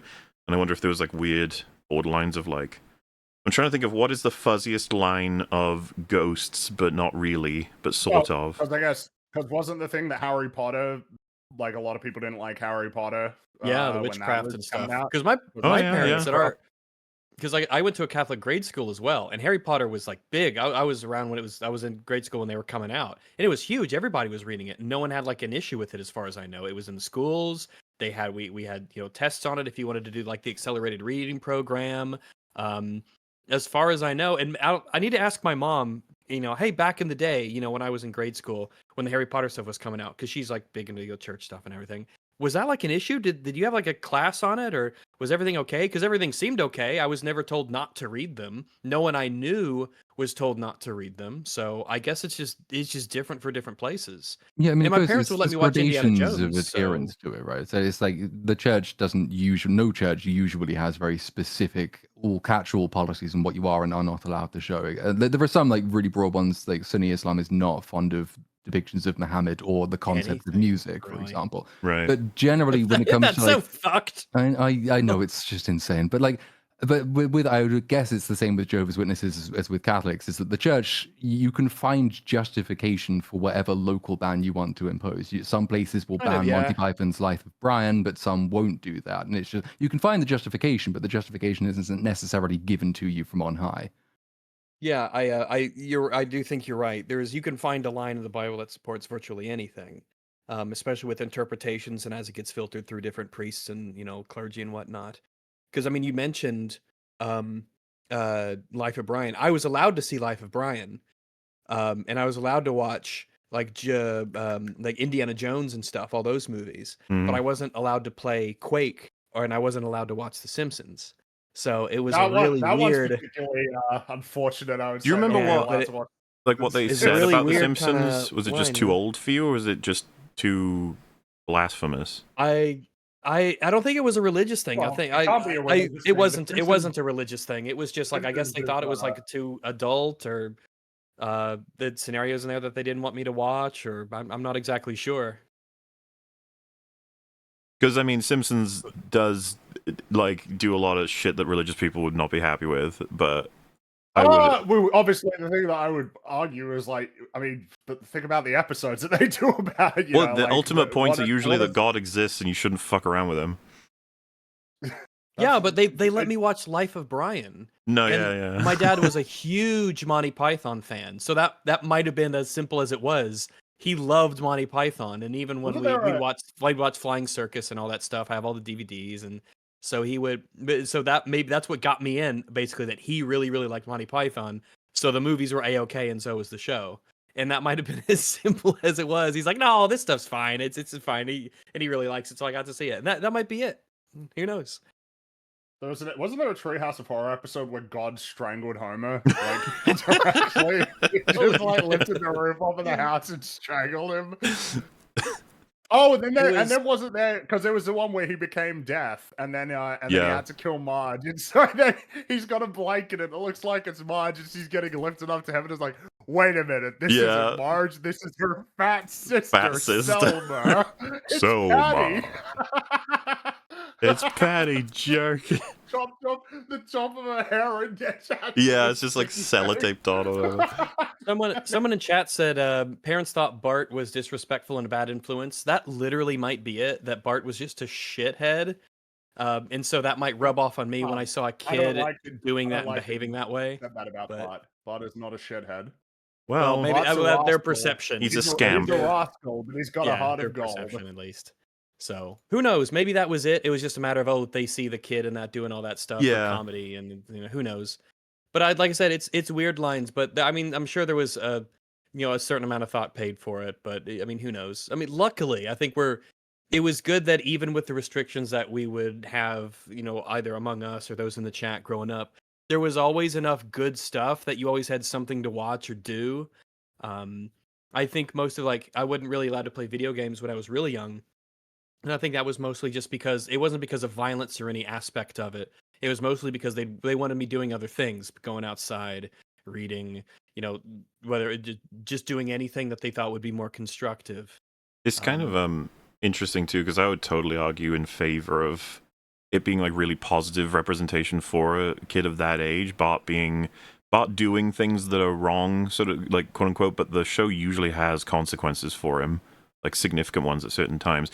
failing in school and watching him deal with it, or watching him like screw over the family by, you know, messing around with certain things, and then watching, you know, for example, like Marge not being angry at him but being disappointed and it hitting him so hard, stuff like that. Having kids see that, I think, is honestly potentially better than seeing a golden child behave perfectly and the show reward them for that. Yeah, I think there's some to that. Yeah, it might just be a simple matter of they didn't know what the content of The Simpsons really was. Yeah. And they didn't watch it themselves, so I guess their idea of it was, you know, malformed, which would explain like, oh, like that was a big, like I said, Monty Python fan, so we could watch all the Monty Python stuff because he thought it was funny, and even though a lot of it was very irreverent, and obviously Life of Brian is super critical of religion, but like both of my dad and my mom, hardcore Catholic and everything. Well, not hardcore, but they were quite Catholic. So even the fact that Life of Brian I was allowed to see in that context was like, oh, you know, it's weird, you know, how some of these decisions get made, but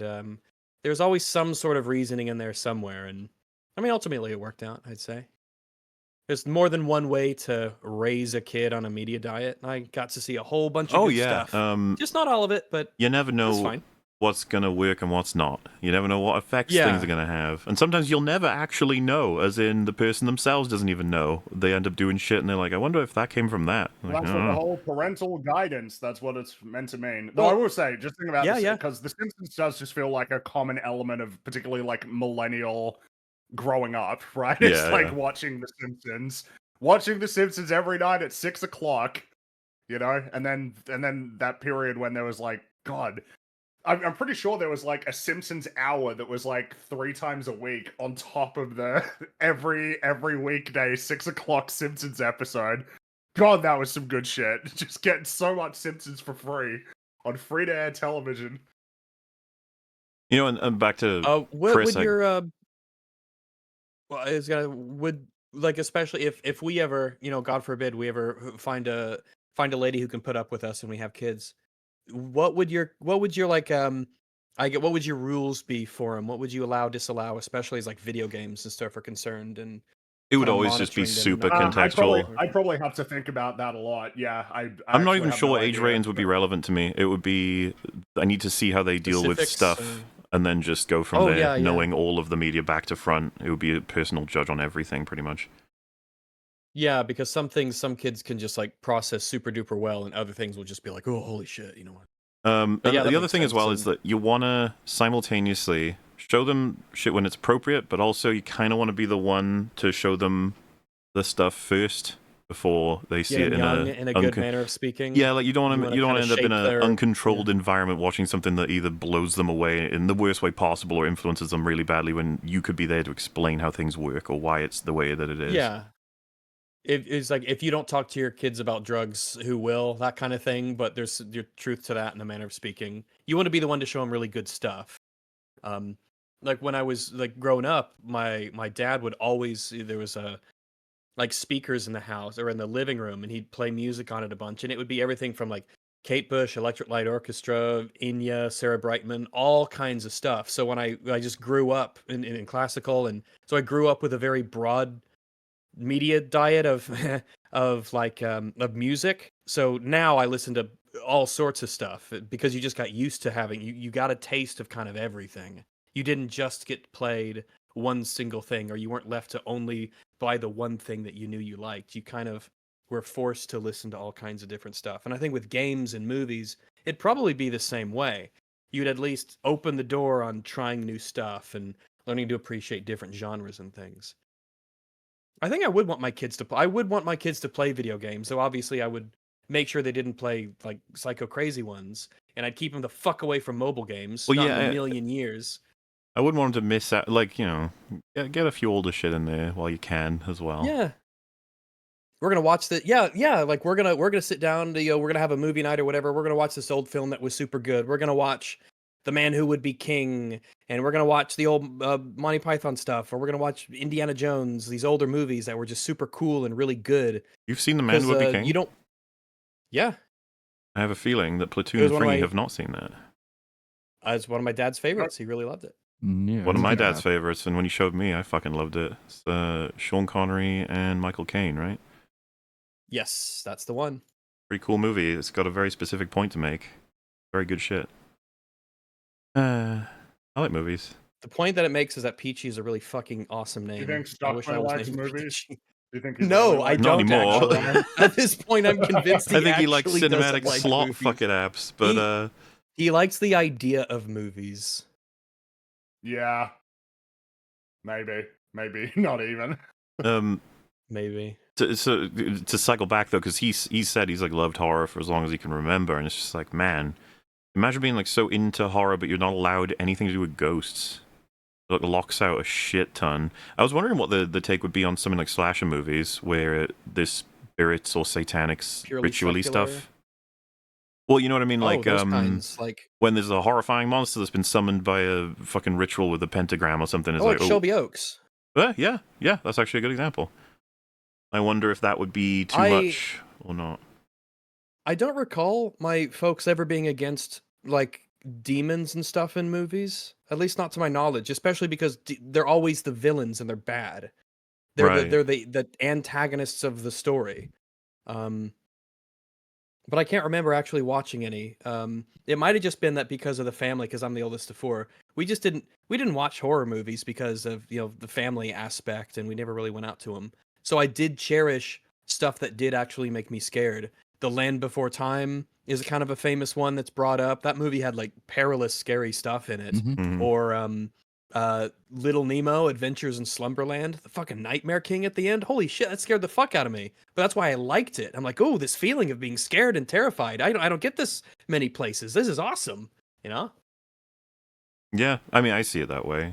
So a lot of people don't want to pursue it because it's like a negative experience, but it's the uniqueness of it being sort of it is a fantasy, right? Like it's not actually real, but to sort of dip the toe in there and then come back out safe is gonna be very fun. Anyway, sorry, Chris. Sorry, Chris.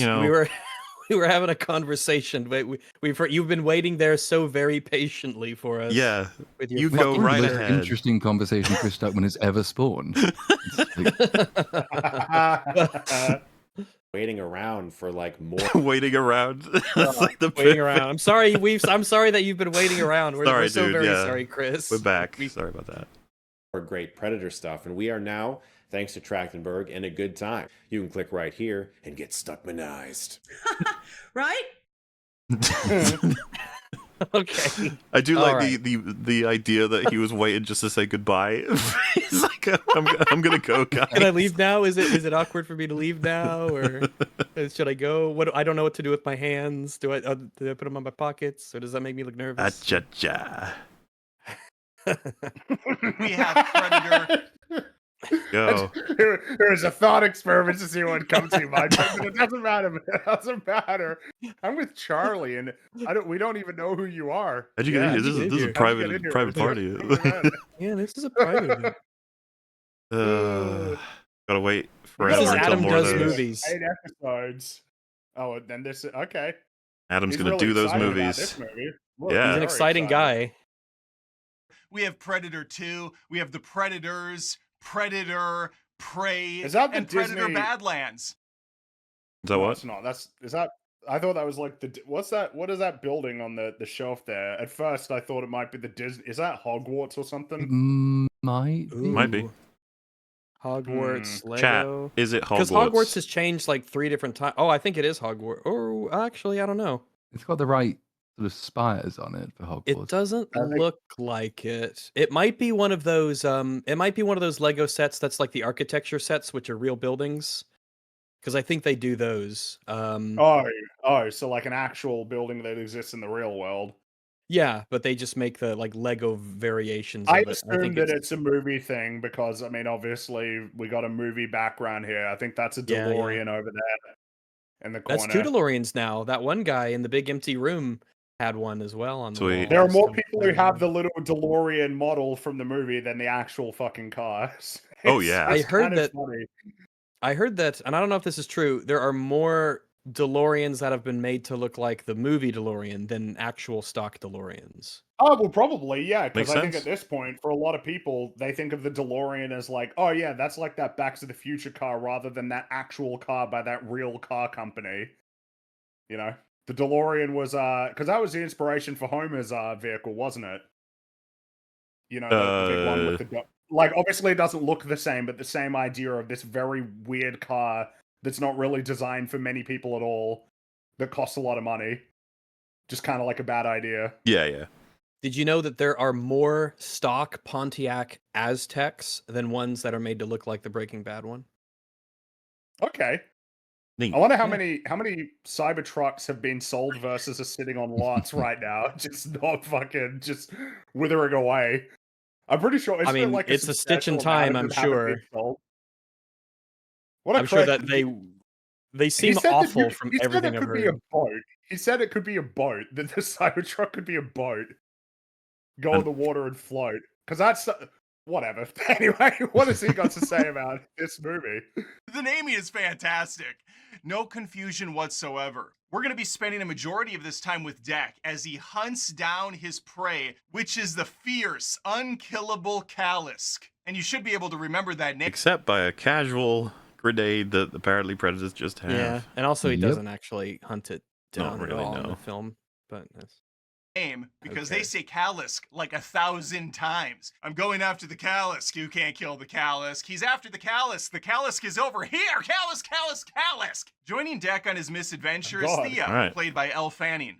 Playing half of Elle Fanning. She's severed from the waist up, used as a glorified... I don't know why I said it like that. Severed from the waist up. That's an odd... She is severed at the waist. From the legs perspective, like from the perspective of her legs, she's severed from the waist up. But typically, that's not the person component. So from the waist down, because the brain is up there, and that's like you. So no. Yeah, like I take a little umbrage at the it's phrase misogynistic. Losing your head when you should. It's losing your body. You lose your body. The important part of the body is the lower half for a woman. That's disgusting.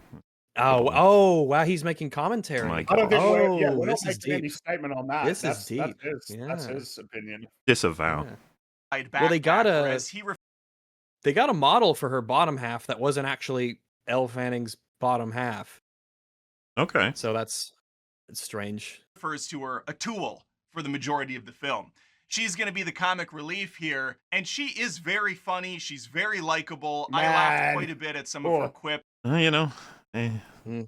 Which quip? Name a quip. Okay. Which quip did you laugh at? Because I don't believe you. She's also not the only comic relief. Isn't that great? No. Thank goodness. And just some of the reactions to things. We have a trio going after that's not the Thea that you showed there, so... Did someone say Kalisk? I mean, all right. I mean, they don't really go...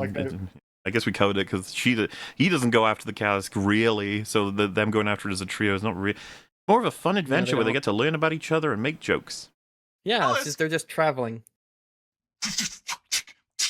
Kalisk. Really? This is all right. This is strange. This is energy. I think they say it a lot. Did he take all of Chris Stuckman's energy? Like, it's just. I would rather have a Chris Stuckman and a crazy guy than two so-so guys. I guess so. Did he become a high roller? Did he win? Oh, he did win. He cashed in all of his quadrillions of Zingga coins on energy and 5-hour energies and rock stars. Really cool, slick-looking video game when it comes to combat. Why that? Why not Red Bull or Monster or V? Do you have V in America? Ooh, I don't think so. Let me. If I see the can, maybe I'll. I don't think I recognize this. Maybe I don't think so. Yeah, I don't think I recognize these. Maybe they're around. I'm not sure. But I said Rockstar because I'm drinking it now. It's sort of what if I'm gonna have a little soda, I'll have a Rockstar every once in a while. Well, wait, is Rockstar is that I thought that's an energy drink, right? Yeah. Okay. Yeah. All right. Yeah, I'll have one every once in a while. Several times to my buddy who came with, I said, I feel like the director played a few PlayStation exclusives and said, I'm going to make these movies. Horizon Zero Dawn. Don't say what? That's PlayStation exclusive specifically. Okay. I don't know. He's about to say Horizon. I will say, as somebody who has not played much of that game at all, because it's pretty boring, I don't see You only watched 30 minutes of Horizon? Well, no, I'm pretty sure I played about 5 hours of both games, because I got the first one, and then I stopped, and then I got the second one with my PlayStation 5. How is it? The point being, how was it? It's pretty boring. It's not very. It's got great graphics. But oh well, I mean that's a quality all of its own. But I mean, bear in mind, fellas, Horizon is like a massively successful franchise on paper. It's the Avatar of video games. It's a very apt comparison. The point being, in any case, I don't see the parallel at all. I don't know why he'd be saying that Predator Badlands reminds him of Horizon Zero Dawn. But they keep doing this. They all seem to read the same press release. It reminds me of it. Fucking Hideo Kojima said it, and I'm sure it's absolute. Yeah, he said that Predator Badlands. It's a new approach to the franchise that combines inspirations from video games, manga, and anime. The fact that he has a fucking Death Stranding thing coming out on Disney soon, I think, is a pure coincidence. Because he obviously does believe it, but he also didn't name any specific ones, and it keeps coming up. Every one of these people do it. Oh, it's like they play video games, and it's like a video game. It's like, when they do name a specific video game, it's nothing like that video game. And when they don't name them, you just think, well, you're just saying it because everyone else said it. So yeah, no one naturally compares it to Shadow of the Colossus. That's because they heard someone say it. Absolutely why. So getting weird. Say your own shit. Be like Grace. Zero Dawn comes to mind. When we see our Predator with his laser bow and arrow sliding on the ground. I'm pretty sure it doesn't in Horizon. Isn't it like an actual bow and arrow? I think it's an actual bow. Yeah, I think there's it's no. an I don't actual. think it's But this is like and also that's just she's a flavor fighting like difference. robot dinosaurs. They're robots. They're not like organic. So and also there's like other characters in those games as well, right? And also it's good. Like I don't see the comparison here at all. This feels completely arbitrary. Shooting a couple volleys at plant creatures, or later on when he's dealing with some synthetic characters, it comes off kind of like Detroit Become Human. I know that some of these references are going to. I don't know, man. This game seems almost like this movie seems like the opposite of Detroit Become Human, but okay. That's a worse comparison. Yeah. Horizon, I'm like I see why you're wrong. I see why that's wrong, but like I can see why. Literally just because they're robots. It's got like robots that look like people. Hell yeah. Yeah, it's basically like Blade Runner. Yeah. But then at that point, it's like, why would you be You should be comparing Detroit Become Human to Alien, because Alien came way earlier with a synthetic that looks like a person. References are going to be completely useless to people, but I'm saying them for myself at this point. Kalisk! But overall, it's a very entertaining watch. There's some beautiful grand vista shots. It is a pretty looking movie, and there's enough action here. I would not describe this film as pretty looking. No. Nope. Nah. It is very fake dull. looking, honestly. Yeah, very, very fake looking, I would agree. They might have gone to a real forest to shoot some of it, but my god, did they paint over a lot of that. Oh yeah. They marched across New Zealand, but well. Keep you but then they're like, we don't need to use this shit. This is boring. we can put the fake everything and the. Yeah. All right, that's all I got. Let me know your thoughts on Predator Badlands. Oh. Callus! Oh, is that? Oh god. That's it. Yeah, that's it. He didn't have much. He didn't have much to say. He was just a frenetic guy who said a couple of things. What a fun fella that was. High five. Yeah, I like the energy. He and Grace would make an incredible power. Keep it up. I'm ready yeah, you'd never want him to team up with Chris because they would both level out into just a boring like nothing. I think so. Yeah, he'd suck the energy out of him, and Chris would grow younger while this guy. Yeah. But Grace and this guy would be a dyad. All right, so this one, God. we're done with the. Well, here, let me just move it forward a few. Okay, we're done with the reviews. Fuck that shit. That's the old us. We're new people. I found this one, and I thought that we're just going to cover this video, kind of all EFAP style, a classic, if you will, because I thought this video was pretty wacky, and I thought it'd be interesting to talk about. So that's our life now. I hope you're ready. This is Predator Needed to Change by Film Speak. And this says upgrade. Upgrade, which is what I would consider this, definitely. Oof. Like all good monster movies, the Predator isn't scary just because he's a big inhuman-looking killing machine. No, he's scary because he represents an idea. Not only does his presence displace humanity from the top of the food chain, but it holds a mirror to the barbarism we often inflict on each other. These clip choices are his, by the way. Interesting. It's not even like... We've been replaced at the top of the food chain or whatever. It's like, I mean, the carnage that the Predator inflicts on isn't that the point that's being made with these clips anyway? Like this is, we kill each other constantly anyway on Earth. I don't know. I certainly don't agree with the idea that it's just barbarism, and that's the context of the commandos killing the militia types and who want to subvert the government. In that it's simply a matter of, well, we're just barbaric and we do violence and that's just it. As if there's no real purpose or meaning behind it, and there's no ultimate reasoning or rules or grounding to any of it. I think my brain's getting stuck on probably food chain specifically, because it's not applicable, I don't think. Certainly as far as humans are concerned, it isn't a food chain issue. That's just no. The way that we engage in violence with the world is typically going to be a human and human aspect, at least as far as the Predator is concerned, I guess, is a parallel, but it's not about food chain stuff. That's like a very natural phenomenon. That's very wilderness, basal, natural kind of stuff. The Predator, as it's depicted in both McTiernan's original and its underrated sequel, which is largely responsible for establishing most of the lore we associate with the franchise to this day, is a warrior. But it doesn't tend to pick fights with worthy opponents. It picks weaker species that it knows it can overcome. In this way, it's more like a hunter, or, you might say, a predator. That's not strictly true, is it? Yeah, I'm not really a fan of that either. Weaker opponents, it tries to challenge the best of other species, and if it turns out that the predator is trying to prove that the other species are weaker than it by killing the best of them, it doesn't go there knowing it's already that much better than them.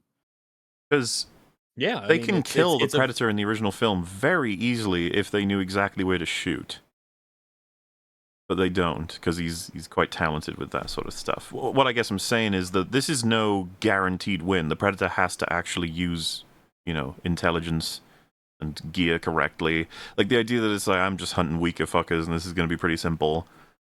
It makes it. I've never gotten that pull from it. I think it's how it picks and chooses its targets. It doesn't go after, the unarmed people or women or pregnant chicks. It goes after women if they're armed, but not pregnant chicks. So there's some code of honor element there. It looks for, specifically people that are stronger. And the fact it goes after the commandos is almost specifically because it's shown that it's watching them kill the others. Like, oh, these are the better warriors. I'm going to go after them. Yeah, and I'm trying to work with what he said. It can be killed instantly if it's not careful. That's a bit, you wouldn't necessarily want to choose that if you're only going to be picking weaker opponents that you can easily beat or anything. It's just I don't think so. When it comes to technology, human beings are kind of glass cannons in that regard. We have incredible firepower that we're able to dispense, but a single bullet can kill us. The Predator often puts itself in situations where it does know that.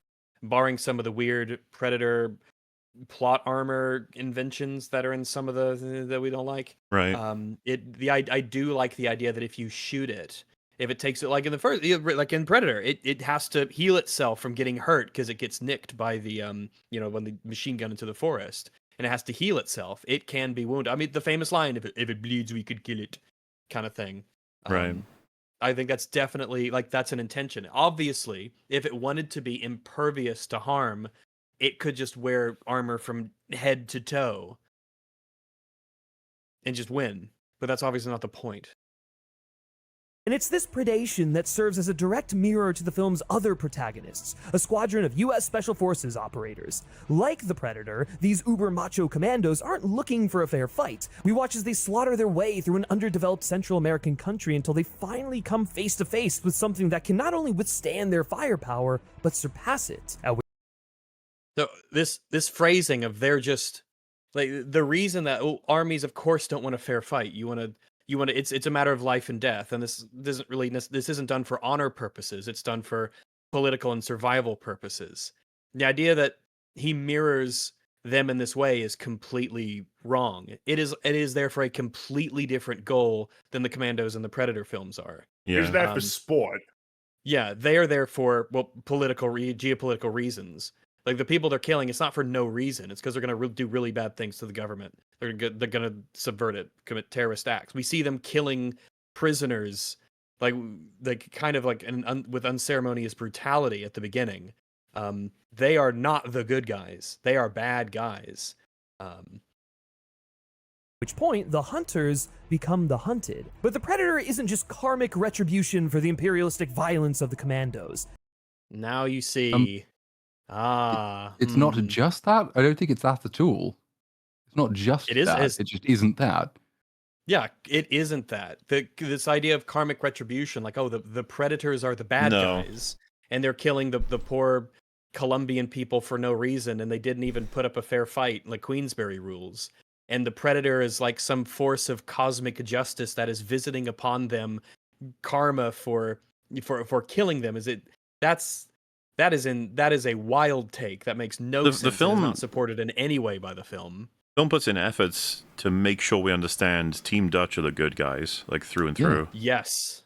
I mean, the Russians are helping the what's the name of the place they give? It's Verde something or other, isn't it? It's because it's a fake made-up country because they didn't want to set it anywhere specific like Cambodia, but it's basically Cambodia. So like, you've got the guerrilla rebels who are backed up by the Russians, which is sort of the pretext for them going in because the Russians are there doing nasty communist things. So it starts off like a very conventional 80s action thing where the communists are the villains. They go in, they kill them, and then they get taken on by the other thing. It would be weird to portray Dutch's group as the imperialistic villains who need their karma when the Russians are apparently allowed to go in there doing their thing without anyone stopping them. Literally a rescue team. Yeah. It's a reflection of it. Right down to its design, the Predator feels like a slightly exaggerated mirror to the Commandos, embodying the same kind of hyper-masculinity as Dutch and Al, and its arrival displaces the Commandos at the top of the hierarchy, at which point it proceeds to give them a taste of their own medicine, effectively putting them in the position. Yeah, again, like by saying a taste of their own medicine is like phrasing it as karmic justice. This is bizarre. Like this is what you deserve. This is wild. Yeah, this moral injection as to actually the film is trying to tell you that the commandos are really just they're definitely not the good guys. If anything, they might be the bad guys and they're getting their just desserts. It's way simpler than that. He saw them as like the top of the food chain, basically, because of what they were doing, and he's like, "Oh, I'm gonna go for those guys." Yeah, they're the best trophies. They're the biggest targets. It would be the same as if he went to the savannah and he just sat there for a while and he saw like a lion take down a gazelle. He'd be like, "All right, I guess I'm gonna go for him." Right, going for that lion. And you wouldn't be like, he's visiting, the cosmic retribution on this lion for killing the gazelle. It's like, what are we talking about? It's the same thing he did with it's like the feral did in Prey when he sees the wolf, when he fights the bear. It's like the biggest things that he could find. He's sort of working his way up, so to speak. Well, yeah, if they had lost and all have gotten wiped out, then the Predator would be taking out all the people that took out them. It's got nothing to do with it's not like personal or universal justice. He took out Hopper's team because they were really good, and then it proved it was better than them. It's like it kept going. It's kind of funny. If the Predator was watching this video, it would be like, "Huh? What? No, it's simple. It's obvious what I did. You fools!" It's like it's so clear. Of the people they had just recklessly murdered without a second thought. Yep. What's going on? Like, this is a weird one. I do not like the idea that the commando. Like, well, no, it was a strike team specifically sent to rescue captives that had been captured by communists who wanted to subvert the government. Well, that's what they wanted to do. Obviously, there was an ulterior motive from Dylan that was about broader political goals, right? But they still engaged with it for the specific... Like, the film clearly shows when the execution happens, Dutch is fucking sad about it. Because that's, like, their major concern, right? And then you get the sad news that the other hostage was executed before they could save him as well. That's the main concern. Like, you can't ignore that. You can't just leave that out. It's specifically and conspicuously in the film that they see this. The idea that they just recklessly go in guns a-blazing to murder any brown people they come across from some other country is because of imperialistic violence is insane. Especially when you're trying to frame it as a karmic matter in terms of the Predator. Yeah. And by putting the Predator in the position of the United States in this conflict and the kinds of characters who are traditionally depicted as unimpeachable heroes on the receiving end of violence, usually reserved for enemies of the United States, the film... You've lost your mind. Also, like he's already ran further and further into his own delusion now, but like I'm already worried about what he's going to argue like Badlands has done that makes this all better or whatever, because this is already bad enough as a foundation. At least on It some does- level. Yeah, I forces guess when it's possible to misunderstand the simplicity, like I would say the wonderful simplicity of the first Predator, when Badlands gets sucked off so much for trying to be complex with all these stories and character arcs and you wonder, well, oh shit, it's like an already energetic person about to be given cocaine. What's going to happen now? predominantly Western audience to confront their supports for similar violence around. By the way, this is probably a nice little on. example of just how you can just lose it, like no matter what your preference when it comes to brain rot. You got to take the goggles off. Yeah. You cannot view every piece of media through a particular like moral or political lens always. That's sometimes a message just doesn't exist, and you could search for it and try and dig into it and find one, but it just makes less and less and less sense. Well, it's just the classic too, right? He's already had to omit several elements. He's had to alter several elements. Just like, how are you not seeing yourself do this, man? The world. The Predator is to the U.S. Armed Forces what the U.S. Armed Forces are to every enemy they go up against. How does he account for Hopper's team? Well, I guess it is Dylan's team to an extent. Like, they got fucking wiped out first in the timeline from what we saw. Well, yeah, it's like all the other scenes that was mentioned about the executions and everything like that. Like, you have to just flat out omit them from the film to even begin to give your point any kind of a chance. There's the other aspect as well, which is it's a trope, but it's quite well deployed. Is that Dutch's team go in under a false pretense? They are lied to. They are tricked into going there, and they are placed in great danger by the person who is the most direct representative of the United States in the movie, which is again which kind of Dutch a fairly common trope. Umbrage to. Yeah, he does. They go at it. It's all bullshit. All of it. Belligerent and technologically superior fighting force bearing down on a foe that is in no position to adequately defend itself. That's just not even true either, but whatever. Because the commandos are able to defend themselves. Yeah, that's like on both counts just not true. They defeat the Predator ultimately. Dutch's team technically wins ultimately, just so you know. They are able to wound it, but most importantly, the Predator has to move and operate in a way that accounts for their abilities. It's like for instance, I think this happens a lot in video games. It's a little bit of a mental thing. If you in a video game, if you throw a bomb, right, and it has a long timer and it does a lot of damage, you won't hurt a lot of other players with it, but you force the players to get away from it. It's like you're forcing behavior. You're not just doing damage. You're forcing a player behavior. It's kind of a similar way with the Predator. The capabilities of the commandos force the Predator to engage with them in a certain way. So, I mean, in that way, the Predator it clearly respects them and what they're capable of. He's just fucking hammering this square peg into the round hole. He's just going crazy with it. He's like, it's got to get in there. Right? All of this experimentation has finally culminated in Predator Badlands. Christ. The homunculus, like this experimentation, this horror that was made in the basement of a scientific lab. Just like, oh god, we got it. Here it is. A heavy metal inspired sci-fi fantasy film in the vein of Conan the Barbarian that takes the series already, I don't know, man. I found it wasn't worth including the videos. 3 different times I found reviewers of this film referring to this as a sci-fi fantasy film. Okay. I do not know where the fantasy came from, but 3 different people said it. So I'm curious if it's literally just a matter of they come across big beasts in the woods, I guess. And so that's what makes it fantasy?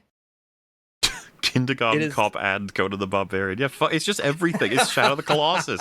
It's fucking Harry Potter. It's Horizon Zero Dawn. Yeah, it's all the things. It's Detroit Become Human. To a place that feels both inevitable and yet unfathomable. In its prologue, Badlands firmly establishes the Yautja as a Klingon-esque warrior culture. Don't insult the Klingons, please. They're hyper-masculine brutes, not too dissimilar to Dutch and the gang in the original Predator, who value physical strength and emotional stoicism with little regard for life. That's weird, because like the Klingons, they engage in diplomacy. They have art and songs. They're an actual real culture that you can believe. This makes the Yautja kind of cartoonishly dumb. When he says little regard for life, there's whole scenes in the first Predator where they're mourning the deaths of one of their teammates. They protect a woman who is innocent, even though she's technically on the opposing side. They have a high regard for life. They have a high regard for life of the people on their team and the people in the charge of their team.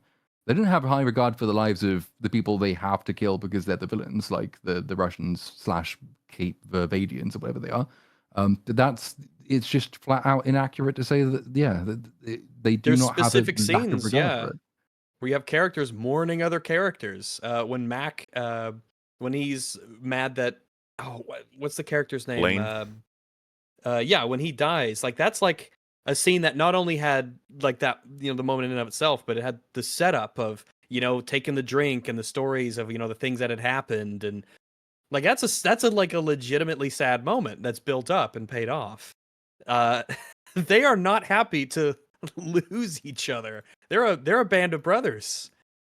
Listen, I believe Mac when he says he's going to cut his name into him. I was like... Yeah. Oh, Mac, man. He's so fucking mad. Fucking mad. You could tell in the face. It's like eventually anger kind of does like a full circle and looks like calm. Yeah. That's where Mac is. He's gone full circle and he's past yelling and screaming and he's just in that focused internal rage. Including those within their ranks who they consider weak or defective. But because fucking no clue how he thinks this is the way about the commandos. I'm like this like an actual delusional person, or he copied and pasted the wrong script into the video. If we were to ask him to give a clip of what he's referring to, no clue what could be produced. No. Both brothers are products of their culture. They don't stop to question the unfair reality of it. The goalposts are constantly moving because the culture is built upon an ever-shrinking hierarchy, and everyone within it is fighting to be the one on top. Which is not, by the way, what we see. We don't see that. Because only obviously one person can be on top. And there's obviously plenty of room for the rest of civilization to exist in a state of honor within the clan. We don't see that sort of climb to the top of the hierarchy. The only reason that Deck kills his father is for personal reasons, for vengeance. It isn't so that he can be, the leader of the clan or anything like that. So that's a bit odd. This establishes the mentality, the vicious cycle of violence that Deck must transcend if he wants to survive. I mean, I feel like vicious cycle of violence should not be allowed to be said anymore. Yeah, it's like the term media. It's like the term media literacy. Oddly enough, it's not even right because Deck doesn't transcend the cycle of violence. He flies across the universe to personally kill his father in revenge. He does not just walk away. He continues the cycle of violence. That made it as if he does walk away. There's so many of these reviews that we've watched where they make it seem like, he rises above it. It's like, no, he doesn't. He goes back to get revenge. He fulfills it. And then the final scene, you have them all drawing weapons as the mothership approaches. And it's like, well, the cycle of violence is going to continue on an even bigger scale. So fuck that. No. I think part of it for me is it just reminds me of, I can't remember if it's either Austin Powers 2 or 3, but it's when they ask Fat Bastard, like, what's wrong with him, and he says, he's like, I eat because I'm unhappy, and I'm unhappy because I eat. The vicious cycle. I'm violent because I cycle, and I cycle because of violence. Hearing him refer to eating as a vicious cycle is just really fucking funny. On his own terms going forward. They just tear shit up until their will has been imposed, thus demonstrating their superiority.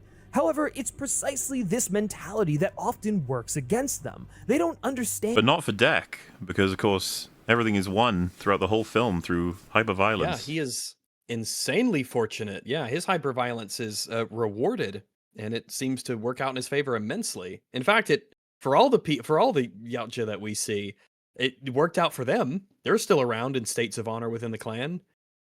And or respect the environments they enter or the creatures they hunt. And as we've let me pull it back a second, because this sentence, this was a really odd one. Just tear shit up until their will has been imposed, thus demonstrating their superiority.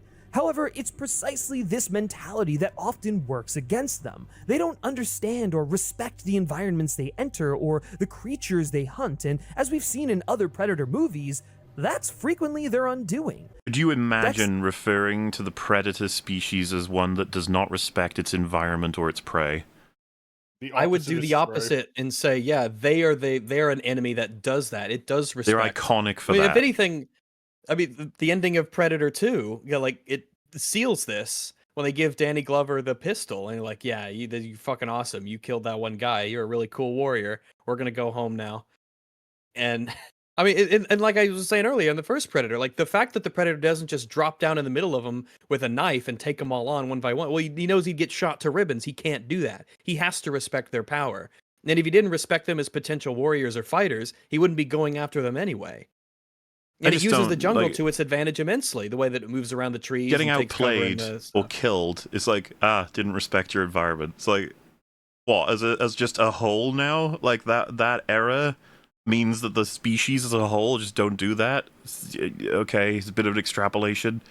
Decision to save Kwai's life completely reshaped not only his view of Dek, but how he engaged with Yautja culture going forward. It's why he defied the edict laid out in the Codex and sacrificed himself to spare his brother. He didn't aspire to be a great killer, he aspired to be a great protector. Like his younger brother, who he recognized as a true alpha.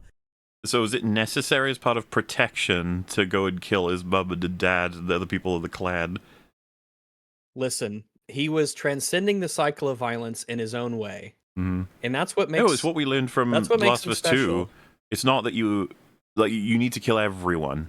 That's the big... Yeah. You got to kill them all. You need to either completely walk away 100% and just let it go, or most likely what you really need to do to be safe is just be revenge fully, 100%. You need to kill everyone. Like, you know those two predators he killed before his dad? He needs to find out if they have family and go kill all of them. Because otherwise they'll come back. Yeah. And so on, and so on, and so on. Even if Dek couldn't see it for himself yet. It's ballsy enough to deconstruct toxic masculinity within a... Yeah, kill me. True. True. You guys aren't ready for toxic masculinity deconstructions in a Predator film. You weren't expecting that. Didn't one of the previous retarded Avenger type people we cover say that this wasn't in the movie and everyone was wrong to say that we were because the movie doesn't say that it's in there? And now apparently it is in there and everyone's wrong to not spot that it's in there because it's good that we deconstruct it. Well, it's really part of the brilliance of the film that people who adore it can say completely opposite things about it that can't coexist and have both of those things be the reason why they love the film and why it's so smart. It is a great movie. Franchise steeped in traditionally masculine imagery, but to then pair that with the legitimately uplifting and affirmative... I'm sorry, just like legitimately uplifting cuts to this. Face. Yeah. Go from that to this. That fucking face. Look at him. Fucking hell. I'm indestructible except for that one grenade you have. Please don't use it. Example of positive masculinity is just so powerful. All right, so before he comes, it is important to note that, like, when he's saying that this is actually good, proper masculinity, this is moments after he's killed his father and 2 other people. He crossed the galaxy to go back to kill his father out of vengeance, and then 2 other people. And this is like, yeah, this is positive. Positive masculinity. This is positive masculinity, actually. Feeding your father's head to a space alien. Like that is what... Jesus. The Callisk is adaptable, practically indestructible, a feared apex predator sought after the universe over, which makes the reveal that Bud, the little creature companion that accompanies Dek and Thea for a leg of their journey, is the Callisk's offspring, so fantastic. What we thought was just another brute attempting to subjugate the world around it isn't that at all. It's a devoted mother trying to protect her child. I don't know what to say. The reveal that the giant monster is a mother, and that's so sweet and wonderful. I'm sort of just sitting here like, I don't care. What does that do for anything? I guess that follows naturally that it could be that. And is that not standard? A big monster that has offspring will protect it. Yeah, like I don't know. It's like alligators and bears. I guess it's brilliant, and I guess the brilliance is a bit lost on me. Maybe I haven't quite engaged with it in a proper way, but to me, it's not that out of the box. In fact, it's expected. While Dek is learning to open himself up to empathy and community, Thea is learning to put herself first a little more. While she doesn't abandon community, she learns to embrace a community that embraces her back, rather than a company that just takes and takes without ever giving in return. Deck and Thea's parallel journeys away from the extremes that define their respective cultures over the course of the film almost plays like a proxy for the gradual synthesis of the Predator and Alien franchises. It stands. So we are that's comfortably in the point of saying the Predator needed to, like, you know, get further in touch with his own feelings and discover, like, the toxic elements of this hyper-masculine culture that he's a part of. Meanwhile, his buddy there needed to learn that the community she needs to belong to is the one that accepts her for who she is and supports cares her. For her back. I don't even necessarily disagree with that assessment. I'm just in awe that we're talking about a Predator film. Yeah, and it, like he said, this is really it's a proxy for these two franchises coming together, you know, in this meaningful way. They really complement each other. It fits right in with Alien Earth, I will say. Weyland-Yutani synthetics. Go right into Alien Earth. Would you rather may have as well. Would you rather have another one of these or Alien Earth? This would be faster. I think so. In terms of damage to the franchise, which do you think would be? I think this Alien Earth probably does more damage to the franchise does more damage, as well, right? But the only thing in favor of Alien Earth is that it does so many more things wrong, it's more interesting to talk about, whereas Predator Badlands is just the last 500 movies you've seen. I think that I hate Alien Earth way more than I hate Predator Badlands. I'm a little bit numb to Badlands, because it's very sludgy and slop-esque. Sloptastic. Alien Earth seems like it has a lot more bite and individuality about its destructive, you know, nature, I suppose. I would agree with Platoon that it's more interesting to talk about, sort of, but that's almost like its weakness as well, that it has those things in it to talk about, which means they've done a lot of damage. True, but then if I think a choice between two really shit things, I want the one that actually makes me angry rather than the one that makes me numb. Because numbness is kind of the worst position to be in. Being bored is the worst thing for me anyway. I despise boredom. Worst thing a film can be is boring, yeah. Yes, and there's large parts of Badlands which are just incredibly boring. Doesn't do as much damage, but then Alien Earth is definitely worse for all the usual damage reasons. But it's just like, at least I'm alive when I'm hating it. I understand.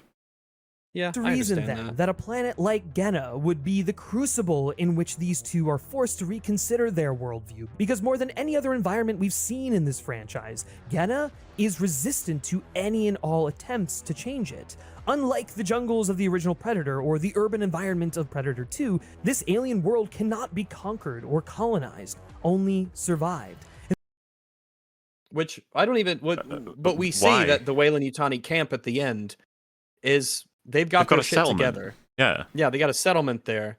And if humanity came to this planet with all their guns and space age technology, well, if we can defeat the Kalisk with one grenade.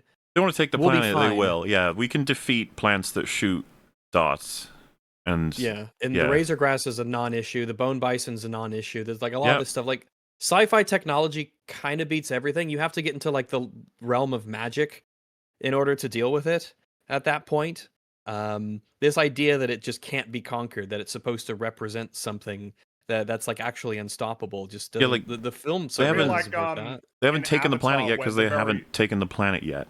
Like that's the only reason. No, but they're well on their way. Yeah. The only reason it gets subverted is because of somebody who's not from the planet, and another person who's not from the planet. And also, on the subject, it reminds me of in Avatar 2, where just fucking landing on Pandora would have won the war that they had in the first movie. The best way to survive it isn't to fight, it's to understand.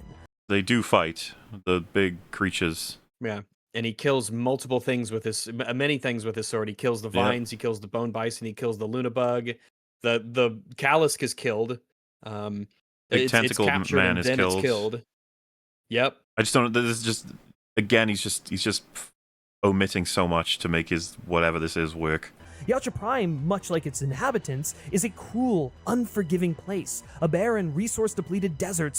You don't know that it's resource depleted. We don't know it's resource depleted. Well, the implication is that it's not, given that they are able to build giant spaceships that fly all over the galaxy. It's made to look like it is for vibes reasons. But I just don't believe that the Predators actually function in the way that the movie tries to tell me that they do. I Live agree. in hovels and also fly across galaxies. They're bone Those two things are hovels. difficult. Yeah, much less viable than even the brief AVP2 shot of the world that the Predator lives in versus this one. Well, isn't it more interesting? Because they're obviously, the Alja are smart. They're an intergalactic spacefaring civilization. They're obviously super intelligent. It's their honor culture that is, mixed in that makes it what it is.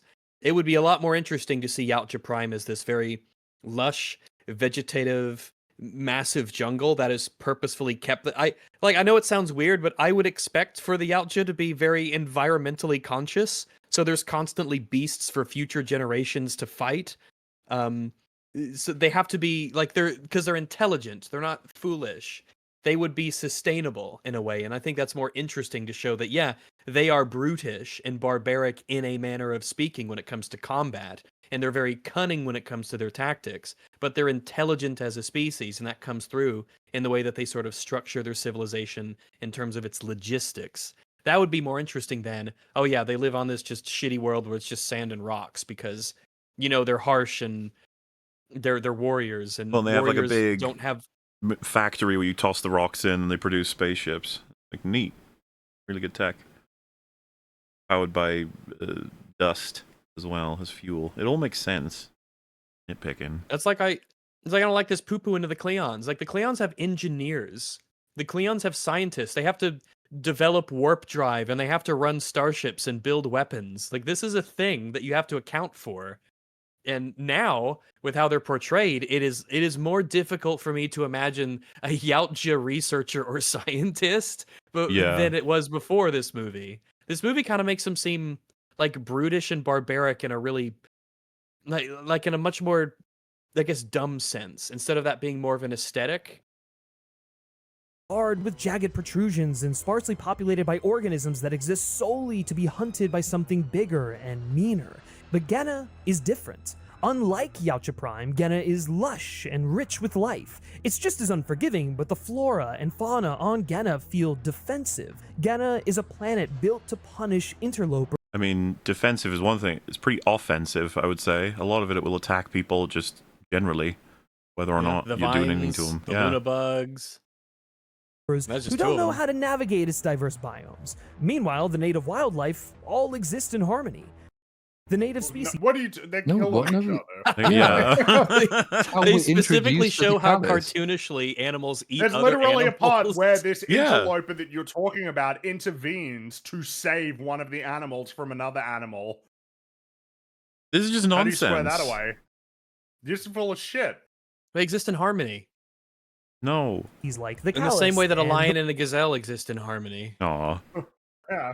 But bone bison have developed hardened exteriors so that they can pass through the lethal terrain unscathed. Every beat in his journey feels like it's designed to level up his character in some respect, the way one would in a video game. To the way I'm so tired of this shit, man. People are poisoned. The video game stuff. Trachtenberg should have kept his goddamn mouth shut so that I would see how many of these reviewers would talk about video games. Yep. Specifically the ones that were mentioned. None of them would. With his full arsenal before it's taken away from him, and he's forced to rebuild his inventory, have a distinctly video game feel to because that never happens in any other form of media. We never see that in movies, ever. Nope. And also, he doesn't rebuild his arsenal so much as he gets it all at once at the end, and uses it for 3 minutes. He has all of his equipment at the beginning, some of it is used, but really it's just the sword completely carries him through to the very end, and then he puts a snake on his shoulder. Which is just bullshit. Which is obvious nonsense. Well, so if he's trying to say this is like Metroid or something, where you're slowly but surely getting your equipment back and unlocking new paths and everything, it's like, no. That's not how video games work at all. Video games will drip feed you, or piece by piece you'll get your equipment back. That's not how it works in this movie at all. On humans. Sidekick riding around on Deck's back feels reminiscent of a platformer mascot like Ratchet and Clank. Oh my god! Yes, I knew you would love this one. I couldn't cut this out. It's just like Jak and Daxter, really, if you think about it. Jak and Daxter, or Banjo and... Oh, what the fuck? Catching strays. Man. This is hell. Kazooie, which is why I'd argue Predator Badlands belongs. This is fucking hell. The idea that you can compare Deck and fucking Thea to Ratchet and Clank and Jack and Daxter and Banjo and Kazooie. You're taking the fucking piss.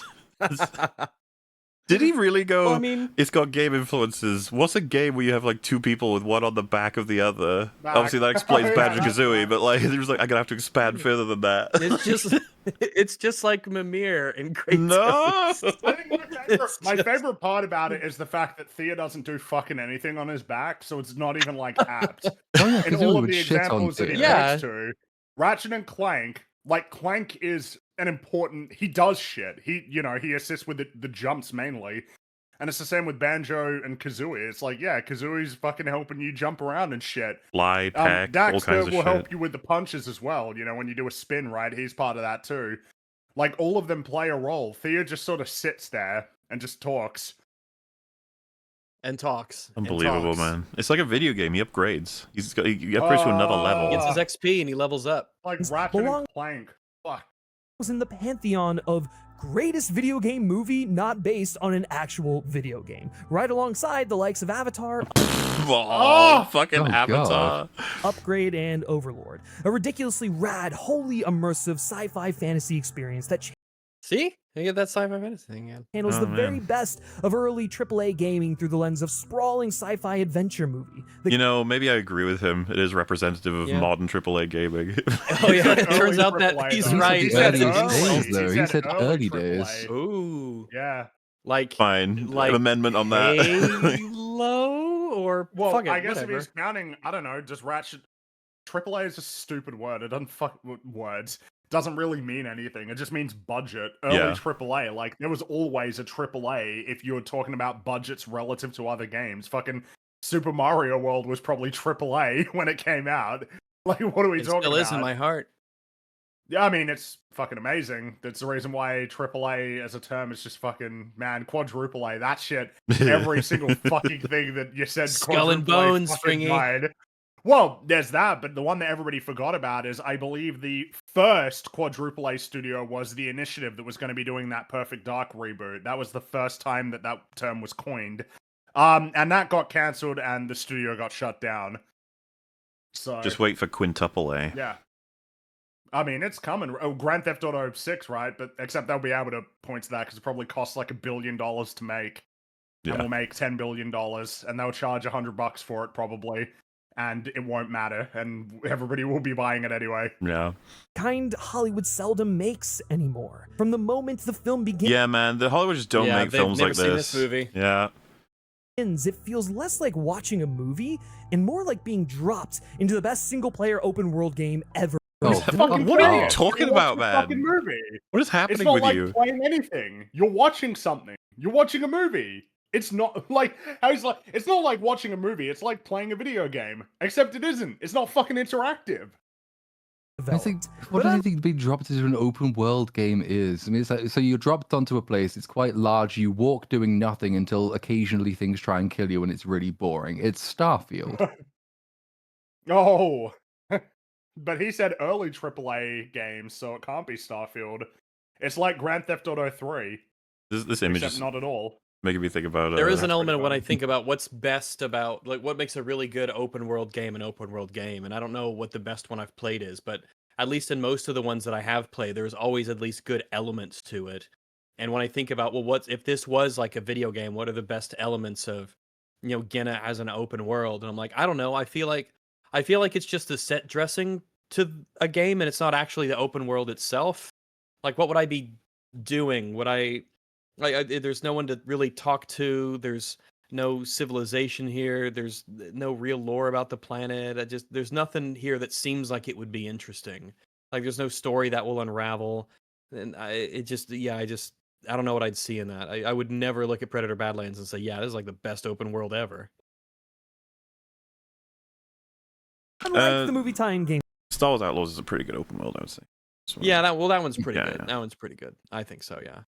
Of all, this was made with considerable care. Hey, Concrete Jungle. Pretty sure. He's shitting on it though. Well, yeah, it wouldn't make those. This it wouldn't make sense for him to like it. That doesn't line up with everything else.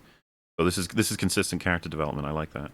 And that's really the best way to describe the film overall. The best feeling in the world when watching a movie is realizing someone put incredible care in every single decision being made. And I got sure, man. So not the script didn't. or the themes or the logic of the plot or anything. Had that feeling multiple times while watching Badlands. There's a misconception that so many legacy projects like this turn into empty slop because the creatives behind the camera lack an appreciation for the franchise they're contributing to. Oh, But man. they aren't reverent. Can you imagine? It's so Can you guys perfect in a different imagine? video. It's we've had this a few times where they just like describe absolutely not like it isn't this, and it's just like it's exactly this. What do you mean? Enough. But Yeah, it's more weird. often than not, it's the opposite. It's unchecked adoration that holds these franchises back. Filmmakers who are so precious about the property that they hold themselves back at every. Seriously? You're accusing Predators and AVP 2 of like, oh, they took too much care and they were too cowardly when it came to expanding on Predator. Everyone's perception of this franchise is insane, as far as I'm concerned at this point. These movies are wacky. Go rewatch them. Predator, if you want to say that's the most normal and straightforward, none of them seem to copy it. Let's put it that way, right? But it's also, if you'd said to me, like, which one's the safest post-Predator, I'd probably have to square it into something like Predator Badlands, but only skewed with the It's notion... definitely Badlands flavored, yeah. It's Disney version of safe. I would have told them this is a mistake, but the first thing I would have chosen isn't got nothing to do with the creative decisions. It's the fucking budget. Not safe. Very rocky fucking prospect. Yeah, I mean, we'll talk about it in a bit, but it did make some money. Well, and just why do you think they had the comic relief character and the other comic relief cute baby cute Grogu? animal, Why do you yeah. think those are in there? Those are in the big book of safe things you do to make lots of money with a wide audience. Thing is, they're not guaranteed. But no, this film took risks. This film was not safe at all. And of course, the only thing that you could say to support that is the box office results, which they assured me were going to be fantastic. A lot of these people return and hesitate to test even the softest of boundaries. But Dan Trachtenberg? Nah, dude, he ain't that guy. It's clear looking at all three of the Predator films he's made so far that while he has love for Predator, he's not interested in simply paying homage to it. Instead, yeah, I got that. I definitely detected that. Yeah, don't worry. On this, we are in agreement. Do not you worry. Instead of looking at the franchise like a fan, he's looking at it as a creator. As the Grim Reaper. I get you. I follow. Yeah. I don't like this dichotomy between like fan and creator. Like you're like they're these opposed things. Like you can't be both. Like some of the best creators are the fans, the people who really have a lot of respect for it. I mean, how do you explain Andor? He wasn't a fan, but he had clear, immense respect for Star Wars, and he really steeped himself in it to make a really great show. So, I'd say Trachtenberg has the opposite problem and might even describe himself in the opposite way. Trachtenberg, from everything I've ever seen him say about it, is a hyper fan, like in the sense that he throws in all of this lore stuff that's drawn from all the comics and the games and stuff. Like, he can never create anything because it never makes sense in the context of the world that he's building. But he damn throws that fucking codex in there. He'll always keep doing that. He's the Dave Filoni of Predator. He's a fan first and the creator a very distant 50th. And seeking out new and interesting ways to approach the material. While his films are deeply informed by the wider lore of the Predator, but he never becomes a prisoner to the mythology or to people's expectations. Or to quality. Like, yeah, I get it. He's free as a bird. He can fly around and do whatever the fuck he wants, and we can enjoy the results. In the cage. Absolutely not. The cage of quality. He's escaped. The cage of quality. He's been, this quality cage. Curse this restrictive yet high quality bars. Of what a Predator movie can and can't be. Not unlike Deck, he uses these trappings as a tool in service of a loftier goal. In the days after seeing what is his loftier goal? Goal being, well, to kill his father out of vengeance and to win the respect of his peers in this toxically masculine culture. Which, like, it is, sure, but okay, like, that is his lofty goal. Which is like, it's lofty in his own culture and in his own mind. Sure, because that's his culture and his people. But if we're looking at this from the point of view of like a human audience analyzing this, I don't think I would call that a lofty goal. Unless the lofty goal, if you're going to hyper like compartmentalize the I now have a family of my own and I will protect them aspect, and you completely ignore everything else, then maybe that sentence might work. But what you have to do to get that sentence to work means you've already fucked. You screwed it up.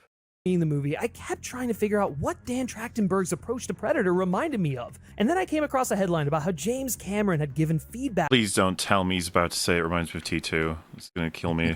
This might be what pushes me over the edge, Rags. It might. Well, he's not going to say that. Okay. Back on the film, and it hit me. It's aliens. Oh, fucking hell. That's not better. It wasn't Terminator 2. So, this is I know. The problem is when I watched Predator Badlands, I thought of Banjo and Kazooie and Shadow of the Colossus and Aliens. All right, it all makes sense. The huge problem, one might even say the only problem, is Aliens is really good, which has nothing to do with Predator Badlands. There's no connection to really good, so I just don't see how you can connect these. But go right ahead. Like Aliens actually did take meaningful risks. It did do the whole genre switch, but it somehow managed to be, really quite bold and inventive for that franchise, while also making it make complete sense when you watch it as a sequel. It adds loads of consistent lore, great story, continuations of character arcs. Like it does all of that brilliantly well. It's really a creative, wonderful movie. None of that can be said for Badlands. I just I don't even want to speculate on how he's going to connect them. It's going to be painful no matter what. The reason Aliens turned out as phenomenal as it did is because old Jimmy C had no interest in recapturing. Is he the second person to call him Jimmy C? After Grace Randolph. He is the second person after Grace. Yeah. I don't know what this meme is. Like his nickname that's been going around lately. Oh, Jimmy C. That's him. Jesus. I have no clue, but it can't be a coincidence, right? No, maybe it is. He had an idea for a sequel that was totally its own thing, and he made it happen. And by God, man, that's just such a great assessment. He had an idea. It was like his own idea, and he made it happen. But the ways in which, one of the reasons that Aliens works while being completely different is that it being completely different is it's almost like a flavor decision. It's a genre decision. It's not like the characters are still there and they're consistent. It is a very direct continuation and sequel of Alien. It tackles issue with aliens. It is like inextricably tethered to the first movie, whereas Badlands is purposeful. Remember, Trachtenberg said it was by design that Badlands is set so far into the future. It's the furthest in the future in this timeline, expressly so that it is detached from everything else. That is what Trachtenberg said. He didn't want to have people worrying about homework in terms of the lore and the timeline and where is this and what's going on here. It was a purposeful decision to detach it from everything else. The total polar opposite of what Aliens construction entailed. It is so super linked to the first Alien movies. You can't have one without the other, essentially. It's partially in terms of quality. If you're going to show someone Alien, you got to show them Aliens. And then you have to fight over which one they like more. Moving right out the gate, that Alien didn't just have to be one thing forever. Across his trilogy of films, Dan Trachtenberg has shown that. So is that it? Like the comparison is it's different? That seems to be it showed that that's how it's just like Aliens because it's different. Cool. Well, if Aliens had been a really shitty movie, then I think that people would be saying, "Oh, maybe Aliens should just sort of be like a scary, tense, slow burn monster in a spaceship kind of thing." Well, so he said, remember, he used that, but it's like. Used Predators and AVP2 as examples of the opposite of what Predator Badlands did, which was, stand out on its own and blah, blah. And it's like, so what do you have to say about Predator 2? Is that a lame copy of Predator? What about The Predator? Everyone agrees that's a pretty fucking wacky experiment. What's the take? It's different. It's, you know what? The Predator is very much like Aliens in that way. Very different. You know what else? Joker 2. That's different. It's very much like Aliens. Arcane Season 2. It's like Aliens. It's basically Aliens. Predator can be just as versatile as Alien, and in Badlands, he finally gave it its aliens. Yeah, by giving it a comic relief character and cartoon Baby Yoda and... Look, Bud is just like Newt, okay? Jesus, man. a film that completely flips the script and takes the franchise into wholly uncharted waters, while still showing audiences a damn good time. With Badlands, Trachtenberg chooses evolution over stagnation, and in doing so, he delivers something. And in doing so, the film failed miserably. Also, like what of all the franchises I would say has not stagnated. Certainly, like each Predator movie is so wildly different from the others that I would never say that it is stagnated at all. Not in that sense. Certainly not in that sense. Now, maybe financially, as we will get into soon, maybe we could talk about that a little bit. Oh, hey, we will. But yeah, in terms of creative decisions and the vibe of the different movies, totally different. I mean, Predator did this as well. Predator 2 is nothing like the first Predator, for better or Very worse. different movies, yeah. So even from the beginning, well, yeah. So the notion of like right off the bat proves we can take it to uncharted waters again, or just be like every Predator film has basically done that. Yeah, like it always goes into uncharted 35 waters. Years ago. I mean, he's citing AVP 2 as like this stagnation, this blah, blah, blah, and it's like, it's Alien and Predator in a suburb. Before then, that was not a film that had happened in, so, you know, that's really not the issue. That film is just badly written. Something truly rare. A franchise film that feels genuinely new, genuinely dangerous, and genuinely alive. Oh. He must watch High Top. Oh, yeah, he's got the High Top energy. Yeah, he's trying. Oh. The hunter became the hunted. Listen, my advice, be a first-rate version of yourself. Don't be a second-rate version of High Top. No. Okay? And now he's become something else entirely. A survivor, a bridge between worlds that were never meant to meet. Not unlike the film itself, which reunites two of cinema's greatest science fiction franchises in a way that finally feels organic. I'm sorry, AVP's better, like by far. This struck me as so bizarre to say that this is like the organic combination of these two franchises when, as I said a moment ago, specifically this was set far, far in the timeline away from everything else, so it was not connected to them. Weyland-Yutani's involvement here is purely arbitrary. There is zero reason whatsoever that it is Weyland-Yutani, other than remember Weyland-Yutani from Alien? You like Alien, right? Remember Alien and Aliens, Weyland-Yutani? That's the only reason. There is no storytelling purpose that they serve being what they are. There is nothing about this that's organic. This is the future of franchise filmmaking. Good fucking God. He's kind of right, well, and that sucks. I think he is right. Yeah. But he thinks that's a good thing. Yeah, like, he does. That's exciting. That's tantalizing prospect. It's more alien and yet more human than we ever could have imagined. Than we ever could have imagined. Again, this is the third time of just these videos where people have been like, no, it's the best it could have possibly been. They did it the best way possible. The first time, they nailed it. They did the perfect job on the first time. It could not be better in any possible way. Couldn't even imagine how it could be better. I don't know what it is about YouTube creatives who are just like incapable of being creative or having an imagination. It's been a staggeringly conspicuous trend in a lot of the videos that we've covered. So, yeah. I miss you, Grace. I miss her too. That's why she pops up every once in a while. So, we're going to have our final, at least of this segment, our final segment of this segment, where we're going to talk about, we're going to go over some of the things that some people said on the old Twitter space. Ooh. And then after that, we'll talk about some numbers. Ooh. And we're going to talk about what people have been talking about. So it's going to be pretty fun. However, before we do that, I need to use the loo. I need to make a smelly Christmas log, as Platoon mentioned earlier. So no, I don't. I just have to use number one now. I'll be back in just a moment.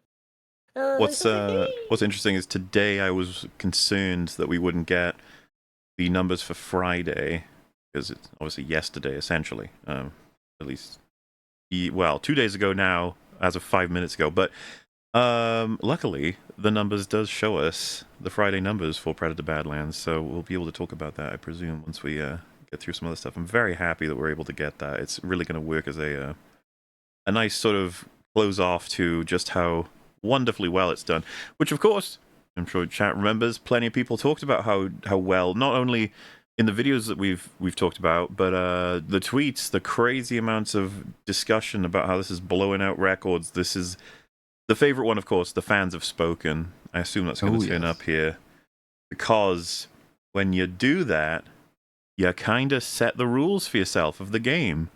nobody ever said that the box office being high definitively proves that Predator, or being low, proves its quality, or at least like you don't have to base your own scale on one person saying that.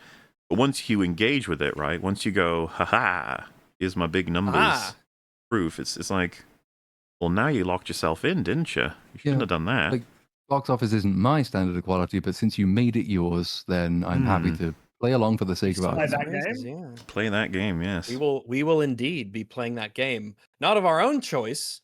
This is a game that we've noticed other people are playing, and it seems like they've been playing without an opponent, as some would say.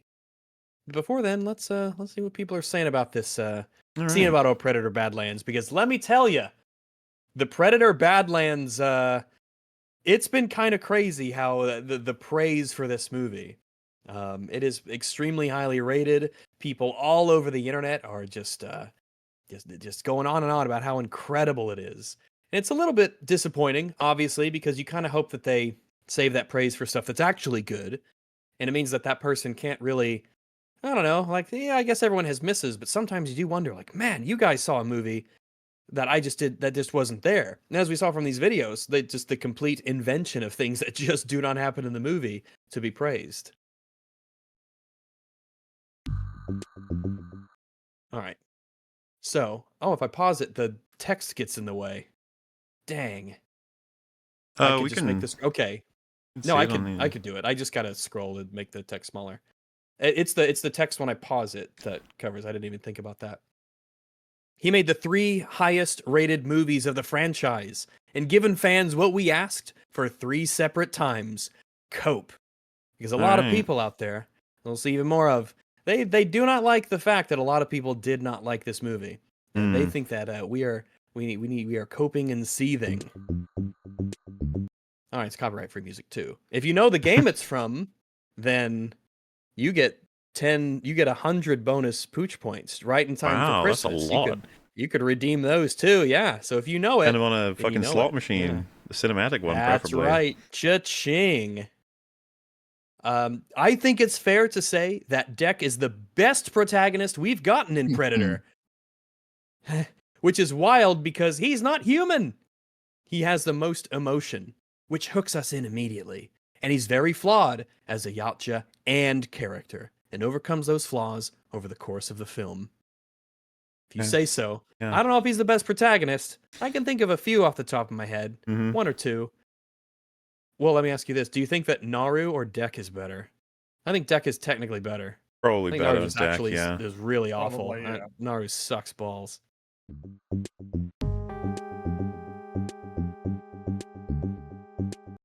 Man, after seeing Badlands, I can confidently say Dan Trachtenberg should be put in charge of the Predator franchise because this movie is absolutely amazing. It's thrilling, violent, surprisingly funny, and heartfelt with killer action and a load of good times. A lot of just general praise for this movie out there. Predator Badlands really resonated with me personally. The message of cutting the toxic people out of your life while embracing your found family. I assume there's the rest of us. By cutting toxic people out of your life, it is I'm going to stab you and let my alien pet eat your head. Well, he literally cutting them out of his life. I guess it's very very poetic. But yeah, this is our Predator. This is our Predator story. This is our Predator movie. It sure is. And I'm not saying that technically you cannot have a good Predator movie that has these themes incorporated into them. But I would maybe advise that it's probably not the venue to have this kind of a theme. It might cause some, how we say, brand damage in terms of its perception. I don't think I've ever seen a failing movie franchise get a shot in the arm and huge revival like we've seen with Predator and Dan Trachtenberg. Badlands is the kind of movie I've wanted to see in this franchise for ages, and it's such a badass trip. Now, you see this sentiment kind of all over the place, this idea that it's a revival, it's a shot in the arm, Predator is back, baby, and they give Trachtenberg a lot of the credit for that. And in a way, they're right. If you look at the reviews in terms of the critical reception for Prey, Killer of Killers, and Predator Badlands, yeah, people tend to like them, but I think one of the issues there, it's you can't just have people like your thing. You have to have a sufficient amount of people like your thing, and preferably ones who went to the theater and saw it. I think you Because if also have to that's have the like case, people who do more than merely like it in the sort of I went there, sat through it, that was kind of fun, never going to think about it again kind of way. In the way that because on the one you've already got the obvious shot in the arm factor, which is it's PG-13. Obviously, there's a much larger available audience. All the review scores though are from Rotten Tomatoes, and they're just aggregates of people who liked it more than 60%, which is rubbish as a metric, but it doesn't mean that 87% is 87% good. Yeah. And then if most of the 87% fresh ratings come from people who went there, liked it, and then forgot about it immediately, it probably isn't that much of a shot in the arm after all, is it? It's just kind of a very, very well. It is a shot in the arm, but with a very fast-acting drug that wears off very quickly and leaves you with a massive adrenaline shot. Which is probably maybe an apt to talking about it. At least it's supposed early success. Like, would you say that Andor was a shot in the arm to Star Wars? It's like, well, like in unfortunately, like, it's not gonna be that in a reputational way, but that's not really gonna be. It feels like everyone understands that it's not. As in, if someone said like it's good for Star Wars reputation, everyone understands. It's like, no, it's not. It's good for itself. It's not good for Star Wars. Yeah. It's this weird thing that managed to become great despite being part of this shit series. Despite being Star Wars, jeez, that's a sentence we can just say with confidence now. Despite being Star Wars, it was good. Sonia says that Predator Badlands was an absolutely incredible experience for anyone who loves this franchise as much as I do. Now, I would take a different approach. I think the more you like the franchise and the character, the less that you would like Predator Badlands. I'm certainly that way. Watching the other Predator movies in tandem with this certainly made this film go down in my estimation, and some of those even go up. So it's something to think, I suppose. It's loaded with thrilling action, awesome set pieces, and perfectly timed comedy. Oh, just hand Dan Trachtenberg the keys to the franchise. He's already 3 for 3 in my book. Does he not have the keys if he's made 3 of them? Oh, he's got the keys. I think he does have the key. A lot of people say that they're glad he has the keys. They're glad that he's the one in control. Though you do wonder what the next step is going to be, considering, well, we'll go to the numbers soon. Predator Badlands is absolute peak. The best Predator yet. Jesus. Bold statement. A bold statement. Because I would say that it's, well, I mean, it empathizes with the Predator and offers an action-packed ride with gorgeous visuals. Demetrius Schuster Koloamatangi, and Elle Fanning are the perfect buddy duo. They're even better than Ratchet and Clank, he says, if you read between the lines. It builds the world and has so much fun. Oh, I had a lot of fun. Oh my gosh, it's Shad. Oh my goodness. Predator Badlands was actually really good, and I'm shocked about that because I had super low expectations. I'm glad you liked it, Shad. I'll just put him in here for funsies. We like to have fun here. We were poking a little fun at Shad. Shad's wrong about Predator Badlands. And that's okay. I like this tweet, though. It's okay. I'm just poking fun at Shad. But it is important to know that Shad thinks Twilight is good. So, Possum Reviews, I like this tweet because I think it's quite true. I just saw Predator Badlands. It was a tonal bait and switch. The trailers made it look like it was going to be dark and serious, but it's more like a goofy Marvel movie, complete with a cutesy animal sidekick who doesn't appear in any of the trailers that I can remember. And this is something that we had mentioned when we were covering the video, as many other people had. When I was watching it and the cute animal sidekick turned up, I thought it was for the scene. I had no idea that thing was going to be in the whole movie. Me neither. I thought it was just going to show up for that one bit. First off, I didn't expect it to show up. Then it showed up, and then when it ran away, I thought it was just gone. Like, it was literally just like, oh, look at this cute little animal, and it runs off. It's just flavor for the jungle or whatever. But then it just came back, and then it stuck around, and then they were doing jokes, and the jokes kept going on. And I'm like, oh God, no, it's still here. It hasn't run off yet or died. Oh my goodness. Yeah. But I do believe, yeah, I was not expecting this movie at all. Not expecting this. I thought this would be like a dumb, almost like Transformers style kind of movie, if that makes any sense. That it wasn't going to try and be this. Slop of a different kind? Yeah, slop of a different kind is a good way to describe it. My face when I realize Predator Badlands is going to be a critique of the culture of the Yautja, and it's a thinly veiled allegory for toxic masculinity, and I'm not even 15 minutes into the movie. Points are made. I do think that, well...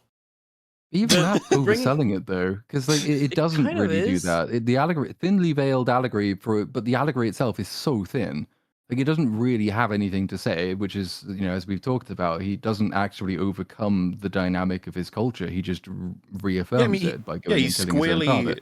His value is still squarely defined by basically the rules of his culture. Yeah. But the movie's unaware of the irony because he contextualizes it. If he has maybe a slightly different reason for all of the violent, toxically masculine things he does, and like it's fine. It's not different. Like, the movie thinks that it's different because the movie goes through all that thing where you should be more like the alpha wolf, the protector of the pack, as opposed to the best killer of the pack. The movie thinks it's making this critique and this allegory, and then it just completely but he flies forgets across what the it's universe to supposed kill his dad. Yeah, then he goes and proves himself to be the best killer, and so nothing has changed. Because they could have constructed a story in which, like, he was being hunted by the predators, and he couldn't just run and hide. He had to protect his family from the predators who were coming to attack him at the orders of his father, Najar. But I don't know. That's a different movie, and there's a lot of different permutations of this movie that you could imagine, unless you're a YouTube critic, in which case they did it the best they could have possibly done on the first try. And of course, I just found this to be a funny picture. Oh yeah, it's just really right off the heels of Alien Earth. This one was like, oh shit, yeah. No, that's kind of weird. This is one of those the absolute state, like that's how it feels, and yet you've got many people telling you it's actually the best time ever for these franchises. You will see people saying that. That is very true. All right. I'm pretty confident that this movie is going to be a success. True. Now, we need to talk about this film's box office, because there's a lot of discussions around this film's box office. Now, for those of you who maybe hate our guts and don't like us, first off, congratulations on making this far and for braving these waters. I salute you. However, I need to explain to a few people why we're talking about the box office, period. Now, box office, obviously, does not mean that something is high or low quality. There are many, many things that don't make money. We've been talking about Andor. We bring up stuff like Anthropoid and all kinds of stuff. There's a lot of great movies, great shows. They don't get viewership. They don't make money, obviously. And of course, the other side of that horrific coin is that unfortunately there's a lot of slop. There's a lot of garbage. There's a lot of terrible bullshit that just rakes it in, does gangbusters, sells like hot cross buns. Lilo and Stitch made over $1 billion. It's the example of the year. It infuriates me. I'm like Mac. I've gone full circle. I'm no longer yelling and screaming about it. I just have inner seething rage. And you're going to cut your name into that film. I'm going to cut my name into that little fucker. Ugh.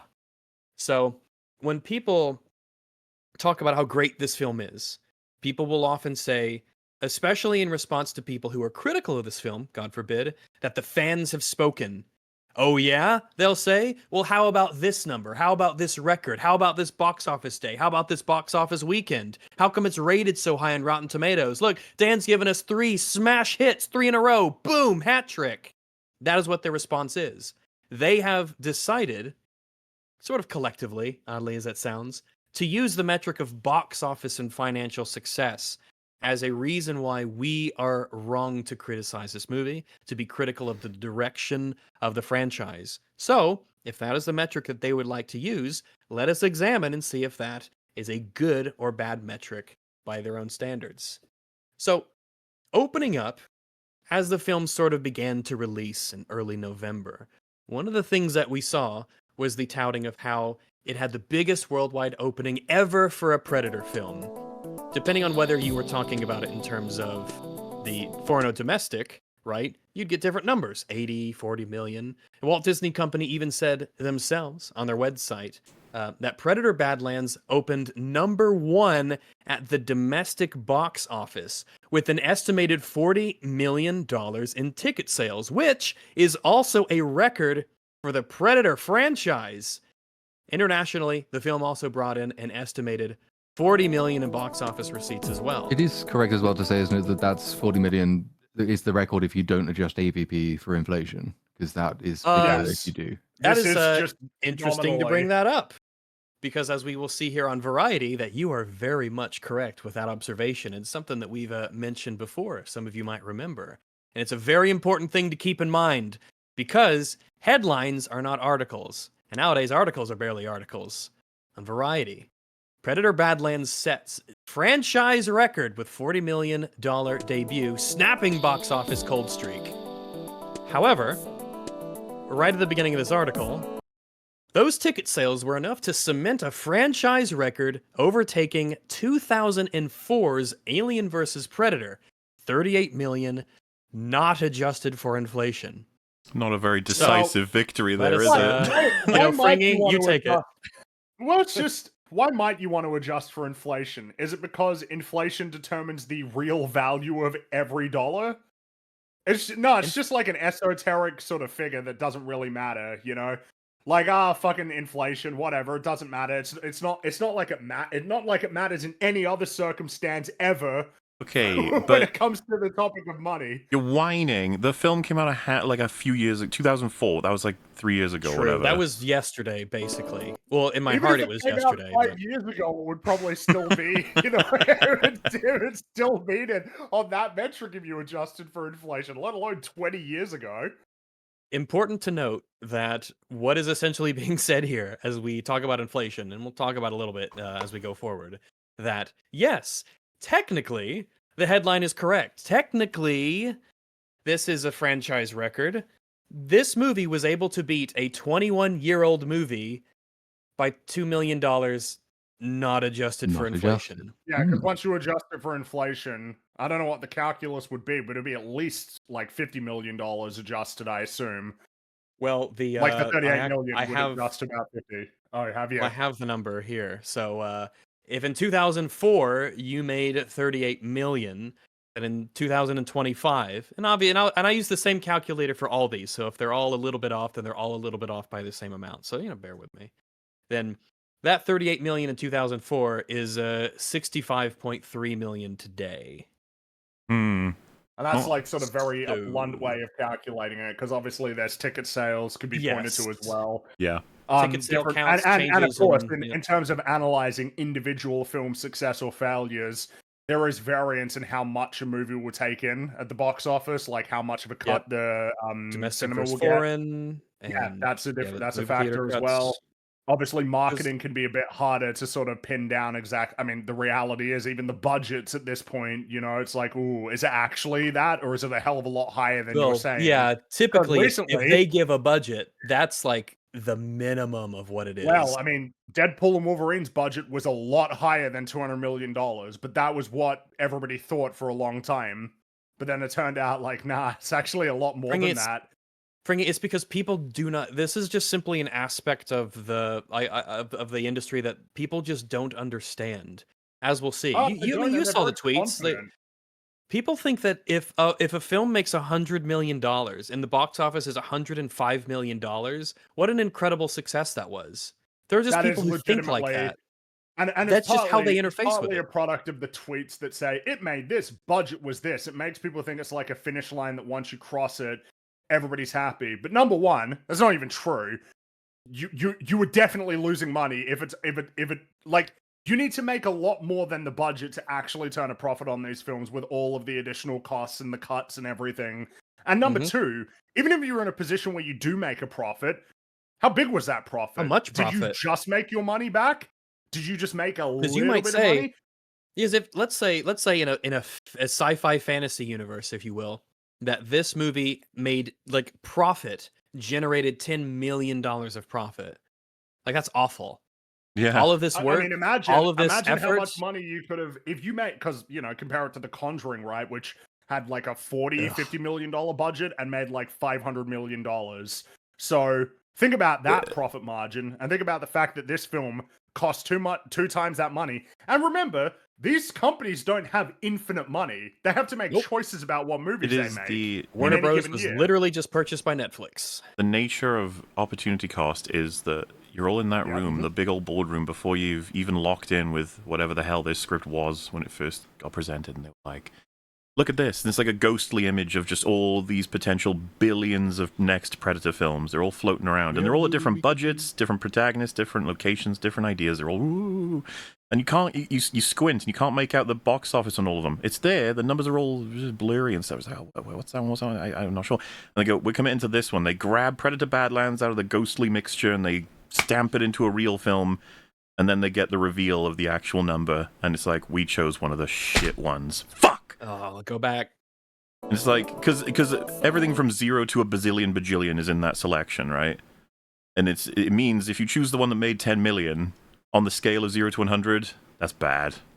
Like, oh, fuck. And that's what it all refers to, which is why when people start fucking ejaculating when they've got it's made its budget, like, that's not even successful yet. No, that's not. I mean, in what world are we considering it a success that you just made your money back when you could have spent less money to make a hell of a lot more money in total profit? How many that's franchises? What matters. It's profit. That's it. Yeah, it's not the intake, it is the profit. That is correct. Because there are, well, keep that in mind because we'll have a fun little game here in a moment. See if we can guess a few things. How many franchises someone in chat mentioned like Rocky. Rocky was like a $1 million budget and it made $225 million. Like, yeah, that's insane. That's what they want. Those are the the big they want the hits. jokers. That's exactly stuff like that, or Saw. You know, right? $1 million budget, like $100 million. It's a reason why Blumhouse, that dude is incredibly successful as a producer, and the reason why is not because any of the films that he's produced have like made $1 billion. At least I don't think so. But that they all make a shit ton of money and don't cost anything. That's way more important than you spend $100 million. And then you make like $200 or $300 million at the box office, like, ooh, shit. You know, like, uh-oh. And you like, can see what takes off. You see what gets the sequels. And yeah, you just, you're fishing for those successes and things to build on. Enough of that spaghetti stacks and for long of them. They can try to brute past and just be like, we'll make the next one anyway and just hope it does better because this one has made a difference in terms of people's perception or whatever. Kind of like how they're probably going to try and sell the next Superman, right? But we've seen countless examples of franchise films that make money, but then they stop. And you're like, wait, why did they stop? And it's like, to make enough. Not enough. Like, this is the thing that's likely to happen with the next Jurassic World. It's going to make money, but it'll make just enough that they go, all right, that's it, I think. We can't take the risk next time. It's funny. We're talking about it with Tron. Tron Legacy, I don't think was a failure. I think it made some money, but Disney looked at that and went like, it's not worth the risk to make another. Tron Ares failed. Yeah. That outright failed. That lost them hundreds of millions of dollars. But even if you just get over, it's like, well, shit, do you really want to go? Do you want to give it another shot? And in all likelihood, make less money, which then makes it not profitable at all compared to continuing with something that you expect to, compared to the Mario movie, right? It was like you fucking $100 million, you make like $1 billion. It's like, all right, okay. Obviously, they're going to keep going with that. Well, people make the joke, right? Say a movie comes out on $1 million and it makes 100, and it's like, wow, that's paid for the next 5 of these or whatever. They make the next one and it makes nothing. They're probably not going to make another one. Like, but you made enough profit to make loads. It's like, yeah, but it's not viable, so there's no point. Like, if people don't want it, then it's not the trend going forward. Yeah. Is like, we see the writing on the wall, so to speak. Now, a lot of people reacted to a lot of the initial good news. The initial excellent record-breaking opening of this movie, right? Of course, without looking into any of the context, simply we got some headline-reading warriors here. Predator Badlands is topping the box office. Alien Romulus sequel is in the works. Alien Earth is returning for season 2. The franchises are united again. All is right with the world. I suppose the unfortunate reality is that Alien Earth appears to have been considered very successful because the dude who made it got like an overall deal, and now he's fucking producing the Far Cry show. So that's going to be great. Fuck. That's awesome. So obviously Alien Earth was considered successful, which it blows my fucking mind, but Took it long enough to get that renewal, which is kind of interesting. And I don't know, its reputation is not so long is because of the overall deal. He like the fact that he's going to get to develop shows with them ongoing means they must be happy with Alien Earth. Unfortunately, yeah, it's wild. We'll see how its reputation holds up. Far Cry. It's going to be a Far Cry show, and it's going to be an anthology, and it's probably going to be pretty painful. Probably going to be pretty bad because the Alien Earth action was bad, and the story was bad, and the characters were bad, and all of it was bad. Should have got these down in hindsight. Fair enough. It's all right. Predator Badlands dominating the box office. Alien Earth is getting a season 2. It couldn't possibly be a better time to be an Alien and Predator fan right now. Christ. I'm sorry to random film talk that Kronk has to be a part of this image, but unfortunately, he now owns the rights to Kronk. You know who owns the rights to Kronk is random film talk. But as you had mentioned earlier, yeah, there are like people who are very serious, and in their heart of hearts, they believe that they are eating good. That this is like the best time to be a fan of these two franchises, which, you know, breaks my heart, but oh well. Now, Predator Badlands earned $15.6 million in its domestic opening day. It is the biggest opening day ever for a Predator film. That's why a lot of people were very excited from the get-go. Man, context, man. We need some of that fucking context because there's very little here. The context there is a framing. There is a way that you will read this, you know, when presented with no other information, and it's positively. Oh, that's pretty good, right? Biggest that's a opening big number. Ever. That's gonna be good. Yeah. Ooh, wow. All right, so this is kind of a bit of a pair. Predator Badlands surpassed all expectations, debuting with, again, that $40 million domestic, $80 million at the global box office, the biggest opening for a Predator movie ever. Excellent word of mouth, 95% on Rotten Tomatoes, helped it overcome weak pre-sales to become a potential hit for Disney. Right? Now this is November the 9th, so it was still pretty early. We'll have to see where things go, because it seems so positive at the first. And as of 4 days later, right? Predator Badlands crossed the $100 million mark at the global box office on its first week, costing $105 million to be produced. And this is an important part. The movie break-even point, certainly according to them, is around $260 million. And it might be a lowball, but at least they included the figure, which is quite important, and that it is different than your production budget. A lot of places will just say if it got its budget back, then it won. Like, huh? Without even including it is very strange. Any math, and I can see why tweets and stuff like this, even if the numbers aren't super accurate, and they're not always technically going to be because the marketing budget is not always available. Gotta use rules of thumb, but people will make these tweets and it will confuse people. It's like, what do you mean? No. Like, ouch. 260 million? Like, what? Right, I thought you were going to pause Cosmic that, right? Book News. Wait, what? You missed the 60% drop or something. There you go. Look at that. Oh, no.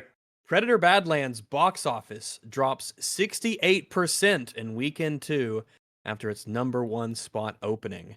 Well, that's not good. So we talk about the concept of legs, meaning it's able to continue moving at a particular pace. Dropping 68% is quite the spike down from what it was doing.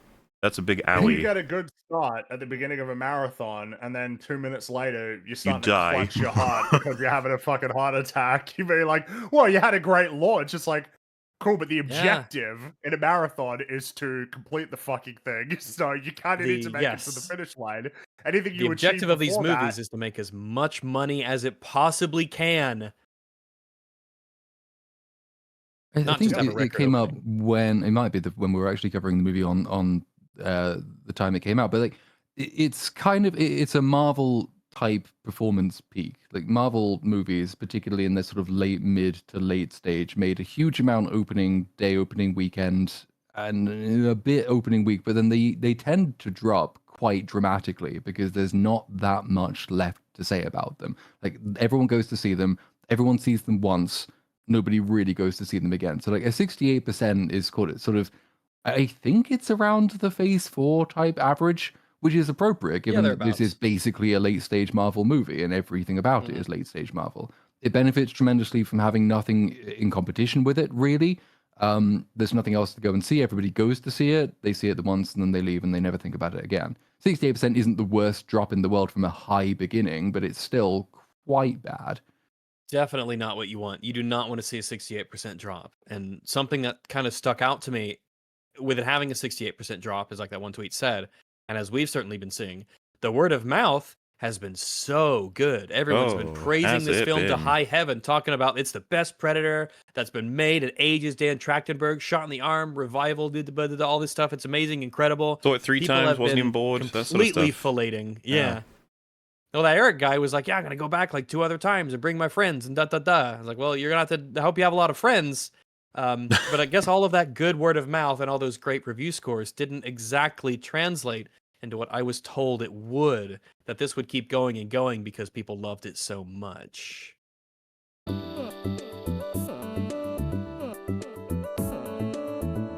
So, Alien vs. Predator 2004 is the highest grossing Predator movie with 177,427,000. In today's dollars, that is 305 million.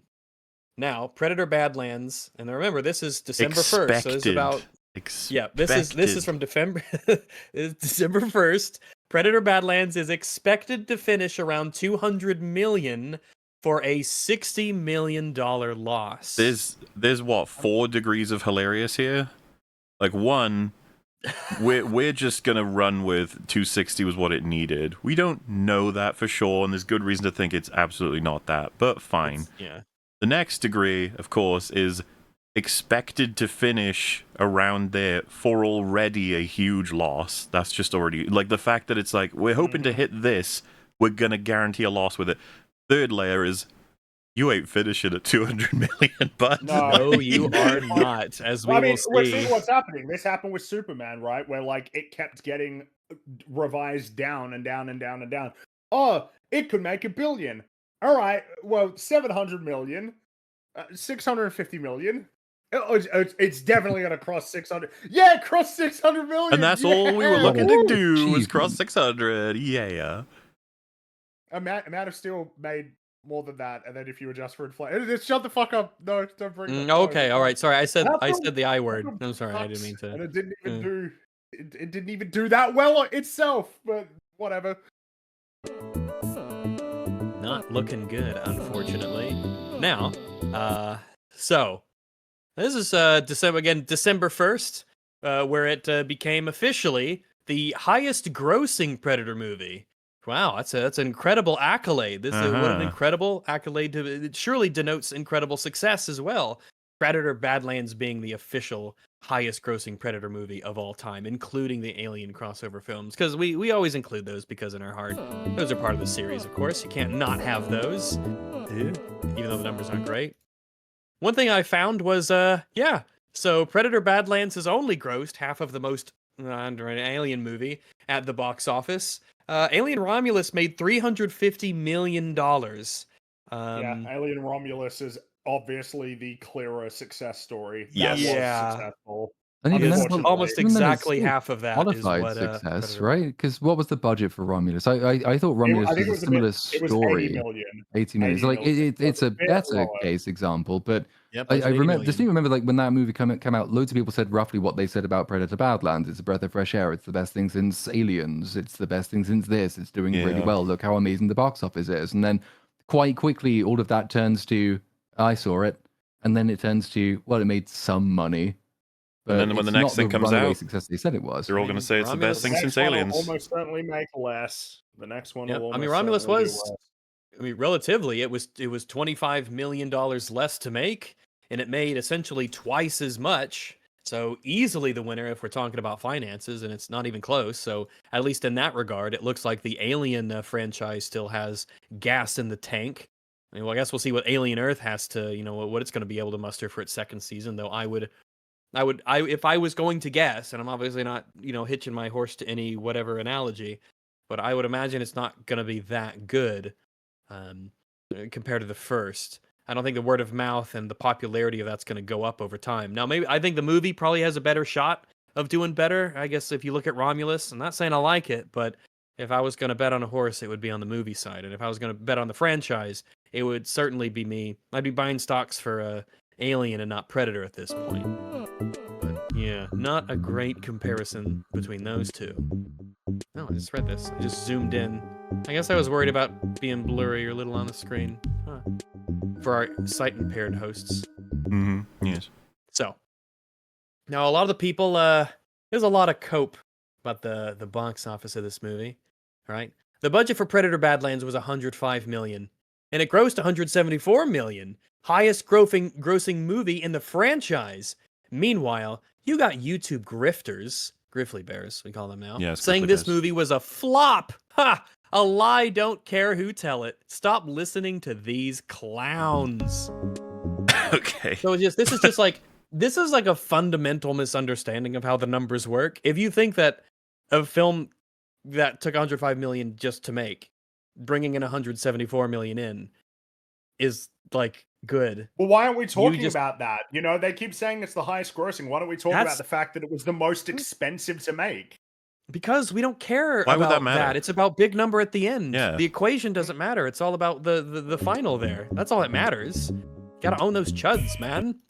We gotta. Oh my God, Ryan Kittle. Oh, he pops up. I know that racist. That pharaoh. You know, well, yeah, I didn't include it, but someone was yelling at him for being like, "Oh, you can't listen to this racist." Of course. Yeah. It's highest grossing Predator movie of all time. You're telling me the anti-woke rage bait YouTubers were wrong? This is well, I mean, you've now set the rules, so apparently the anti-woke rage bait YouTubers were correct. If you want to, you know what I mean? It's like, stop making this scale, stop making the rules like this. If we're gonna talk about, Ryan's thumbnail and his title, quality be damned of what he says about the movie. This is bad news. This is not good for the franchise. This is not good for this movie, and it did tank with that 68% drop in the second week. That is really bad. Ryan's just right. Right? Regardless of how racist he is or isn't. He's very racist, of course. It's always kind of indicative as well when a movie's biggest defenders spend all their time online talking about people who didn't like the movie, as opposed to talking about what they liked in the movie. I'm pretty sure you could probably even work out some kind of algorithm that says for every tweet like this, which is shitting on a YouTuber they don't like, the less likely the movie they do like is to have been a success, because they aren't talking about it. Evidently, they've kind of moved on from thinking about Predator Badlands. Now it's just, haha, how can I score points over person online? You're not really coming across as an invested fan here. You're just more of a rage baity grifter. Like, this weapon is a cudgel I can use in the culture war, and I'll wield it regardless of which side it's pointing. Yep. I don't know. Always accuse the other side of that which you are guilty of. Lots of that goes around on Twitter. And this is the game that they wanted to play. I mean, at least in this regard, obviously, box office, it doesn't mean anything about quality. I think the movie's bad, but I mean, sometimes 195 million to $250 million global run would be good. No Predator movie has ever made that much. They say this like brains work. How can they not? They don't work. They're not thinking. It's unreal. If it cost $1 billion, they'd just be saying this anyway. Like, it took $1 billion to make. Film has made that much money. It doesn't even matter. It's literally irrelevant. The only thing that matters is how much money it made relative to how much it's cost. That's it.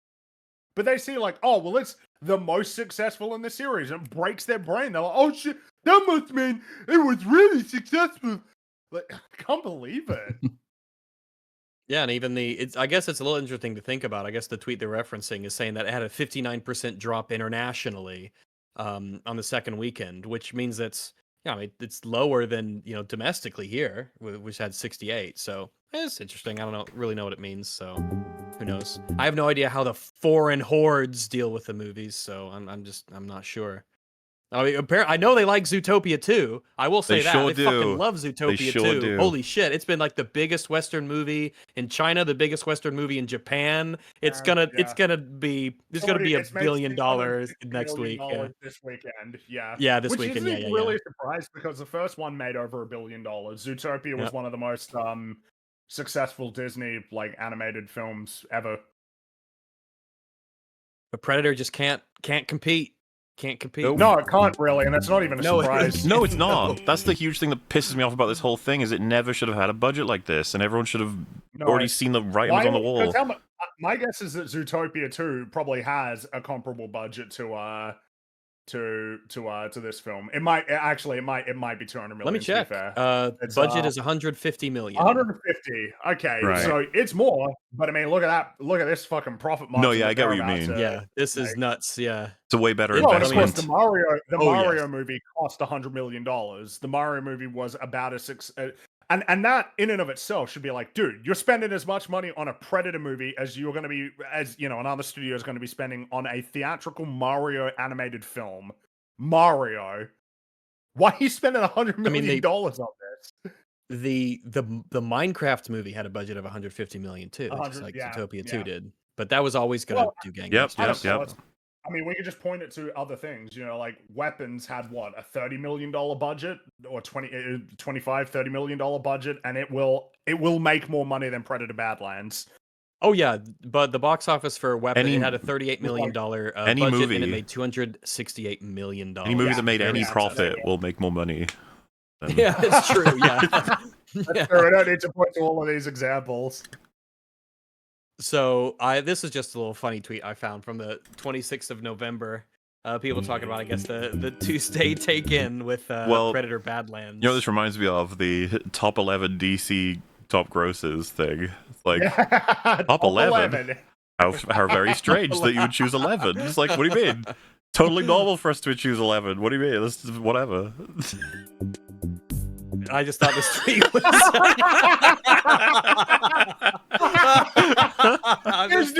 Disney still hanging in there. Predator Badlands still hanging in. Yeah. Oh God. Look, I'm just saying, because Now You See Me 3. I have not seen many tweets about how Now You See Me, Now You Don't is some massive success. When let's figure out, is it doing better? Yeah, it's doing better.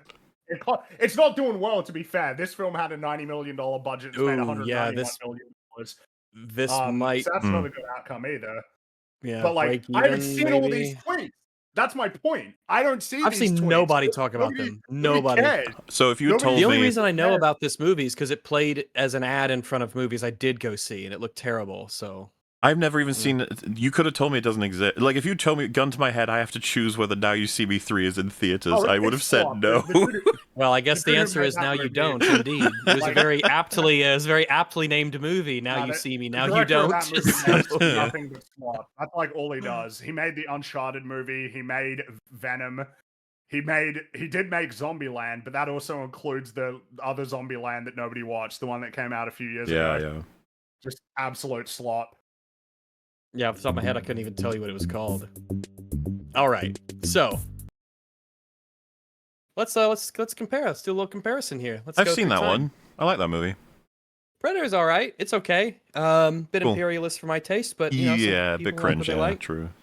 Bit toxic. So yeah, as now well. these ones are not adjusted for inflation, just as they are. Keep in mind that these are just as they are. These are contemporary it's an okay return. numbers from when they came out, right? Predator, 1987. Budget 16 million, box office 98.3 million. God damn. Predator 2. Okay. From 1990. Yeah, it's a little. Also, is this not a great example of, like, even if they made money, they were like, that's it, we're over, it's done. Well, yeah, because they didn't make another. They didn't. Not for a long time. Is the next Predator sequel if you exclude Alien vs Predator? So about 20 years. Went on pause.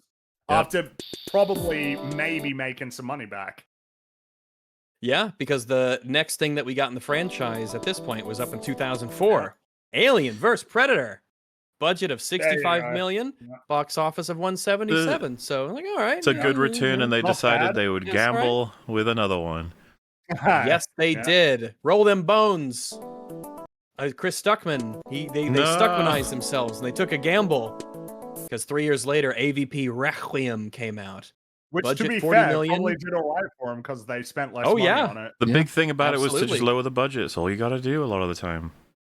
And they hired guys. Like, the thing about AVP, I've never referred to it as AVPR. I don't think anyone has. But anyway, No. the thing about it is the guys who directed it were like, I don't know if they were brothers, but they were a team of special effects dudes. So the special effects in the movie are they probably got it at a lower budget than many movies ever would have. Like the Predator and the Alien, they look pretty good, and there's countless amounts of it, and they all get blown up, and there's And you got blood and guts everywhere. sets at times as well. Yeah. So it is one of those things of like $40 million. Okay, shit. Well, and then of course as well, marketed. As the chat was saying, like their budget got lower. It's like, yeah, it was cheaper to make. That was, I mean, a good thing too. Marketed by being like, hey, you know what suburbia looks like. Imagine if there was an alien running around. Wouldn't that be scary? And then a Predator also. That would be scary. Yeah, imagine there's a T-Rex. AVPR. Now we finally get back to Predators proper, because in 2010 we have Predators. Again, budget 40 million, box office budget. 127 million. And bear in keeping mind, that it budget took down. them 8 years to make a sequel to this.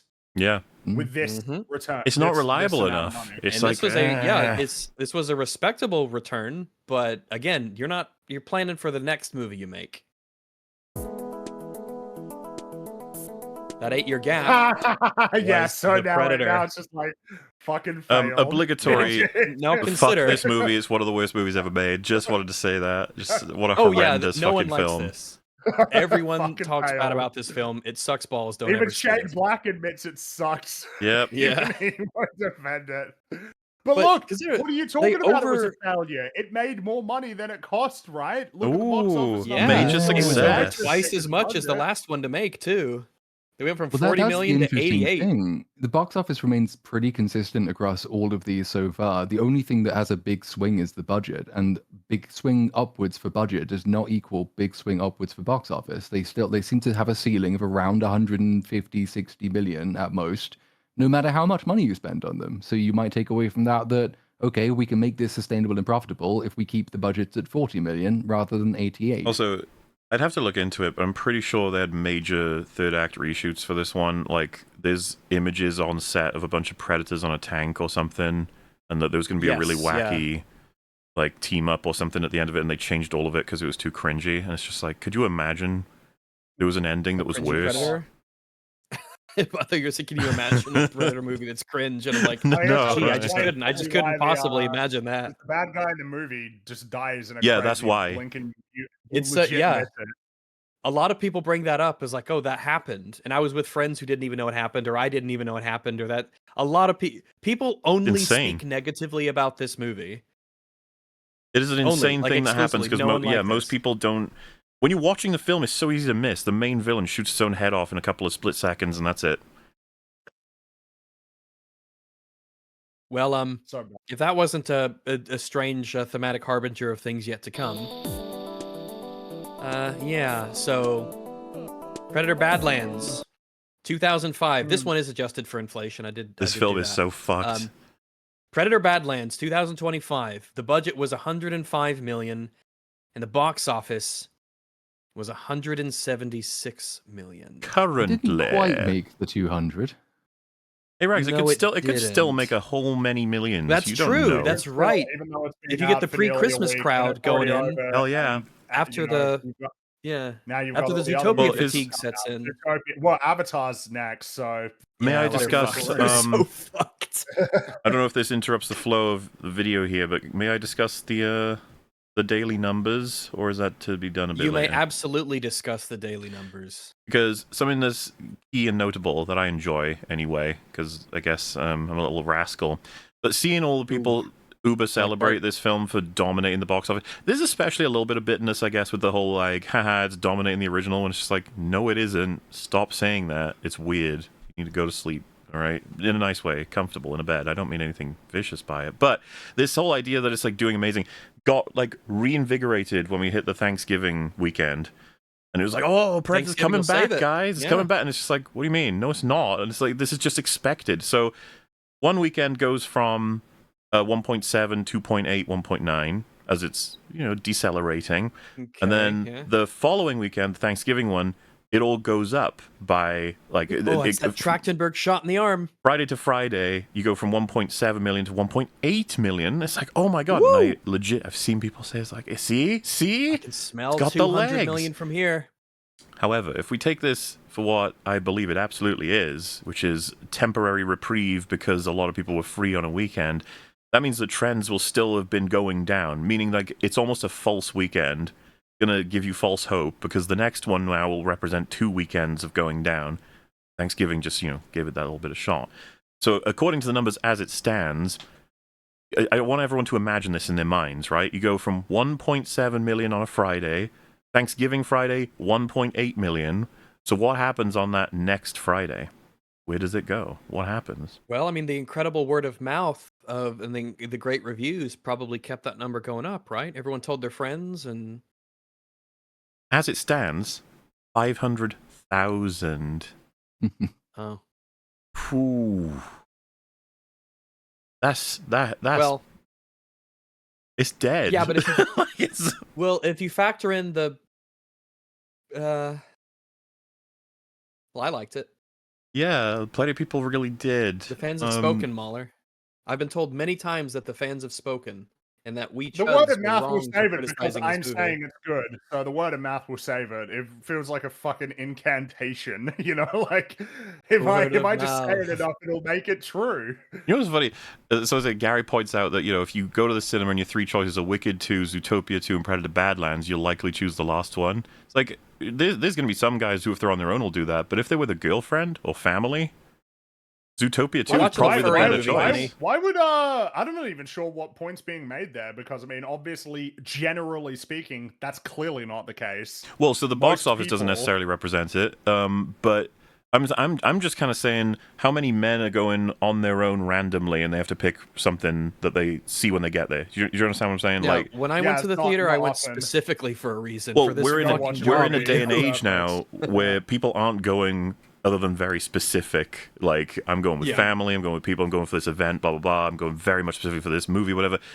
Word of mouth did not save this film, and men going to see it is not happening enough to save it either. It's no, they're not. I mean, the last movie I went to the theater to see for funsies was Weapons. Typically, when I go to the theater, it will be for what was the last movie they were saying, but that might explain the Thanksgiving bump. But I don't think anyone needs to explain that. That just makes sense. Everyone's got more free time.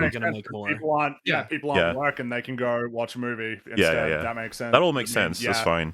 Yeah, it would be weird if it didn't. So, yeah. Now, let's keep all that in mind. We've been looking at some numbers here. So I was kind of curious, all right? Out of our 7 movies, now there are 9, but Prey and Killer of Killers released on Hulu. Okay. So they don't have box office, so they're exempt from this list. Though I would be curious if in an alternate sci-fi fantasy world, what they would have made at theaters. I'm guessing Prey would have done okay because it was only, I think, $80 or $65 million in terms of its budget, which is a whole lot fucking better than 105. So I haven't filled this out yet. I will in a moment.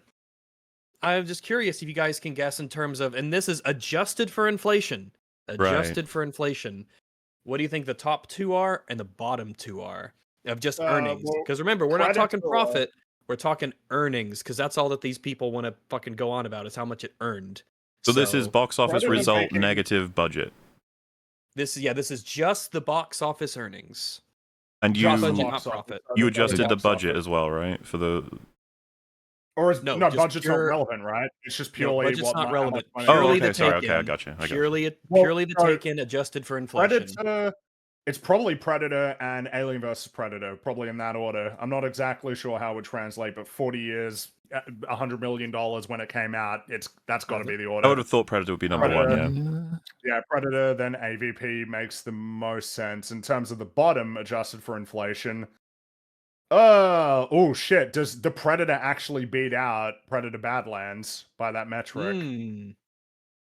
Because then with Predators and AVP2, that's 15 years ago, and they were similar-ish. Actually, is Predator Badlands is... but to be fair, Predator 2, 50 million. I'm not sure what that would sort of pan out to. But it feels like it's a competition between those 3: Predator 2, Predator Badlands, and AVP 2. No, Predators would be. Oh, and yeah, it would be between those ones, right? Well, I can let this roll and we can reveal unless you want to fine tune your guesses. But otherwise, let's see how correct you were. Because I forgot how long this been. There we go.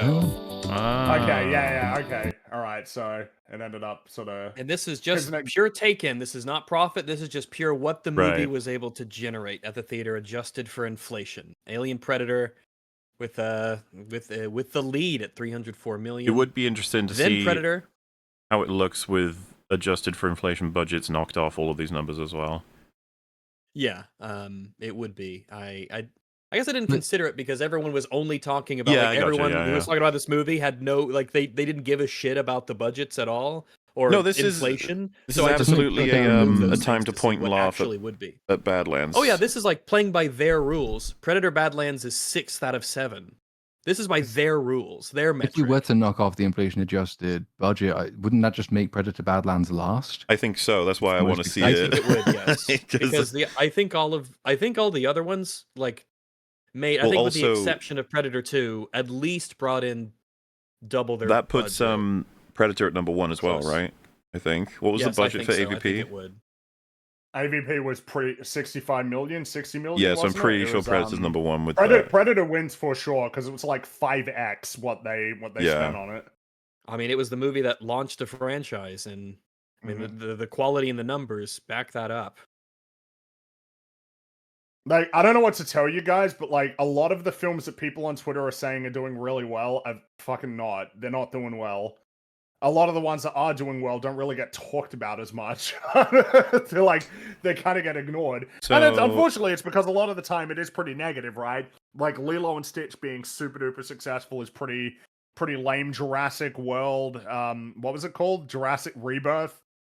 Made a lot of money. That's pretty annoying. Yeah. But meanwhile, these sustained, like, oh man, Superman did so fucking well. Oh, Predator Badlands, that was a most successful of their respective series. And it's just, the results are not very good. They just aren't. Well, when they start yelling at you over and over and over again that it's a grifting tactic that's trying to skew culture for an obsessive war about, like, winning some arbitrary fucking ethereal argument or whatever, you're sort of sitting there like, sorry, did you just describe yourself? Like, I don't understand what the point of that was. Like, it doesn't matter to me in that sense what Badlands makes. But when we look at these numbers, it's like, oh, this is just a catastrophe. And they're like, no. It's still a story. And there's no amount of you saying, but it was the most successful in its series, including installments that released in the 70s and the 80s. There's no amount of you saying that. It just sort of defeats the reality of what the numbers tell us. What takes the cake was the one that was just like baffled that anyone would use inflation numbers, and then talking about how the original Superman would take it all if we did that. 1.5 billion. It's like, yeah, it would, because it was incredibly successful. Insane tweet. Point. Inflation describes the value of the money. That's how much the money is worth at the time. That's the only thing that matters. That's when they make their money. It's at the time. It would just be. It's so literally half of the equation is what it costs to bring in the money. That's half the business. The simpler way of doing it, and I wish every outlet would do it, is report number of tickets sold. I suppose that is the most immediately gettable number you can give people to illustrate comparative success, because number of ticket sales will sort of reflect the effects of inflation, in the sense that if it costs twice as much and the movie makes the same amount of money, then half the number of people went to see it. And you can't really try and reason your way around that, and your complete foundational ignorance of economics can't hide that from you, which unfortunately characterizes most of these people. In spades, as and again, it turns out. Bear in mind, all of this is assuming that these films cost as little as they say. Little, in this case, still being insane amounts of money. But, I mean, it was the thing that we saw recently with Deadpool and Wolverine, right? The general sort of, generally a superhero film costs $200 million. It seems to be the assumption. But then, what was it for Deadpool and Wolverine? What it ended up being, like $400, $500 million? 580 or something insane, wasn't it? Yeah, when you include like the production and the marketing and everything, the actual amount was like absurd, to the point it was that Deadpool and Wolverine wasn't. Well, I've got it here. It's approximately Deadpool and Wolverine cost $500 million. It shows here that The film's production cost was revealed to be about 418 million pounds, approximately $533.7 million by October 31st before marketing. But when you're at that point, it's like, oh shit, so Deadpool and Wolverine wasn't even that successful. It's like, nah. No well, way and everyone now, all eyes are on Doomsday. Whatever fucking numbers you're told are lies. I can guarantee that immediately. Well, the easiest thing to point to is Avatar. Avatar 2, I think the budget that was reported was like $400 million. And it's like, yeah, that probably makes sense. Because I don't know, it's just something you notice is that a lot of movies about 20 years ago were starting to approach, $150 million, $200 million, and then they suddenly just stopped getting more expensive. But But have they? That's because But have they just stopped reporting how expensive they've gone. Because Doomsday's numbers, the smallest number they could possibly legally get away with. Yeah, Doomsday's numbers are actually going to be hilarious. It's the kind of shit that shouldn't even be possible. Robert Downey Jr. is getting paid. Yeah, right?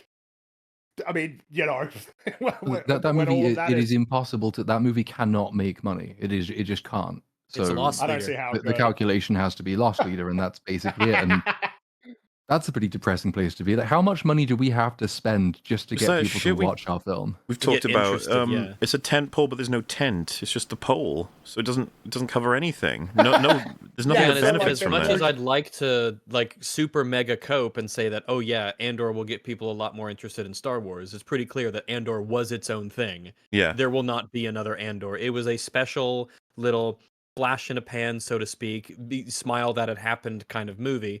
And it's not my money, which is part of the reason I could smile. And it's wonderful, and I'll talk about it when I'm an old man, as will many people. But it lost a lot of money, and it's not going to happen. Well, yeah, I mean, that combined budget was an absurd, wasn't it? Something like nearing $700 million. Which, obviously, the qualifier there is that $700 million for 2 seasons of television amounting to, I think it's something like 16 hours total runtime. So, you can fraction it to get what the equivalent budget would be for a movie. It's not the most expensive Star Wars thing ever made. I think that's still The Rise of Skywalker, but it's still it's obviously a ridiculous amount of money. Well, yeah, and on it. Yes, relatively speaking, if they're going to lose money on a project, I'd rather be Andor than anything else they've fucking made. Of course.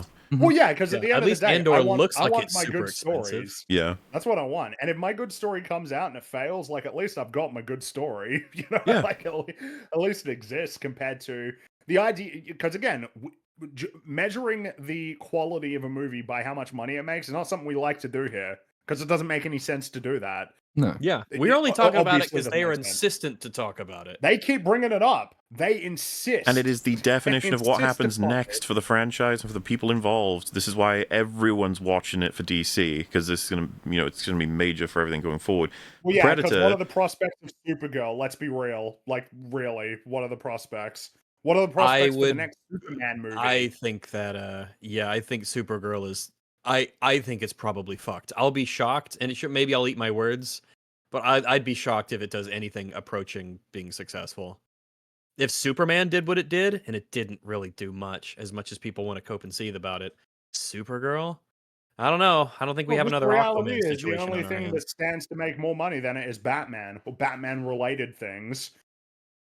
And even then, Batman made $800 million. It's still good enough, right? But that's less than $1 billion, which is what Batman movies used to make when money was worth more per dollar. So Star Wars Theory in chat. Hey, buddy, how you doing? I don't know if you've seen the video yet. We're talking about Andor, unfortunately. Yeah, well, and this nightmare that is Predator Badlands. Is that it for the video, or is there another thing? That's it. It just fades out, and then Okay. you just get to enjoy it, and then you think about what you've done. You think about this disaster. What I've done. I can't remember. I mean, it is wild to end on this. 6, out of the 7 contenders, this one that is the if you were to say which one of these is the record breaker, which one of these is the highest grossing, obviously this is the adjusted for inflation numbers, but if you're going to ask which is the record breaker, is it you wouldn't be able to tell. You have no clue of being able to tell based on this. The one that broke the records is actually the one that definitely lost money. Predator 2 at least probably was like, Well, again, it's the reason why, again, it's something to remember, guys. I'm sure we've talked about it before. We would have talked about it with video games. Whenever a video game, they tell you how fast it's sold, as opposed to how many copies it sold units moved, in total. That's one of those things. Yeah, units shipped or total revenue, because it includes a bundle with like a console. Whenever the numbers are like sort of roundabout, or like this is how many million players have sort of joined. Anything that isn't strictly this is how many copies we sold and this is how much. You better believe that when Grand Theft Auto 6 comes out, there'll be no ambiguity about how many copies it sold and how much money it made. It will just be plainly obvious, because there is no incentive to, pick more strange figures to make it seem better. Whenever you're getting strange things like, it was the most successful in its franchise that's been running for like 30 years, including back in the 80s, these sorts of things, like, that's kind of weird, man. Compared to if you just said like, oh shit, it made like $600 million, right? It's like already like the third most successful film of the year, right? These are things we're like, okay, yeah. Is there a better meme, by the way, to represent this whiteboard image from Rags? I don't think so. Yeah, wish it over the 6 on it. I just did that really quickly. That's why it looks like shit. No, I like it. It deserves a shitty 6. It doesn't deserve a nice 6.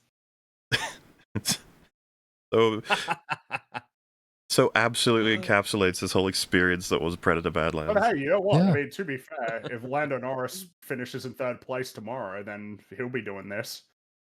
Yeah, I mean, so that makes sense. The spirit of this, but that would be because he won the championship. So no, it's Formula One. I'm all for people celebrating 3rd place, especially. But obviously, it's a bit more awkward if there were only 3 players. If that's what this meme implies.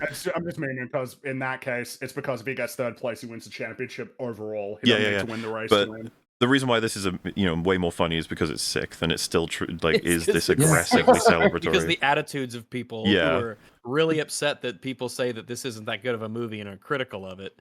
The other interesting thing about it is that the first 5 images on that panel are ones that are the misleading ones. If you look at the outlets responsible for that image of Predator Badlands, it tends to be like IGN, for example. IGN was one of the ones in Rags' little montage, which was, this is the most successful Predator movie in history. And then it's left to strange, bizarre little outlets I've never heard of. And then in a few months' time, it'll be Forbes. In other words, small independent outlets or non-specialist outlets to actually tell you, nah, that was all a load of horseshit, because the specialist media outlets lied to you.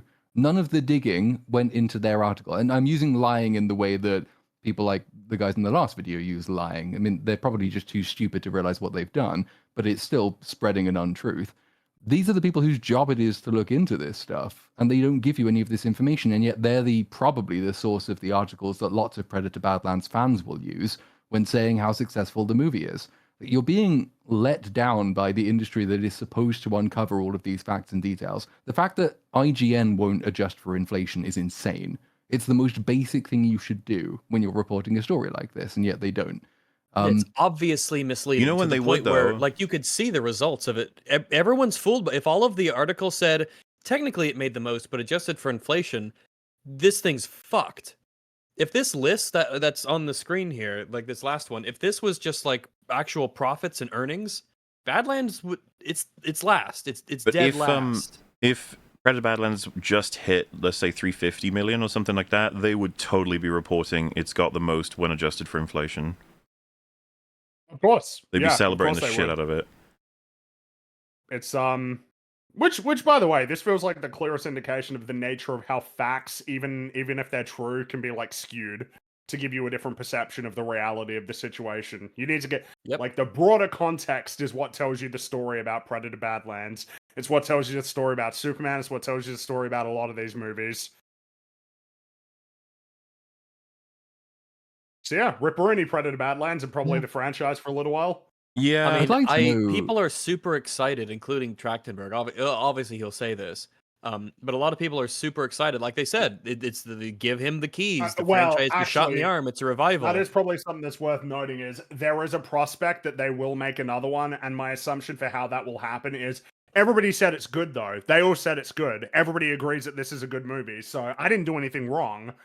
Like, I did the best that I could. Yeah, so, it was next outside time factors, third party shit. Yeah, it was the time. It was Zootopia. the time we Thanksgiving. released. In November. It was a busy time. We need to launch in, I don't know, February or something when it's less busy. But it wasn't even a busy time. The whole article when it first came out was it bucks the low box office trend of October because there wasn't anything out to compete with. Yeah, because you had Tron Ares, but... Yeah, and no one went to see that for very good reasons. You probably could justify making another one if it's a significantly better film and with a significantly lower budget. That should probably be the lesson. Like, if we are going to continue this, do a proper script and spend half as much, and then maybe it might make the same amount of money, but then it will make twice as much profit. They could do it that way. I don't know. It'll be interesting to see if they do take that approach. It does seem impossible to make a movie for less than $200 million these days. So, I have 3 items. All right. First, I just saw this by chance and it upset me. So I didn't know. Everyone probably knows about Quentin Tarantino saying things about Paul Dano. This come up a bunch. Yeah, I've heard it. Yeah. I agree. I think it was Capital Opinions who tweeted about it, but I'm totally fine with normalizing criticism from directors. I think it's fun and interesting and shouldn't be seen as like disgusting behavior, which a lot of people have said about it.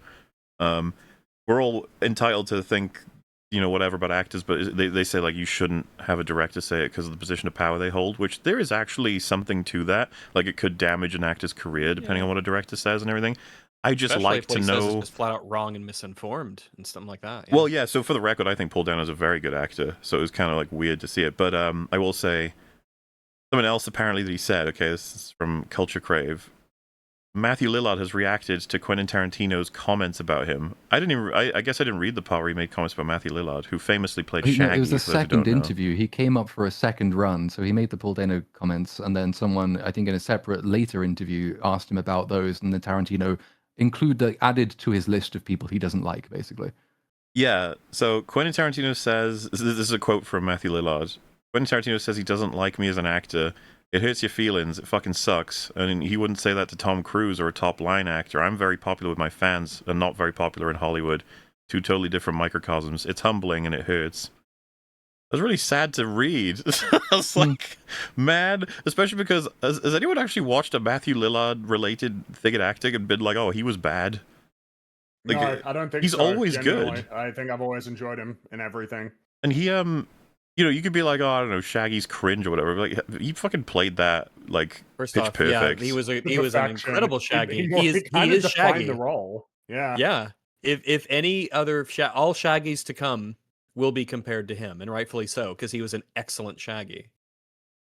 Yeah, I was just like, oh, that's sad. But on the note of acting, who would you guys have said was the worst performance in Thunderbolts? Sebastian Stan. Yeah. I would agree, but that's because he didn't give a shit. So I would have said it was still the job. Very depressed. I would have said it's unambiguous that he was the worst. He clearly didn't give a fuck. We've seen him give a fuck, and he's way better. He just fucking phoned it in, whatever. Yeah. Sebastian Stan says he, quote, had a lot of fun filming Thunderbolts. It was a great group of people, and everyone was very funny. David Harbour and Wyatt Russell and Florence Pugh, really very talented. If you guys liked the movie, help us make another one. He wants that bread. Listen, the MCU is about to immolate itself. Yeah. So he's trying to get his before that happens. And if he wants to siphon as much money from Disney as he can, fucking go Godspeed, friend. Just do it. Oh man, I almost wish like I was in the room when he said it. I'd just be like, "You are fucking around, right? Like, what do you mean you didn't like filming that at all? Well, you probably like enjoyed talking to people, but when the actual cameras were rolling, was really good. Yeah, I'm sure you enjoyed talking to him, but not when they were actually filming the film. Mahler, you've seen the Willow show. Hell yeah. One of the things that that was interesting about kind of the show is that if you look at all the behind the scenes stuff and some of the promo things that they did for that.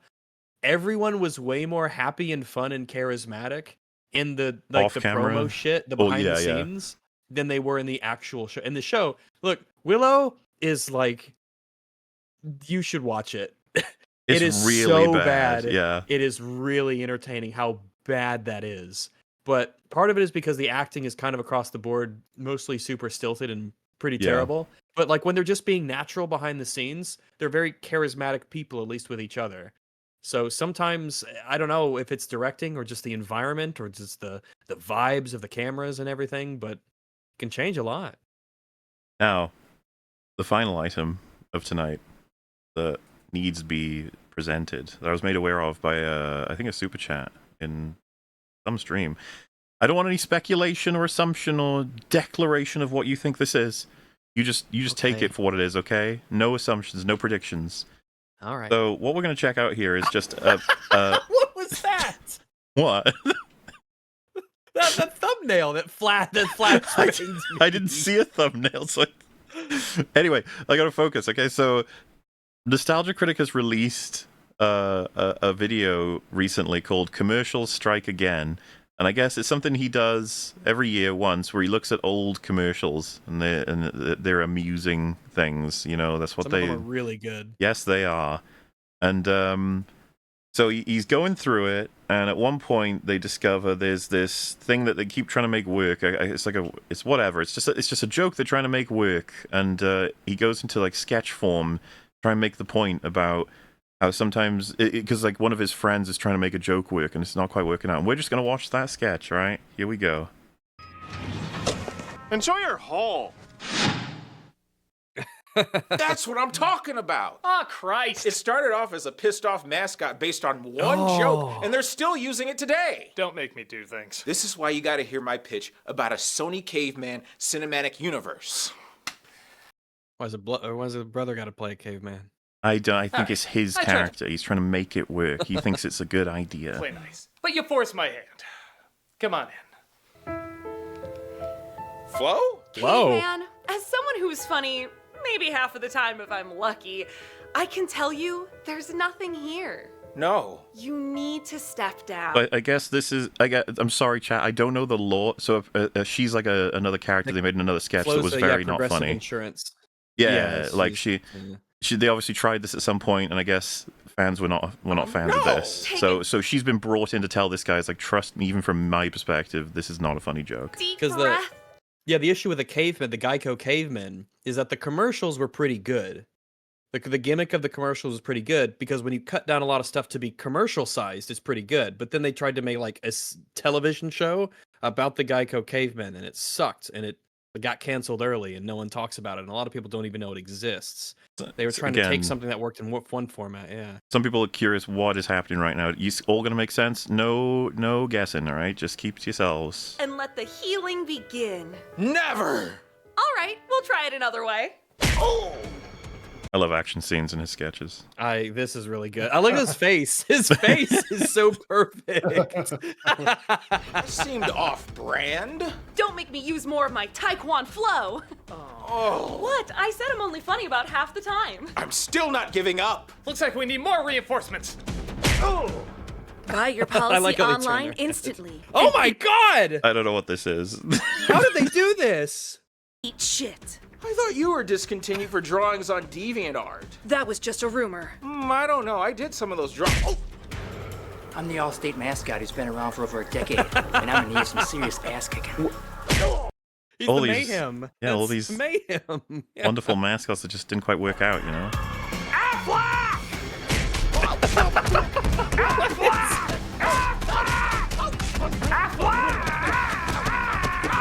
It's just wacky to be back with Doug has just joined in. Yeah, man. Beating someone else. Listen, guys, it's better than being sold a gambling app by a passionless zombie.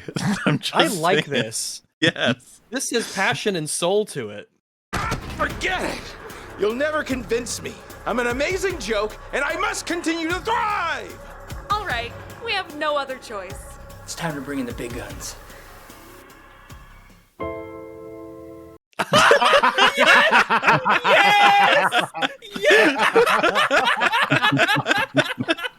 Yes! This is better than at the end. This is better than Endgame. This is better than Endgame. This is incredible. This is absolute cinema. Wait, did this video just come out? It's recent, yeah. Someone said the return of Melvin. I was like, no way. Oh my god, he brought him back. He knows. I'm so thankful he decided to do this. Melvin? Yes, caveman. It's me. Melvin, brother of the Joker. Yes, he said the thing. Iconic. That's when he said the thing. Some people call this key jaggling. I would say they earned this payoff. Oh my god. I'll even say, like, the way that I it just showed up for cuts work to him today. is actually pretty fucking funny. You have Like, no other choice. It's time to bring in the big guns. His fucking face. He's like, this is actually iconic, by the way. Instantly, you know exactly that this is yeah. Melvin, brother of the Joker. So, you know, people were saying, my god, my face hurts. you know, among all the stuff today, which is the worst that we've covered and stuff, it's like, this might be the best. I'd say one of This the is best easily videos we've the covered. Sure, This yeah, and this Grace. is no contest. Really good. Melvin? Yes, caveman. It's me. Melvin, brother of the Joker. I'm cool. No, not you. Caveman, as the ultimate symbol of a joke that never had any humor, I am telling you. He's such a good sport, and I love it. And he's turned into a superpower. We're not laughing at him. We're laughing at the joke as it was intended. No, yeah, this is... Now I want more Melvin. You're not funny. When Melvin, brother of the Joker, says you're not... His name is Melvin, brother of the Joker. Funny. There's no deeper rock bottom.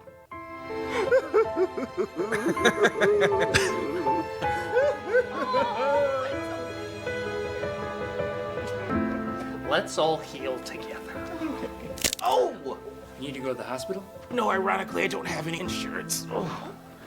That's nice. Well, that's about it for this year's commercials. Wow, that was my face hurts. Yeah, it's I was That pretty, was actually that was incredible. Like he knows he's such a good sport about it, and he uses that as a superpower to become funny. Truly, Doug Walker's what a gem, what a national treasure. I imagine the fans were blown away by that. They just... I was blown away. What I couldn't have. I am so glad I knew nothing about this before seeing it. That's the way I brought me wanted it. Legitimate joy. Oh, Melvin. Which, yeah, I can't believe guess, you know, I can't believe this turned into a Melvin episode. it really did. Wow. And so, as everyone can see, by the way, all the topics we've been through today all linked thematically. It wouldn't even make sense to explain it because it's so obvious.